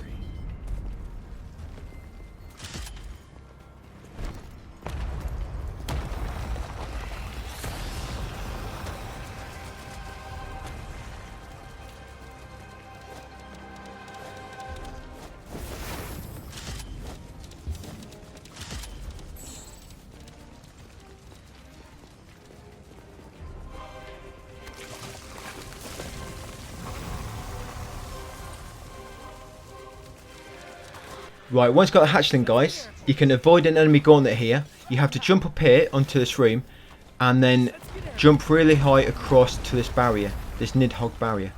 And where the floor collapses just there, if you don't fall down there, then you will not trigger the enemy gauntlet. So you basically avoid an enemy gauntlet that way. It's not a difficult one. I mean, on human mode, all it is 2 Hell Anti-Norris. Them guys that go, you know, get angry. Not too difficult, and if you just use the normal charge up shots, you can actually stun knock them, because that doesn't actually enrage them either, but it keeps knocking them down. So yeah, if you want to, talk to Nico and take loads of Jabiras in with you. They're coming quite handy on this boss fight.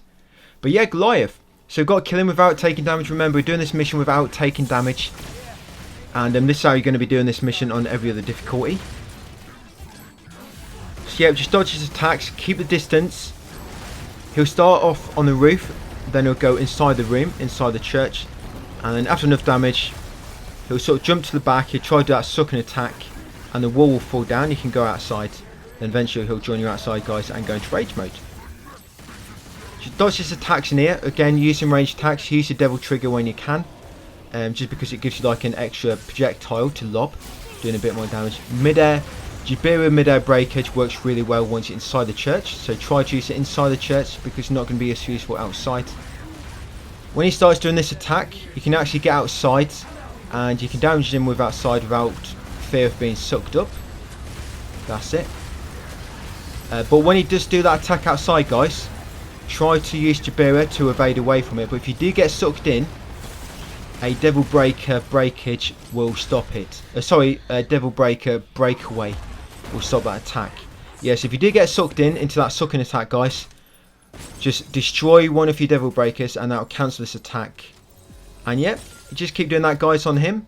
Keep your distance, use some range shots, and he should fall soon enough. You should take no damage. Like I say, if you do take damage, just close app and reload. So mission 4, we're going to be playing as yeah, still Nero. No, we're on mission 3 now. Getting a bit ahead of myself there. Yeah, sorry, mission 3.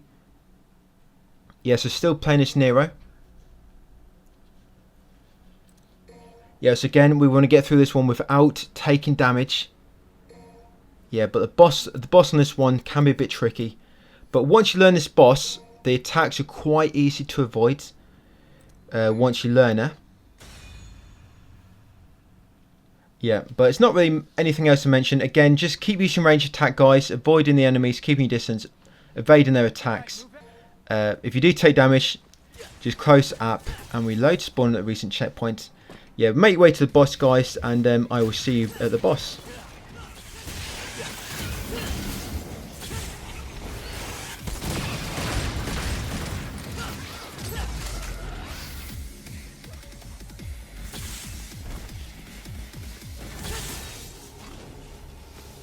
I think I'll handle the closer one first.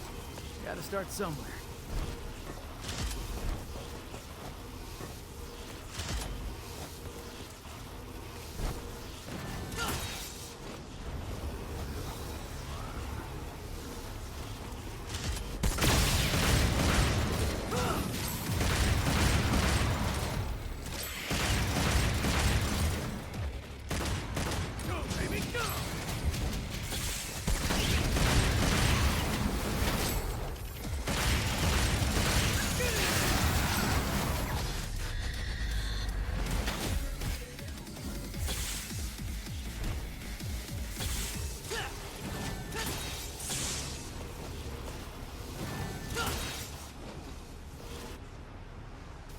supply fight.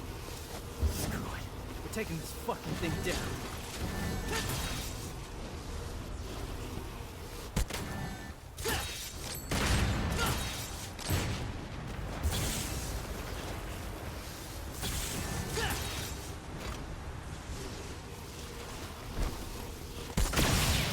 Great.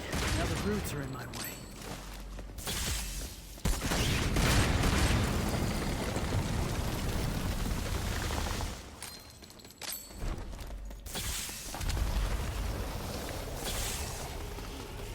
These roots have to be coming from somewhere.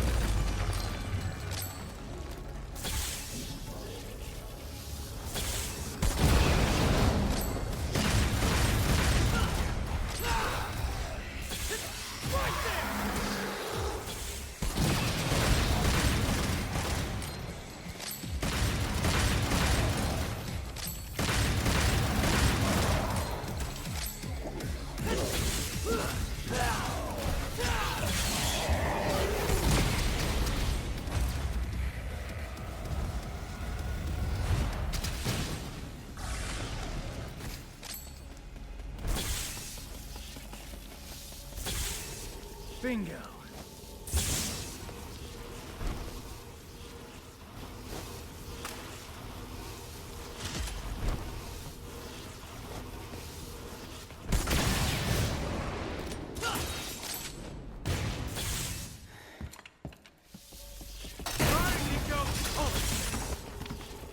You want me to follow you?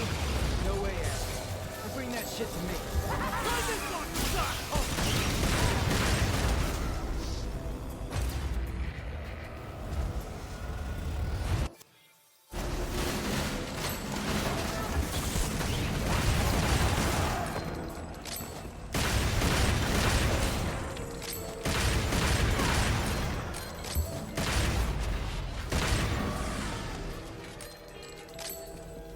Let's get airborne.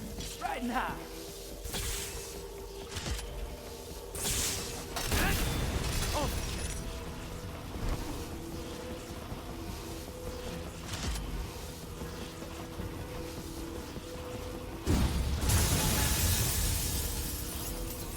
Without strength, you can't protect anything. I know that.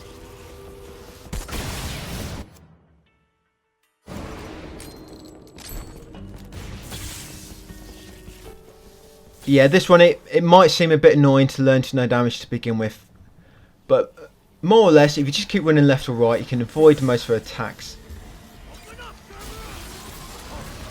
Yeah, most lasers can be avoided by running left or right. Obviously, the ones you need to jump over is when she does a sort of horizontal line, and the vertical line, just running left or right, will normally avoid them. But yeah, horizontal line, you need to jump over them, and obviously when she does her dive bomb attack, where she dives towards you, you need to jump over that as well. But all the rest, you can just run left or right to dodge. When she spawns these little minions, shoot them as soon as you can so they don't damage you, and be ready, because when she starts floating up in the air, in the middle, once you get to about half HP or so, you quickly damage her 2 minions, use them to grapple up to her, and then once you grapple up to her, just keep attacking her, guys, until you knock her down. You can use enemy step on her to stay airborne. Yeah, you can just keep using her to jump and reset your actions, and you know, give you your jumps back. If you've got a Buster Arm available, that does massive damage to her when she's knocked down. Yeah, Buster Arm Breakage does massive damage. I think that's the single most damaging attack outside of, I guess, Dante's Red Hot Knight. Well, for Nero anyway, yeah, for Nero, that's probably the single most damaging attack, the Buster Arm Breakage. Obviously, you need to make sure the enemy's in a state where they can be grabbed. And yep, that's it, guys. Mission 3, no damage. That's a very similar strategy we're going to be doing on other difficulties. but it pretty much guarantees you an S rank as long as you're only doing battles which you have to do to progress.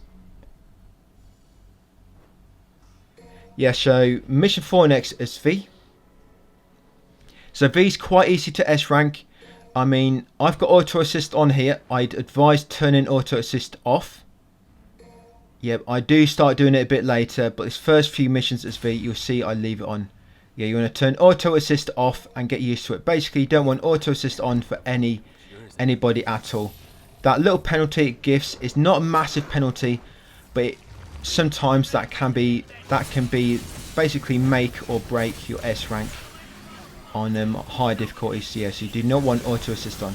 It's not too difficult anyway with it off. You basically just square and triangle to attack with Shadow and Griffin, and you can hold the buttons in for additional attacks, and also lock on and hold forward or hold back to do attacks as well. And obviously Nightmare will attack himself. But yeah, just keep your distance, try not to take damage with V. Remember, if the camera is not on enemies, they will not perform an attack on you. It's different on your pets, or if an attack was already in motion. You can use that to your advantage, turn the camera away from enemies, and then just keep spamming square and circle, and then your enemies will keep attacking them. Your pets will keep attacking them, sorry. Just be careful with V. If your pets get knocked down, obviously all the enemies are going to focus on you then, and because your pet's knocked down, you're not really going to be able to evade to your full capability. But keeping Nightmare sort of ready for them sort of instances can be helpful, you know, like an emergency thing. If all your pets get downed, quickly spawn Nightmare, he'll instantly revive them, and also jumping on his back can make you immune to damage. Yeah, when you're on Nightmare's back, nothing can damage you. That can come useful. But yeah, make your way through this mission, guys, get to the boss, and I'll come back just before the boss fight.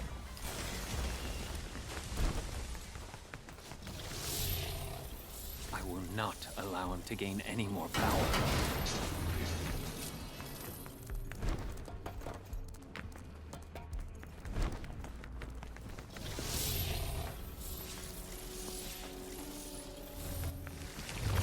May not. I must fail.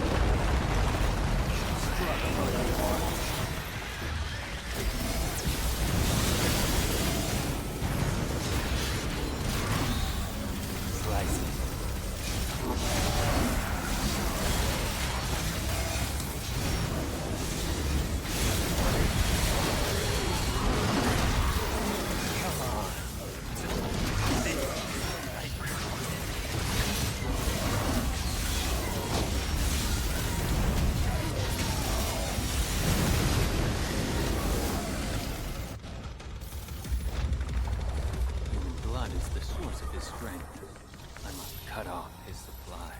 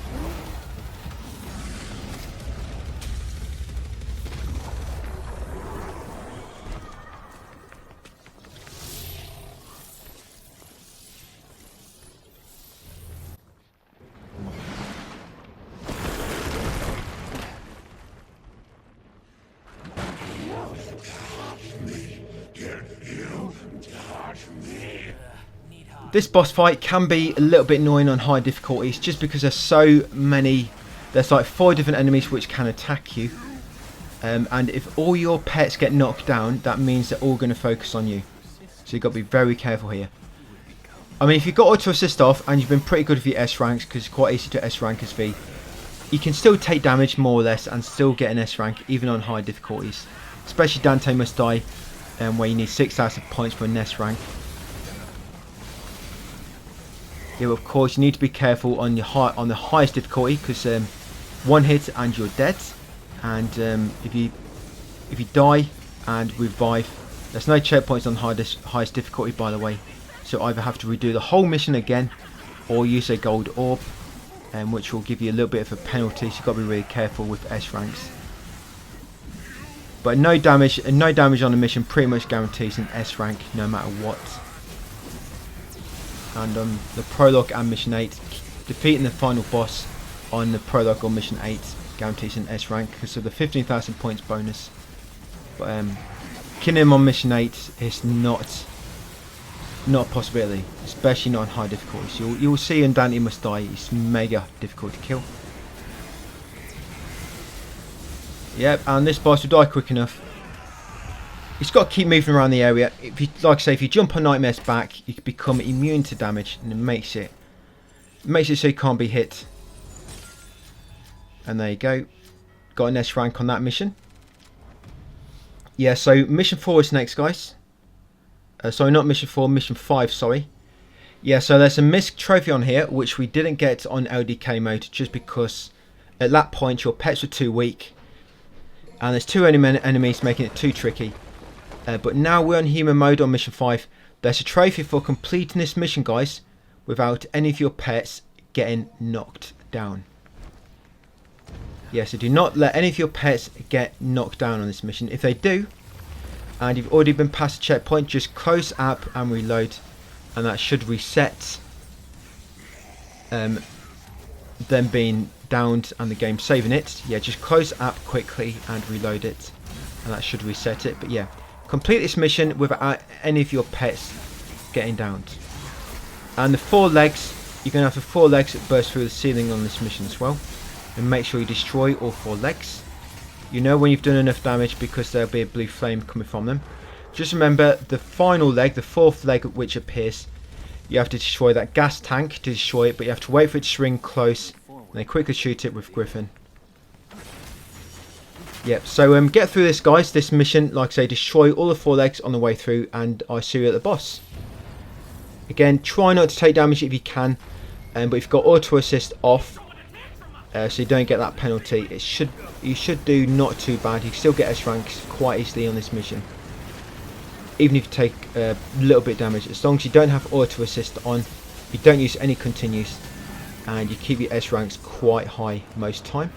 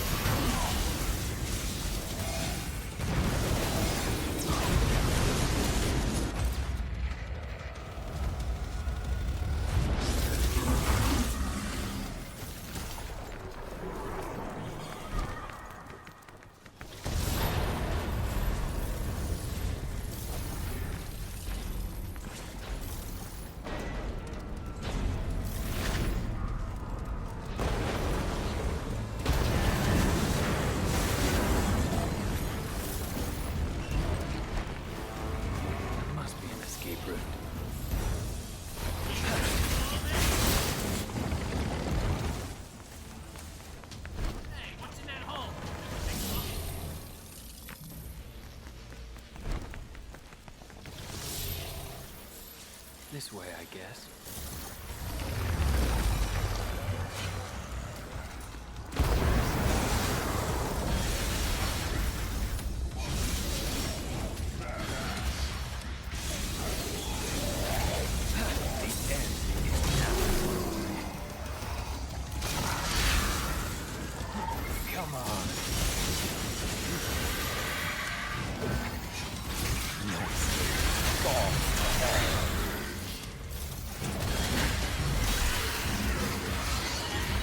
I envy your optimism.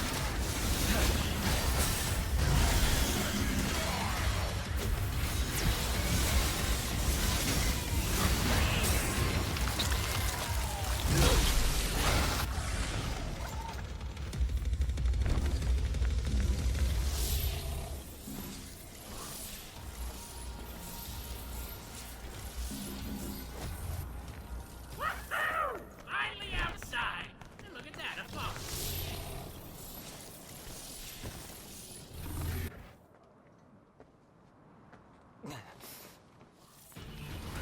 Yeah, this boss, Angelo, it can be quite tricky to avoid damage on this guy. But once you know how to, it's not too bad. So if he charges at you a melee, like so, you can dodge it with a basic attack. You can dodge out with a basic attack. Remember, if any of your pets get downed, you want to close up and reload, guys. Because there's a trophy for completing this mission without your pets getting downed. Yeah, now when he does this, when he stops still and starts like charging up, so he's charging up some big attack. Cool Nightmare. That's it, Cool Nightmare, and that's just do a massive amount of damage. And it can sometimes interrupt this attack as well. But when he does this attack, when he covers the whole arena in like a sort of time sphere, and it sort of goes like a greyish colour, we're going to keep Nightmare out during that. Only during that attack, keep Nightmare out. The reason being is because during that phase, he sort of does different attacks. And if Nightmare is not out, he has more chance to go for you.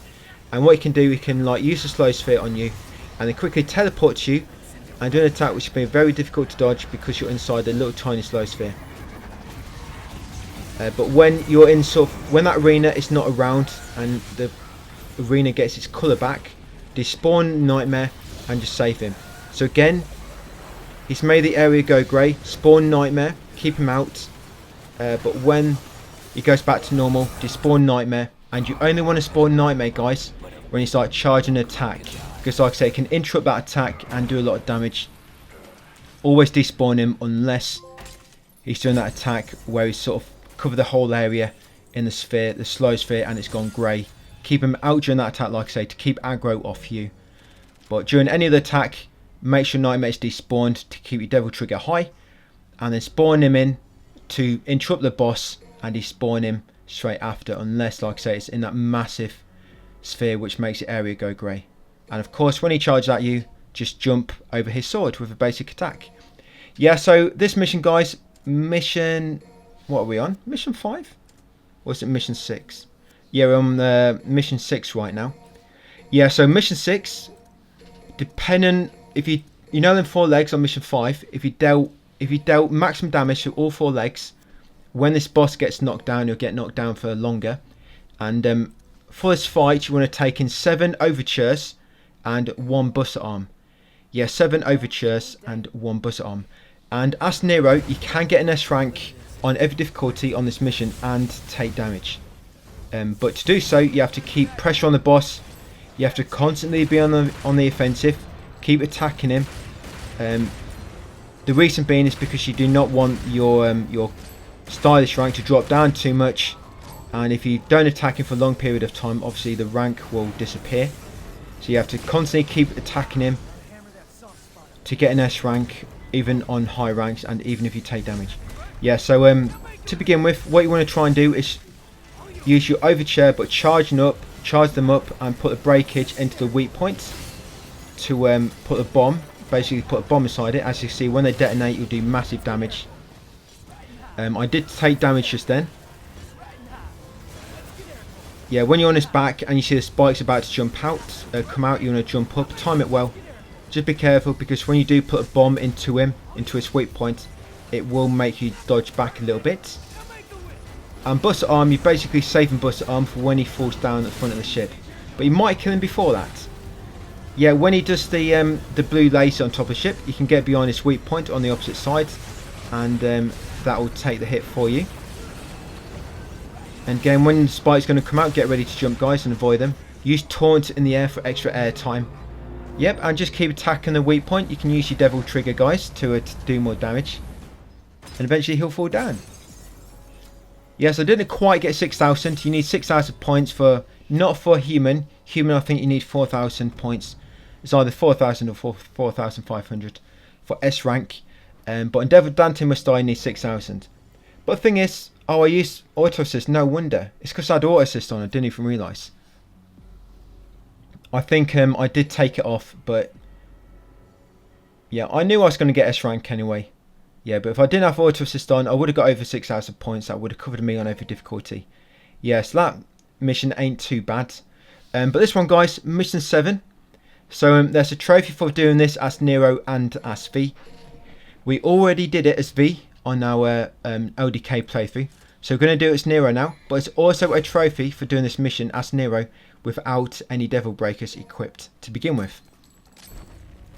So yeah, make sure when you start this mission you have an empty magazine. Very important. Like I say, there's a trophy for completing this mission by starting with an empty magazine as Nero, and also for doing this mission as Nero and as V. Of course, like I said, I did it as V back on LDK and doing it as Nero now. And at the top of the staircase there is actually a gold orb. I got it earlier and I had to close app and restart, so I took damage. But it should be just here where I am now. Yeah, should be a gold orb there.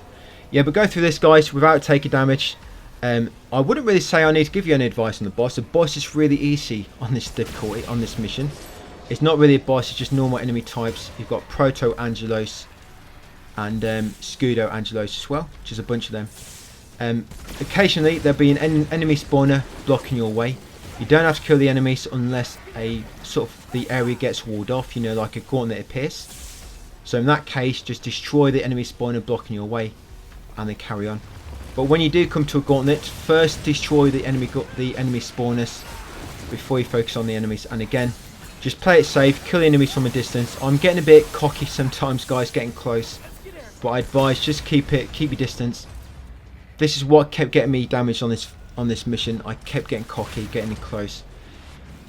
Just keep your range. You can keep the camera off the enemies if you want to decrease the chance of them attacking you.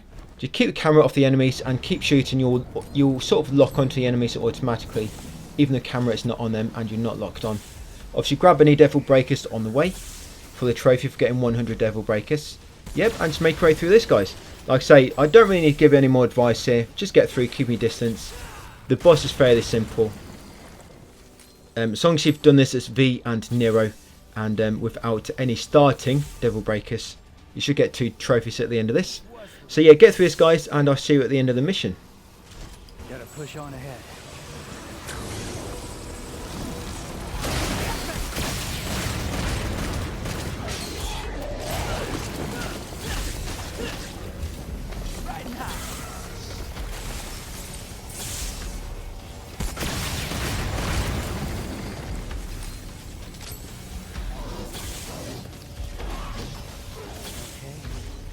Going down.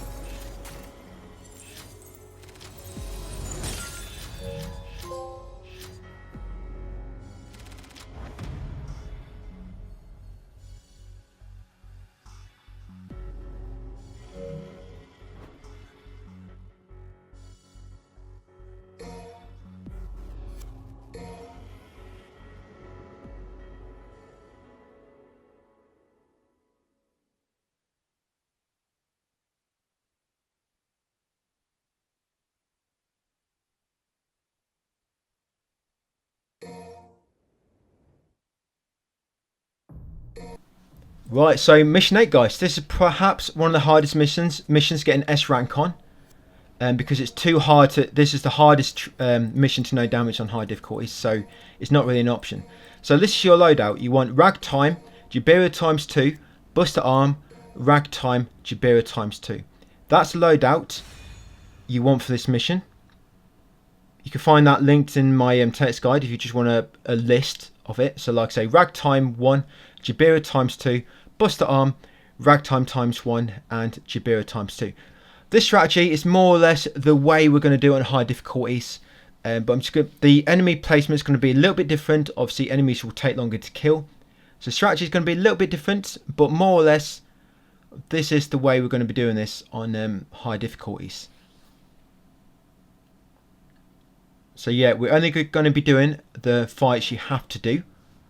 Yeah, only going to be doing the fights you have to do. Well, no point in turning back. Right, so you're going to make your way past these first few enemies. Again, don't fight any optional enemies unless I advise you that they're going to damage your average score rating. So run past these 3. Run up here. Now up here there's going to be 2 impulsors. You're going to grab one. If you hold the Devil Bringer button, you know, the grab button, you can actually hold it in and you'll grab an enemy and hold them. And while you're holding the enemy, you're going to grab another enemy with Y Snatch and keep jumping on him like so, using enemy step and Y Snatch until you get a B rank. So keep doing this until you get a B rank.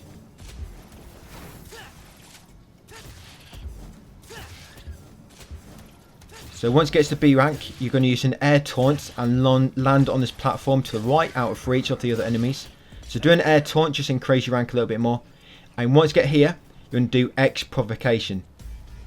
You can look in skill list, it's an abilities, X Provocation. You basically hold L3 and then hold the touchpad, and then once you start dancing you can let go and it'll automatically do it. And remember, to do a taunt, enemies normally have to be close by, but because you grab this enemy, you got him. And then once you've done it and you've got to double S rank, you're going to bring an enemy down here, you're going to release the L2 button to do the Buster Move attack. That'll give you a bit more rank, and then you're going to use Ragtime once you get to this enemy gauntlet.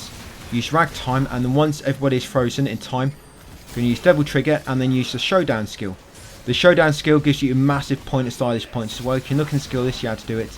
You basically lock on, hold forward and press triangle and circle at the same time. Going by my setup. Yep, and they're going to use Jabira mid-air breakage times 2, guys. That's it. They should get quite a lot of points. You see there, I've got 5,500 points. That's my ride. Yeah, like I say, that's going to be a little bit different. We're still going to be doing the enemy step at the start to get to rank B, but because there's different enemies on Son of Spider and above, that will change a little bit. But that's sort of like a little taster, guys, what you can expect. We only need like 4,000 or 4,500 points on human mode for Nest rank. I forget exactly. Have I got it listed on my text guides? No, I think you need 4,000 points on a human. It's either 4,000 or 4,500, but you should get more than enough. But yeah, these tentacles, avoid them. On high difficulties, when these tentacles have more health, actually killing them can actually increase your points by a few hundred. So that can come in useful. But on no difficulties, leave them, because they die so quick that it's going to hurt your score. So just run past these enemies. We're not going to fight them. I know if other guides have you fighting optional enemies to get you rank high, you don't need to with this technique I'm showing you. Right, so you're going to jump across this pit. If you don't jump across this pit, you're going to get caught into a optional battle, an optional gauntlet, where you will have to kill the enemies. We want to avoid it, so just jump across that pit, come down here, and we've got this enemy next. This is enemy gauntlet number 2, which you can't avoid. Okay, so just like before, what we're going to do here, we're going to grab a Baphomet with Buster. We're going to hold him with L2. That's it. Well, because there's only one to begin with, we're just going to use him, and then we're going to use him to enemy step with.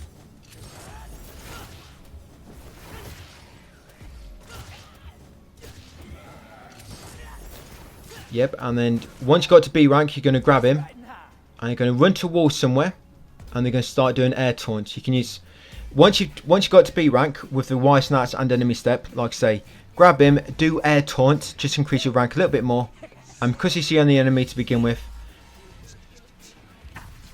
yeah, just drop down and use X provocation, guys. Once you've used X provocation, release Buster Arm to do a massive damaging move and finish them off. That's it. And then once all the other enemies start spawning in, yep, use Rack Time again, and then use Devil Trigger, and then use Showdown on one of the enemies for a massive amount of points. That's it. And then use your Jabira Mid-Air Breakage, which should hopefully finish him off and get you another massive amount of points, guys. Yep, like so. And that's it.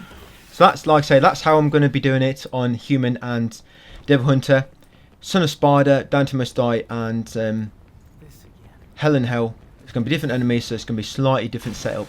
But this setup actually works better on the other difficulties, believe it or not. Right, so now here, there's going to be one more gauntlet before the boss to where you're going to have to work on your rank. So you're going to come into here, customize. So from here, you want to take Ragtime, Buster Arm, Jabira ×2. Yep, so Ragtime, Buster Arm and Jabira ×2. This next gauntlet, you don't really get a chance to use X Provocation. Yeah, jump across this pit to avoid that optional enemy gauntlet. Yeah, this next gauntlet, which we have to do, is too tricky, guys, to use X Provocation. So we don't use it there. But this is the same on other difficulties as well. Even with different enemies, you still, this third gauntlet, you don't really have a good opportunity to use X Provocation. So this is going to be the same on all the other difficulties for this. You only really have a good chance on the first 2 battles to use X Provocation. This third one you don't. So what we're going to do, we're going to grab an enemy. We're going to do the usual, guys. Enemy step and Y snatch to get to B rank. And then we're going to do an air taunt.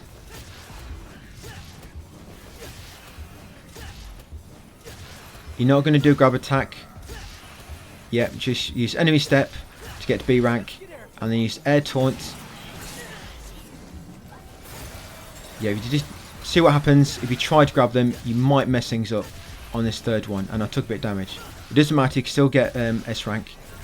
Yeah, so get to B rank, do an air taunt, and then you want to use Ragtime.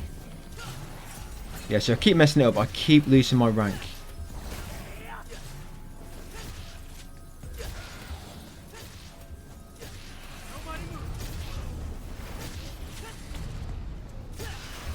I'll get there. Yeah, this is what I mean. This third gauntlet can be a little bit messy.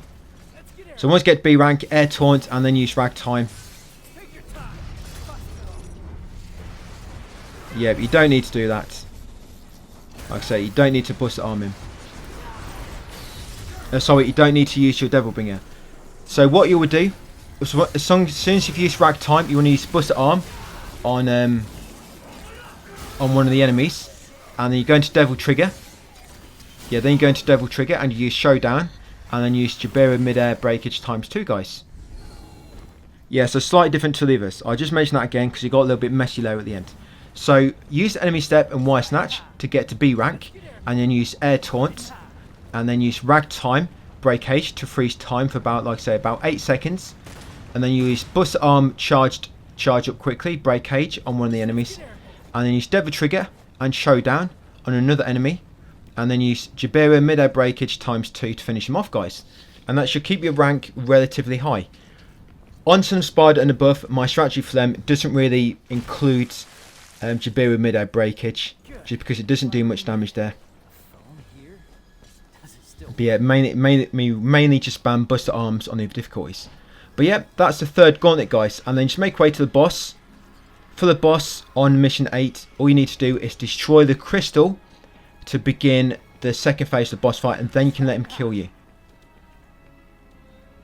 Yeah, you have to kill the crystal to begin with. Killing him in the letting yourself get killed in this first phase will not end the fight. It'll actually kill you. So yeah, destroy the crystal, start the second phase where he's standing, and then let him kill you, and they'll end the fight. And that should get you an S rank, guys, as long as you did pretty well in the last 3 gauntlets. Yeah, you're sort of the way you do in this fight doesn't really impact your score too much, so don't worry about your stylish rank in this fight. It's mainly them 3 gauntlets beforehand. So yep, destroy crystal, guys, get him to stand up from his chair, let him kill you, and that should be it. S rank from mission 8. It's working. Shield of yours. It's done.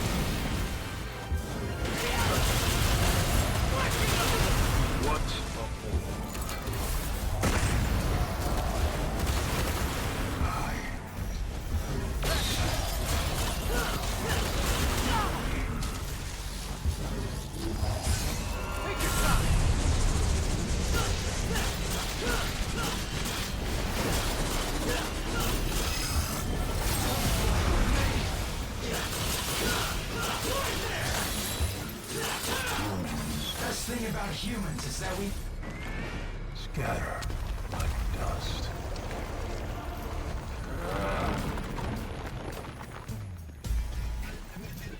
You worthless scum.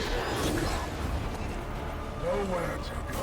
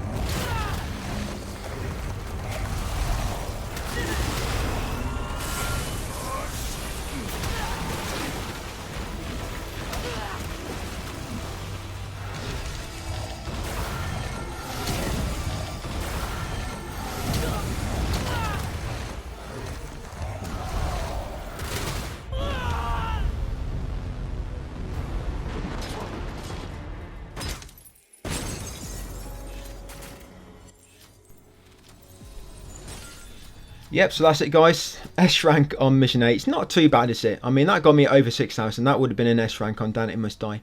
And that strategy is not too difficult to do. It's not too difficult to do. Just make sure you don't use checkpoints. You want that 1.2 bonus. You want that bonus, just increase your score a little bit. So mission 9 next.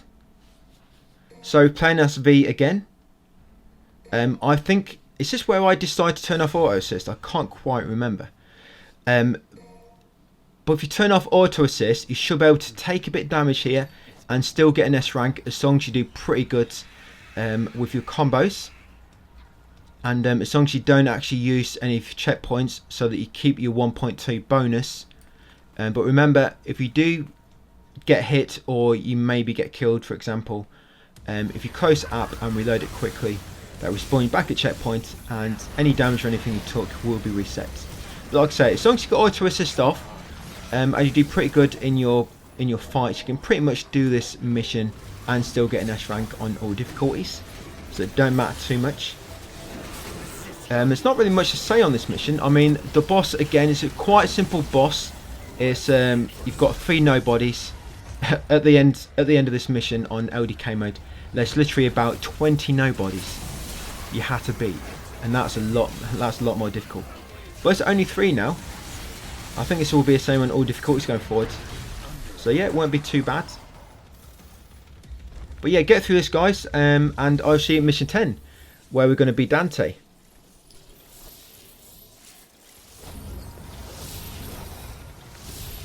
May not be my fail.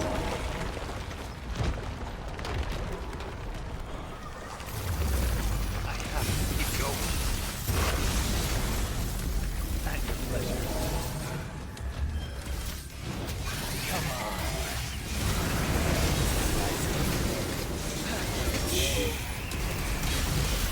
Pierce through.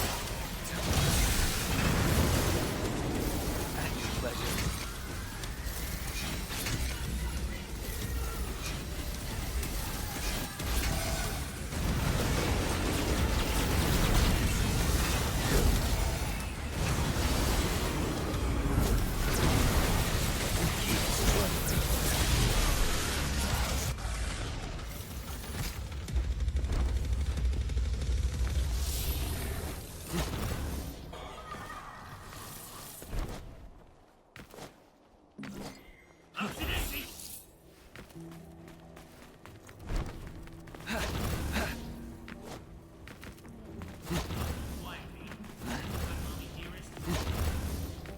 I'd be lying if I said I wasn't. But the past is a bitter place for me.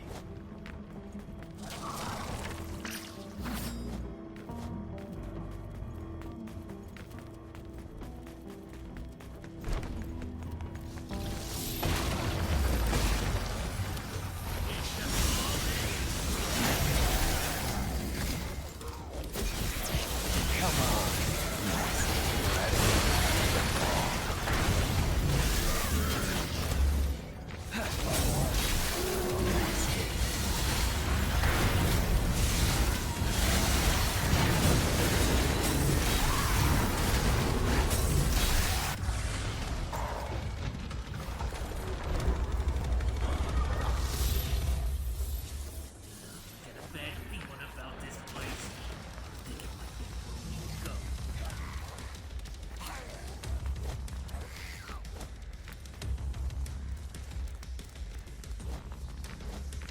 He's dead. Quite possibly. He has no reason to keep Dante alive.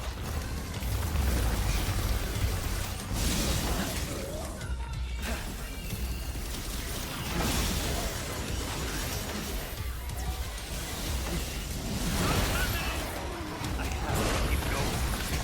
Come on.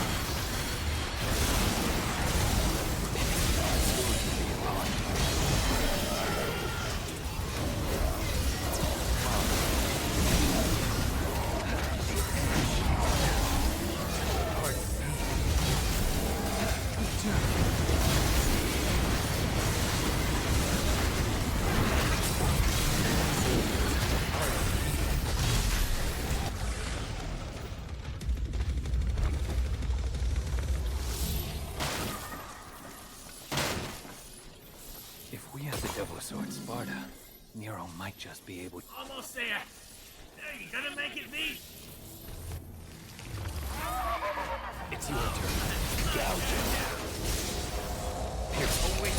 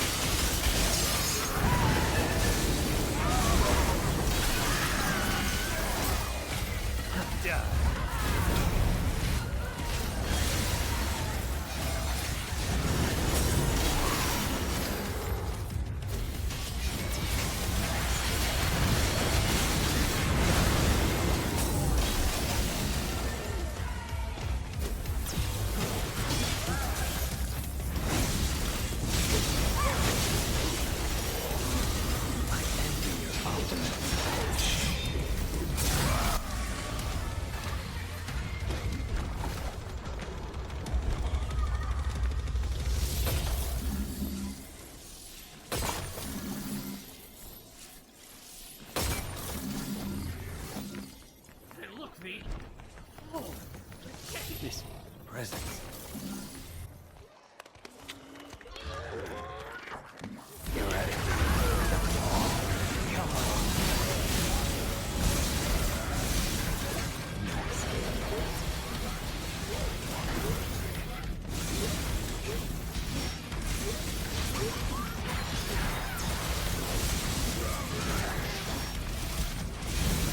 Mask change. That's effective. I'll be sure to watch out.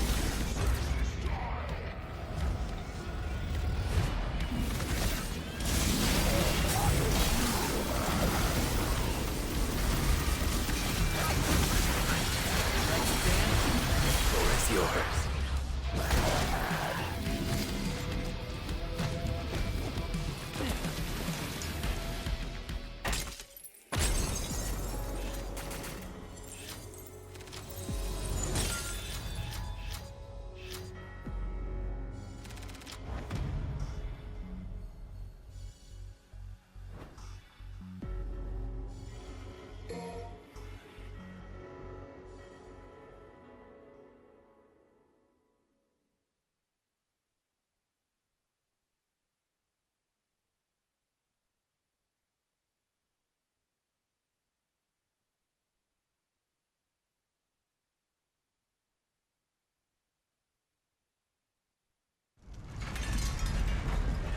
Come here.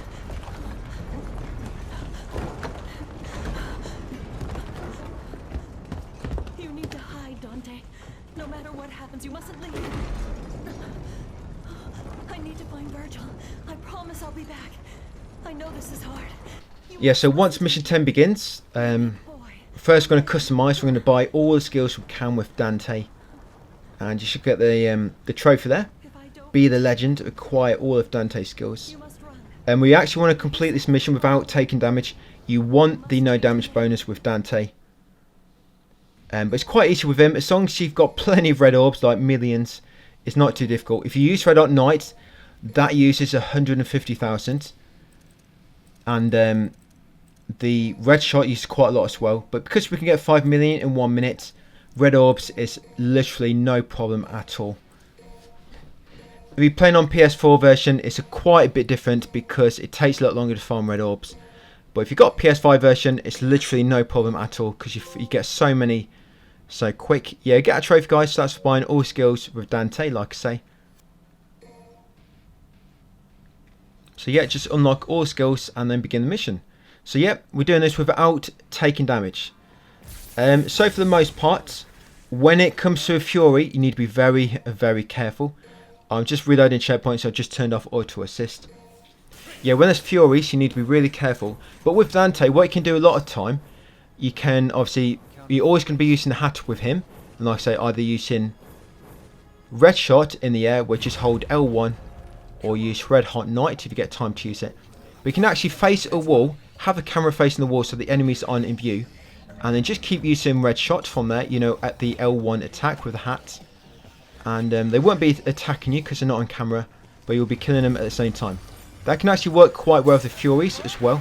They'll still be teleporting, but because you can't see them, they'll teleport but they won't try to attack you. And they actually seems that you can attack them a bit more often as well.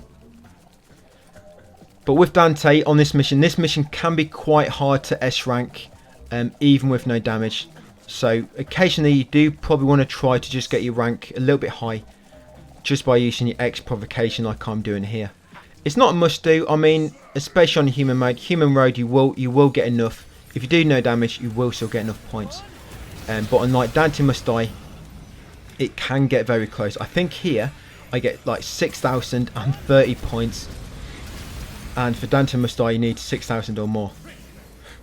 So it does get very, very close.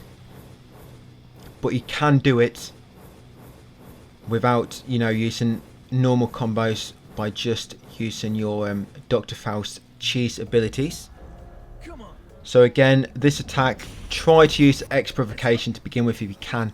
Then once the enemies get close and start attacking, then you're going to have to attack them back.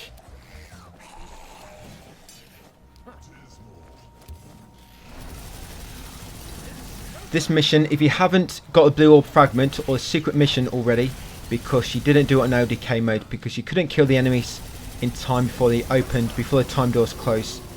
Then you're going to have to do Lamia. So what I'm going to do, I'm going to let you get through to the... I'll let you get so far, guys. Then when we get to a gauntlet where the time door is, which leads to the blue orb fragment, I'll come back and just let you know, just in case you missed that on your first playthrough. And I'll do the same with the secret mission as well. And it's actually a gauntlet here, which you can actually avoid if there's a little trick you can do to skip a gauntlet, which I'll come back and mention. Yep, and then I'll come back for the boss fight, guys. So yep, I'll let you carry on, and I'll come back just before this first blue orb fragment, which you may have missed.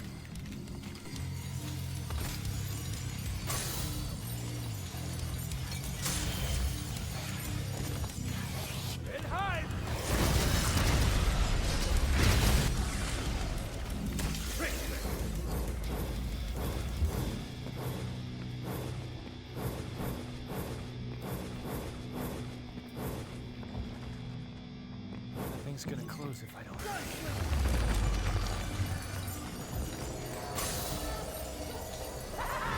And hide!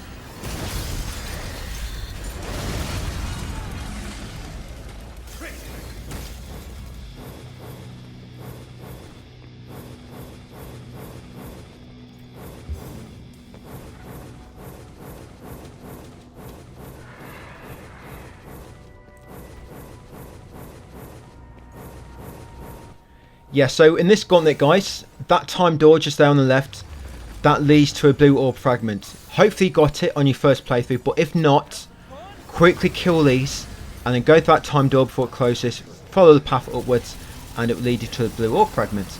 The time door closes after 2 minutes, so I mean, I'll kill them, what, 10 seconds then?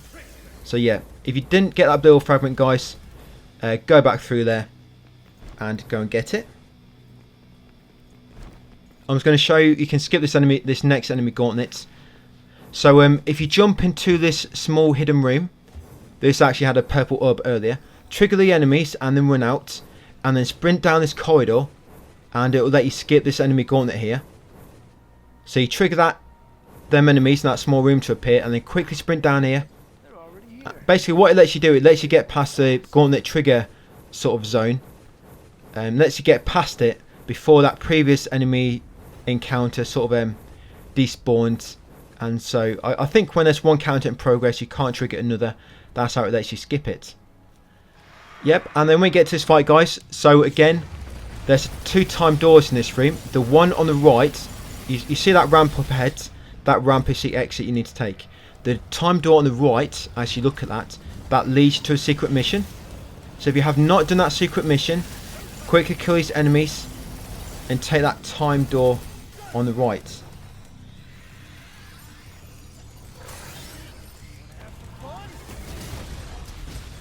Yeah, you will have a Queen and Pusa spawn. So yeah, this time door here, it will lead you up to a secret mission. If you haven't done it, quickly go and get that now. Again, time door close after about 2 minutes. And that's pretty much it. So it'll be just one more enemy gauntlet. Yep, and then make your way to the final boss, guys. And for the boss at the end of this level, all you have to do is avoid this attack for about a minute. Yeah, I think it changes on each difficulty. But yeah, it's normally about a minute. Just avoid the end boss, Urizen. Avoid his attacks, and then the fight will automatically end. As long as you don't take any damage, you'll still get the no damage bonus. Like I say, the final boss on this mission, the fight ends after about a minute. So just dodge his attacks. Use some Trickster, so you can use Circle to dodge more. And I'll see you at the end, guys.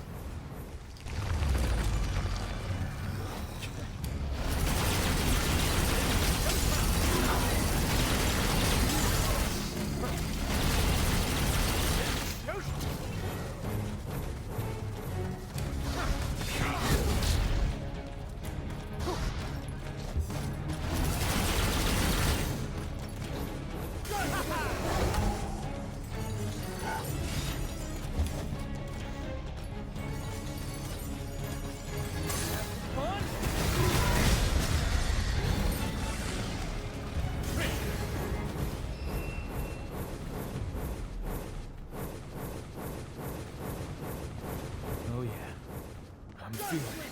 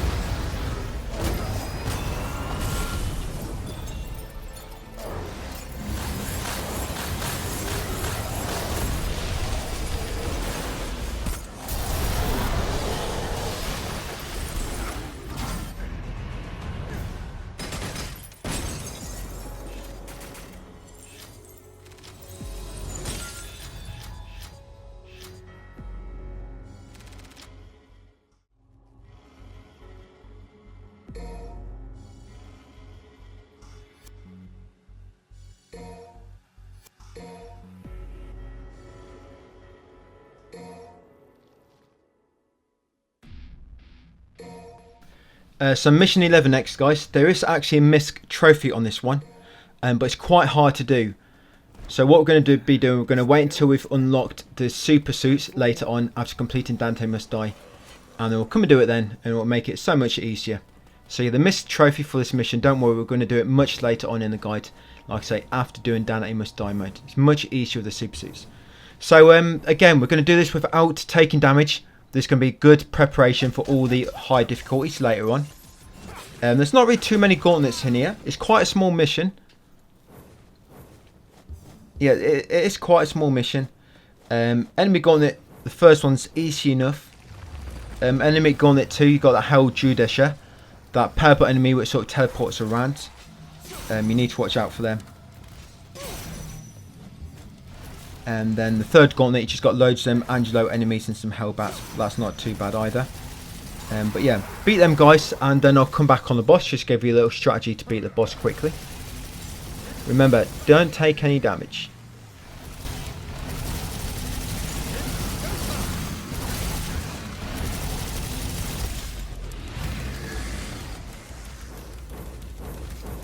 I'm not a fan of ruins.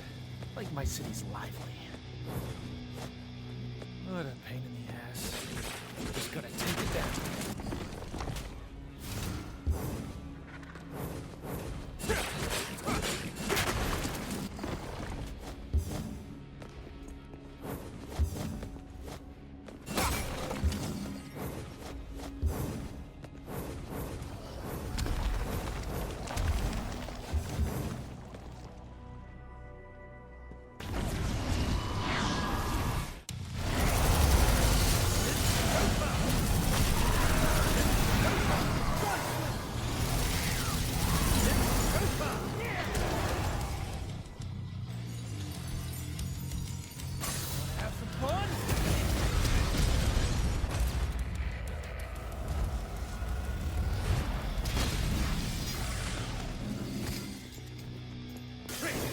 We go, I suppose.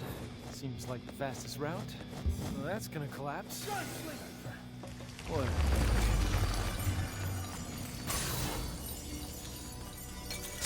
And hide!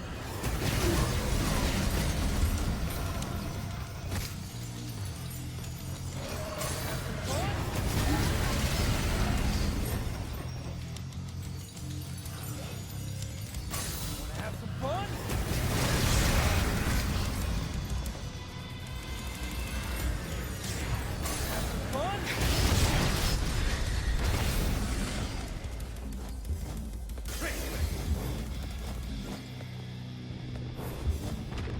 Guy get a break. I just woke up from a long ass nap.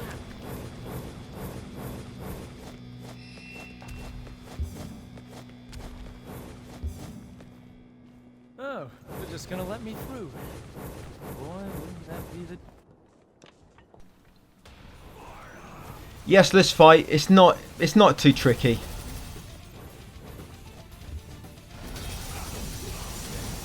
I mean, he can jump over most of his attacks, but he'll put his wings up to guard him. But if you get close, you go to attack, you can jump in the air and use red shots. On other difficulties, we'll do this a little bit differently, but it's more or less the same. So just keep attacking him until he teleports away. Once he teleports away and starts charging up his electric, then you want to use Red Hot Knight. So like so, now start charging Red Hot Knight, and he's got such low health that probably only 1 or 2 charges will kill him. But before you use it, you want to start Devil Trigger, guys, to so you do extra damage. But like I say, that will be slightly different on high difficulties. And the strategies I've left in place on my text, guys, are actually how we're going to kill him on high difficulties.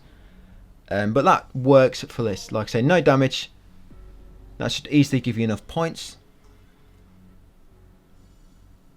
Right, in mission 12 next. So mission 12, again, we're going to do mission 12 without taking any damage.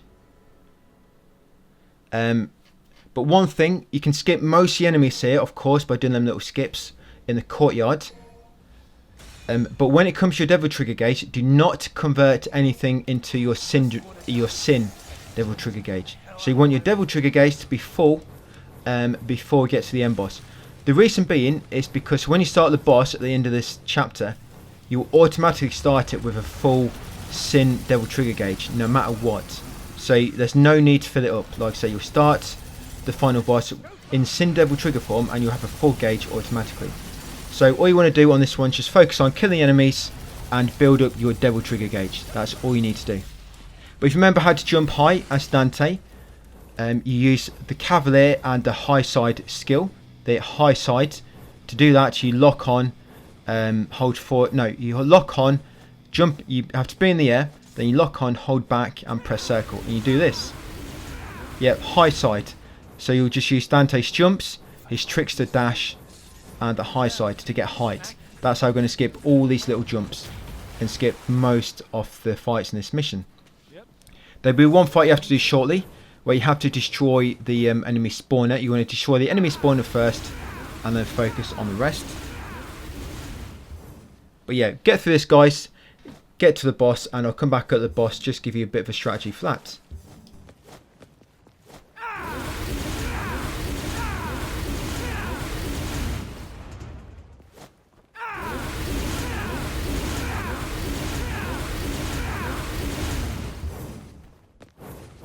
Oh, great.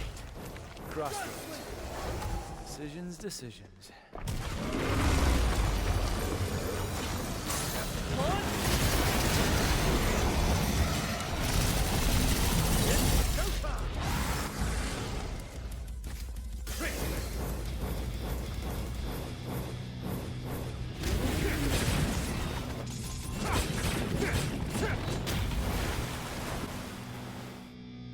Don't want to keep Mr. Demon King waiting. Gotta pick up the pace.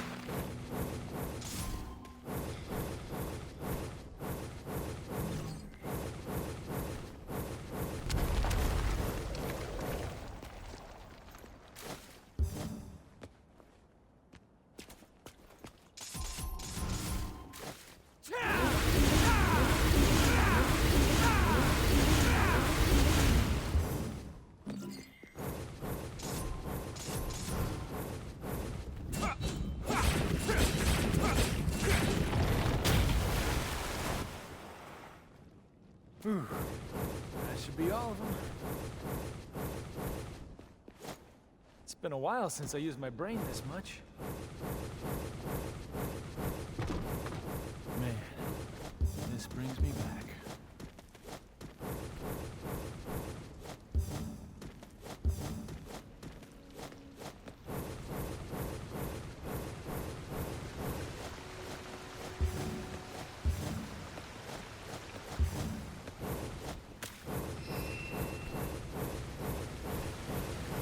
Holy shit. Can't believe any of this.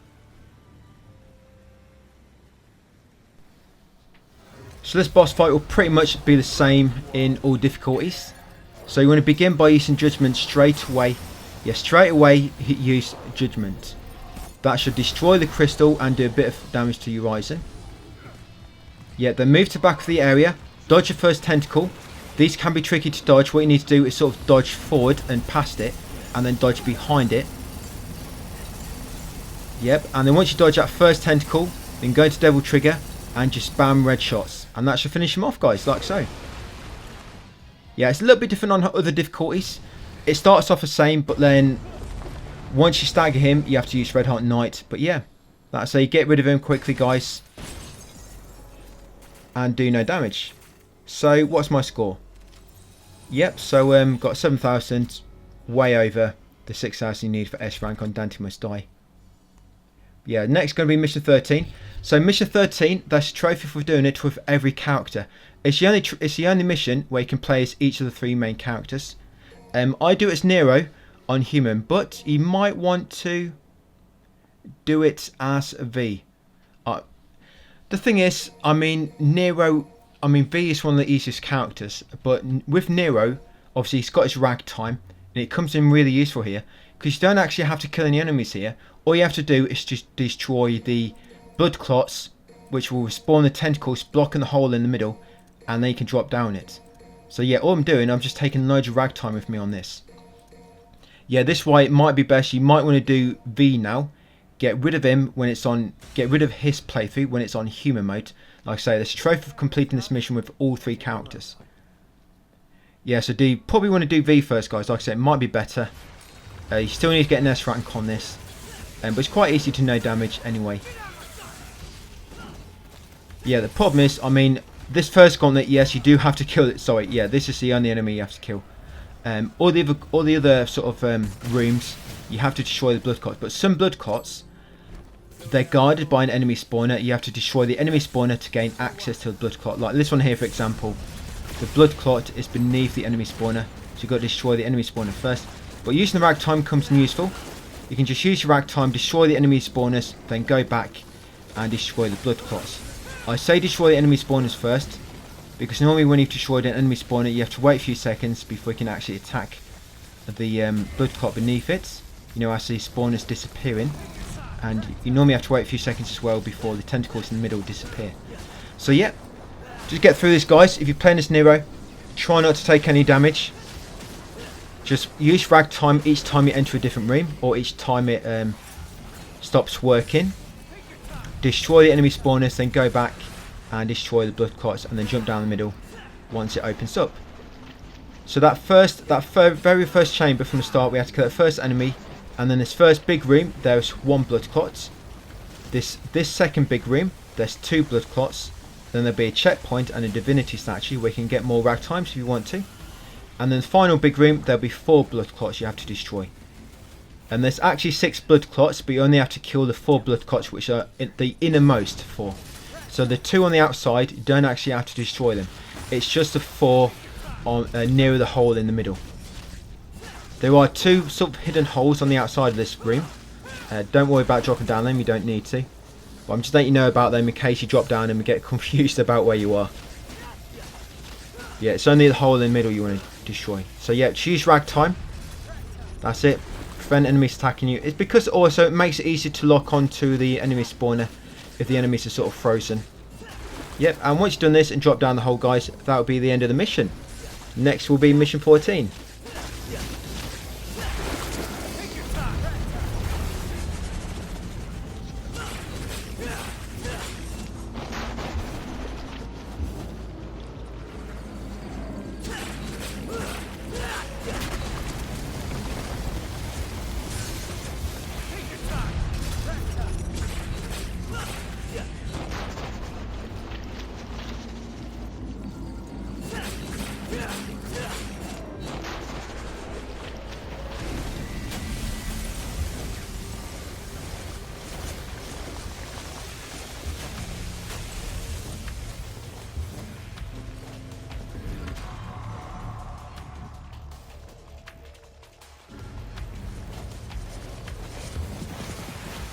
Let's get airborne.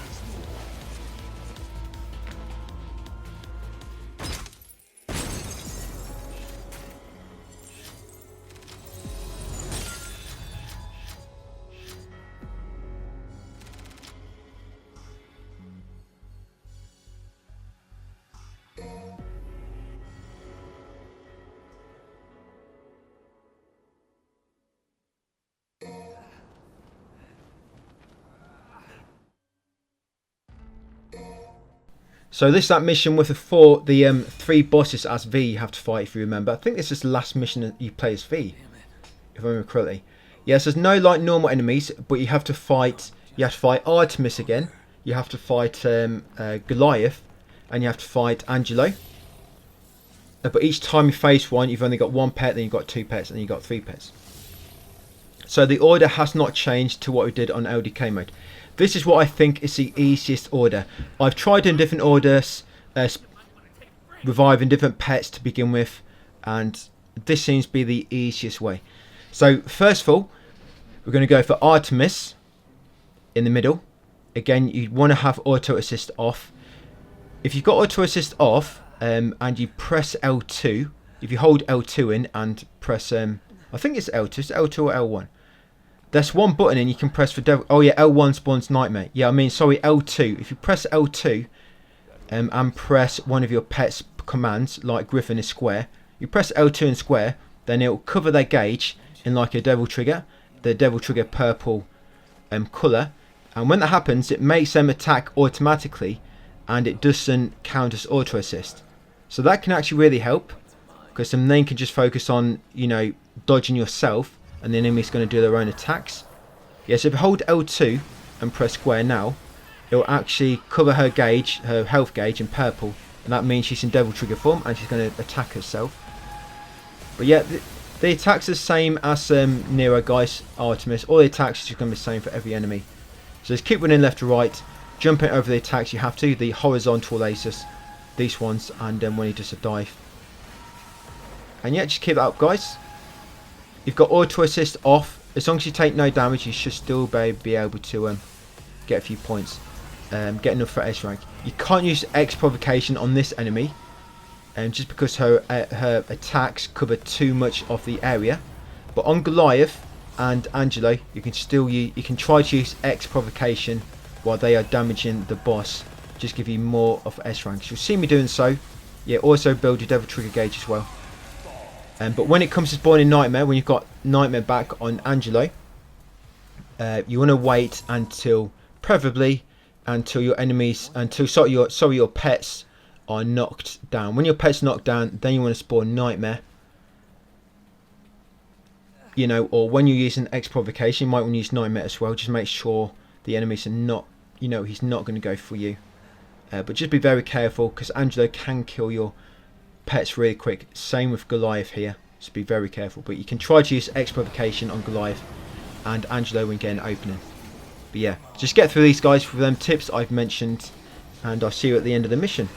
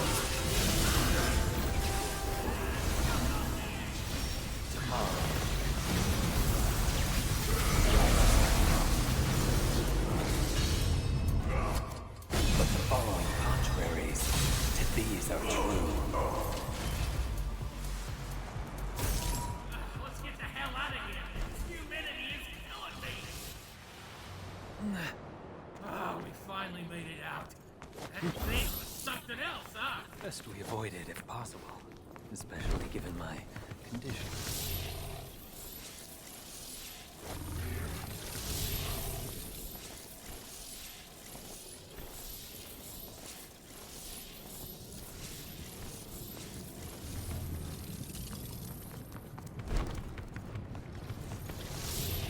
They're safe. No time to worry about them, B.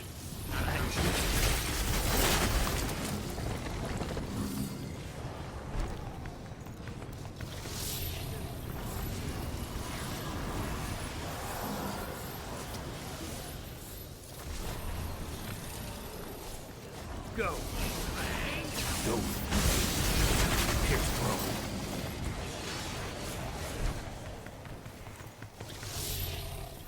My journey is coming to an end.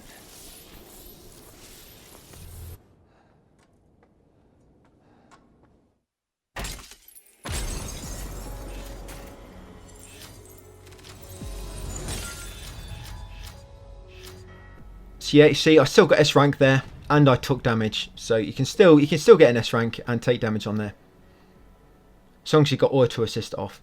So mission 15 as Nero, we want to take no damage on this one. Yes, you need to get through this one without taking damage. It's up to you if you want to take some Devil Breakers with you. If you still need a trophy for collecting 100, you're going to have to watch out for that still. How many am I going to show you now? Yeah, so I've got a 77. I still need 23 more. So I'm not far off. You've still got plenty of playthroughs left, so don't worry too much about it. You shouldn't have to farm it. But yeah, we're going to get through this, guys. There's not really that many tricky battles in this one. The first enemy gauntlet you have to fight, mid-air breakage on Jabira, works really well in that one. So you're like a round corridor, but it's like really small, and mid-air breakage works really well in that room. You want to take these. There's loads of different paths you can take. You want to take the paths that I take. Yes, quite a lot of different paths you can take through this mission. Take paths that I take, because then you know what you're going to be expecting. Yeah, and what I do, guys, I come back on the boss, just give you, a bit of advice on what I do for him and what we're going to be doing on other difficulties. Let's get airborne.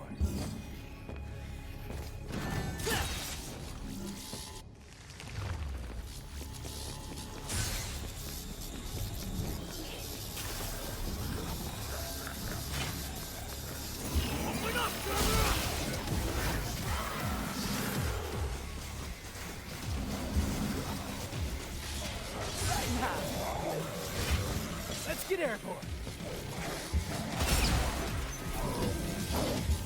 Try this one.